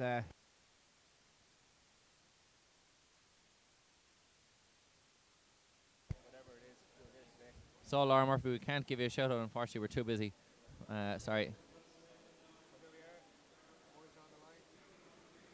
1500 meters for boys here under 19. This is actually one of the races of the day. We've got Enda McBride from Letterkenny AC, Billy Cronin from West Muskerry, Pierre Merchant from Celtic AC, perennial powerhouse. Celtic Games ran for Ireland, and that I know for a fact there, in the blue of Celtic AC. Roland Surlis from Annalee, Ty McGinty, Damien O'Boyle, Peter Lynch, second in the Irish Schools cross country behind Kevin Mulcair, Killian Brown from Greystones and Discus, Andrew Nevin from Mullingar Harriers, Mark Malloy from DSD, Sean Husband of Monaghan Finish, Luke Horgan, who's won many medals over the last couple of years, over 8 and 15 from Leavell SC, Jack O'Leary, who finished, I think, in the end, finished 5th in the Irish Schools, but he's ran in 8:27 for 3,000 metres earlier this year. David Fox from Leavell SC, who has beaten me on a couple of occasions now at this stage, and Gary O'Sullivan from West Muskerry, who I know has won a medal last year here at the National Juveniles, and also has ran under 4:10, 1500, and in around the 2-minute barrier for 800 metres. So this could be one of the races today. You have 6 or 7 guys in this one that'll be battling for the title here. Peter Lynch, Pierre Merchant, who's in the lead now at the moment, and Jack O'Leary, all would be more front-running types, and Luke Horgan there in 3rd place. He'll be a Louise Shanahan. He'll sit and kick and wait until the home straight, but Pierre Merchant leading this one at the moment from Celtic AC. Yeah, so Pierre Merchant, he's another athlete who's suffered from illness throughout the winter. He's setting a hot early pace. To be honest with you, I don't think he's going to be able to sustain it. For me, Jack O'Leary, he's run 8:20 for 3,000 metres. He's going to be hungry for 8:27. 8:20, yeah. No. Go on. Go. I thought it was 8:20. Anyway, he ran in the National Senior Championships. But anyway, he's hungry for redemption after his hometown race in the All-Ireland Schools Cross Country Championships. He's looking for more. He's hungry. Pierre Merchant setting a good pace. 155 through 700 there, lads. That's a fairly hot pace. He should be coming in around 2:10 there. That's 65, just outside 4-minute pace, which is good running for at indoors for a championship race. Jack O'Leary in 2nd, Luke Horgan in 3rd, Peter Lynch 2nd in that Irish Schools cross country is in 4th place there at the moment, and I can see Gary Sullivan is back there in 7th, and we've also got David Fox back there in 8th as well. It does look like a bit more hard work for Pierre than for Jack sitting in behind him. Yeah, he is. He's working a lot harder. He's trying to grind out the pace. Again, it's still not that swift. 2:10 was the split through 800 metres, 65 seconds per lap. Athletes of this calibre, while they're stretching out the rest of the field, should be running nicely here. Damien O'Boyle there in 5th place from Crockwell AC as well. So these 5 look like the medal men, but you never know what'll happen over the last couple of laps. Pierre Merchant still leading this one. Jack O'Leary, as you said, looking very, very comfortable. And Luke Horgan as well is going to be a danger man for me. He's going to have a good kick. Yeah, he's working under Ken Nason there down in Leavell as well, so he's definitely going to have a fine kick over the last 200 or 300 metres or so. Peter Lynch looking like he's struggling a little bit now off the country, and he's on here on the indoor track, and it doesn't look like it's going to be there for him. But these 3 looking very, very good. Pierre Merchant, Jack O'Leary and Luke Horgan. Jack O'Leary looks like he's going to be ready to make a move now up the outside. Yeah, Pierre Merchant's just closed that door on him for a moment. Will he keep knocking? Pierre is going to keep the pace up, but for me, it's going to be O'Leary's going to swoop around, and then Horgan's going to try and track him then and see, does he have enough?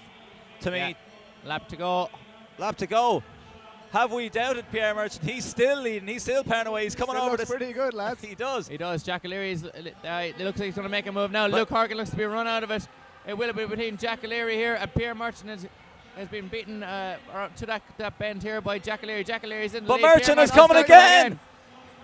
We doubted Merchant. He's coming around the turn again. He's not giving up. Jack O'Leary going to be scuppered twice. O'Leary looks down. Merchant is coming. Oh, he's happy. Look at that. And Merchant is not happy. I think he had that race if he'd have changed the tactics a bit. But this is a great character. You can see Pierre Merchant head in his hands. Jack O'Leary cleverly used the lapped athlete to force himself out into 2, and poor old Pierre Merchant had to nearly run outside the track to get by him. Well, just Jack O'Leary is actually still running there. I don't think he can stop. I think someone may need to get on there and give him a hand. He's coming into. He'll come back into our screen. So there's Jack O'Leary in the Mullingar Harriers, doing the old maroon vest, and nice sportsmanship there between himself and Pierre. But Jack, a great character. Look at him pumping the fist there. As I was saying, he's coming back for a bit of redemption. He's running the schools cross country. He was billed for a big race with Kevin Mulcair on home grounds in Clongowes. He was going for the Ezekiel Camboy lane 8 finish there, and he realised there was only 6 lanes left, so he didn't bother. So here's the replay. We were doubting Pierre, but he's certainly turned a corner now from his illness earlier. That's why I thought he might be a little bit weak, but his strength is coming back. He's running the European Youth last year in the 3,000 metres, so he's great strength. Jack Again, cut in him slightly there, coming up to that bend as well, just to get there. And Pierre Merchant had plenty of running left coming around there. As you can see, Jerry, they used the lap runner there. The lap runner was kind of a little bit in the way, and Jack O'Leary using a bit of tactical nous there to stay ahead of him. But you can see the look at this. I passion love there. the display of raw emotion And there. Pierre Merchant is not impressed. That's called the ecstasy and the agony there. Agony and the I ecstasy. don't think that was showboating. That's just an absolute No, joyous celebration. Definitely not That's showboating. After what's happened the last couple of weeks, he's just delighted to come back and bounce back with a win. Luke Horgan was third. Damien O'Boyle there throwing the top off. He was in 4th place, and 5th place was Peter Lynch. Yeah, unfortunately, I think we won't last for the 600s. The schedule is run slightly over time, and we're only scheduled from 11 till 3, unfortunately. We'd love to show them. We'd love to sit here all day, but we're going to get a couple of minutes. We've 4 minutes left. We'll See what we take a can look get at in, some yeah. of the high jumps and whatever else we can fit in. We should not be moved until 2:59:59. Yeah. just the under 13 women's long jump there. I think you went through that already there, Phil. Did you praise up OAA with 465 to win that one? Jennifer Hanrahan in 2nd, and in 3rd was Ashleen Kelly. So 110 on the high jump. Another couple of results before we go. Oisin O'Given took out that under 18 1500 metres in 4:08.99. Luke McCann was 2nd in 4:09.77. Patrick Shaw with that show of delight 4:11.57 as Very a good failure running there there. for tactical championship final. Louise Shanahan took out that under 19 women's 1500 4:43.97. Claude O'Reilly 2nd, the front runner 4:45.3 run, and Deirdre Healy 4:45.91. The under 18 women's triple jump, the winner was So I think Grace Furlong of Wexford AC. In 2nd we have Sophie McCabe of Bree AC, and in 3rd we have Keena Blake of St John's. okay, the people have spoken. We've had a little word with Mark from RTV. We're gonna show one 600 metres because these are exciting. So we'll show one 600 metres anyway. We'll whet your appetite, then we'll cut your dreams and take it away from your head again. Yeah, so Some of you, we're So gonna you know have what that means? You'll have to get your bum on the seat next time Yeah. around. yeah. some. So Sorry. that's it. There's tremendous excitement Some. here. I'm just gonna say some. Some of you will be happy to know that the 600 metre will be shown. Others yous will be raging. But we're just whetting the appetite and teasing you. But Shake your fists angrily. Yeah, but you're digging at the screen. It's not video phone. yes. But while we do love commentating and being here with the lads from RTV, this highlights the reason why you need to go to athletics events and all sporting events live, to take in all the action, as Ger said, to really get into the atmosphere here on the track when they've been ringing the bell for that last lap. It's an electric atmosphere in Athlone, and I know Athletics Ireland had before hashtag when legends are made, or be there, and it is important to be there. Again, we've mentioned it before, it's about supporting the sport and getting it in, and this is how. It's great with the stream to give the broadcast for these young kids, but also we just need to get behind the sport and back it. And they're going the wrong way, Phil. Anything can happen, as we said. Oh, no, they've just been called back. Sorry about that. We So doubted them. 600 metres is going to be 3 laps of the track. Gonna be These- chaos. It's going to be chaos. Ultimate carnage. Ultimate carnage. Destruction Derby is called, any would say. I'll just run through the lineup here. We'll have Alex Corr, we'll have Sarah Hosey, Hannah Breen, Moya O'Connell, Sive Mohan, Ethan Fox, Catherine Pienaar, Maeve O'Neill, Phoebe Bate, Isabel O'Brien, Maeve Walsh, Amy Doherty, Demi Crossan, Sarah Butler, Emma Moore. So Phoebe Bate will be trying to outdo her sister here, who got a bronze medal earlier on, Alana Bate, and she'll be Yeah. going to try and She's get going to us a bait silver. around the track as She will. fast as she can. Bait them all, elbows out. But hopefully we'll get this. We've 50 seconds left of coverage. I think we're going to hold on. I think you can. I think we'll hold it on, yeah. These girls Phelan are is up. fast. Phelan was up holding Mark from RTV away from the off button. And we're going to see this 600 meters. Yeah. Shipped 20 in his back pocket. Yeah, that's for you, buddy. We can set up a new political party, and we promise to speak a little bit better than Renew's Terence Flanagan. We'll represent the rights of the athletics fans here, and we'll debate it with Mark. And we'll send Athletics Ireland an extra I think bill, and we've we'll all be turned the, happy and we've show the turned rest of the We've championships. turned the RTV lads into athletics fans at this stage, I think. Aficionados even. We definitely haven't. The athletes on the track have. We might have enough time. We might have to get on to David O'Shea and the lads. We'll have a quick crowdfunding. If you want the last 2 hours of action, put your money in your pocket. Cash money. It's all about cash money. But for these kids, it's about the joy of running. It's about whipping around the track, 3 laps of the blue boarded track of Athlone. Hopefully lucky enough to get medals, but more importantly, get a good experience and come back for more. So we will be missing the under-13 boys battle between Nathan Shee Kerman and Diarmuid Fahy that caused such delight last year, but that'll have to be the stuff of myth and legends that only everyone. I was there when Nathan Shee Kerman retained that title under-13. Where were you? Now, no pressure on the girls, but we want our moment of fame. You have to do a kick of the week here. Somebody has to fall, do a tumble and a cartwheel, get up and sprint for glory. Come from behind victories. No, so hopefully this will be an epic for the ages, the under-13 ages. So one more round down. Alex. Philip Sorry, Corgavin says Boyne AC are a Louth club. Oh. No. Oh, No. yeah. Tut, lads. Harsh.com from Nelly. You're letting yourselves Yeah. down. Duggan is delighted. Yes. Apologies. As we said earlier, we've been having a few Phelan technical difficulties during the day. Yeah, we'll have to reboot him when we go home. We have a loud man on the inside commentary. Really boot him up the back. Yeah, he's very loud, but he has a microphone, to be fair. Fintan Riley. Oh, Yeah. yes. Fintan Riley from Dunleer. So they're giving them their instructions. Hopefully they'll spot the cones. And they're nervously waiting. If you can see some of them, they're towing the thing, but they'll have to be told to come forward to the line to tow it.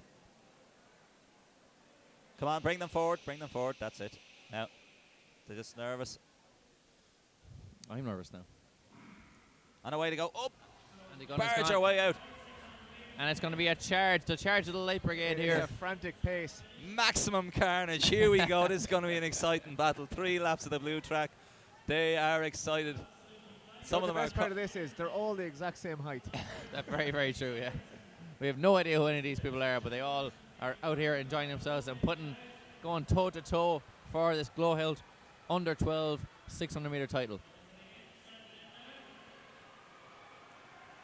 So that's Come number through the 534 in the lead.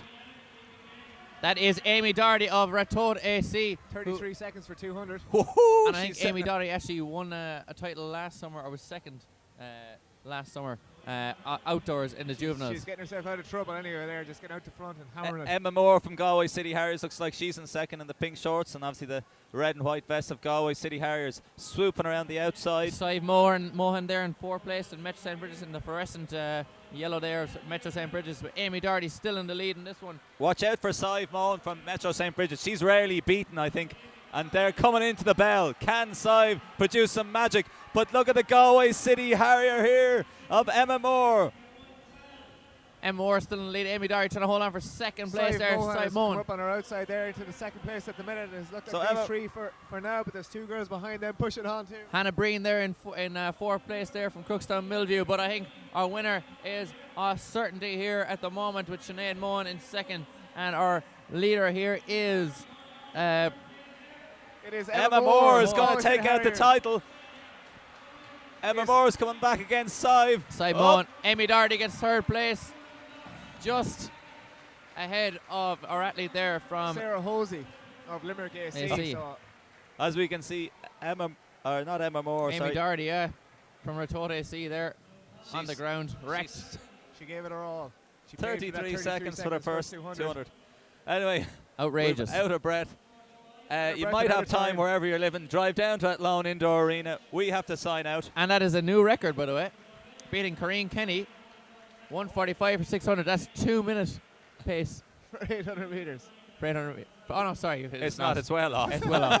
Where am I going there? I've gone mental. Okay. I've gone absolutely mad with Not the excitement. quite. I've passed on the Alzheimer's to everyone else. So we're signing out. And thanks very much for joining us. Yes, indeed. Till next time. Thank you very much.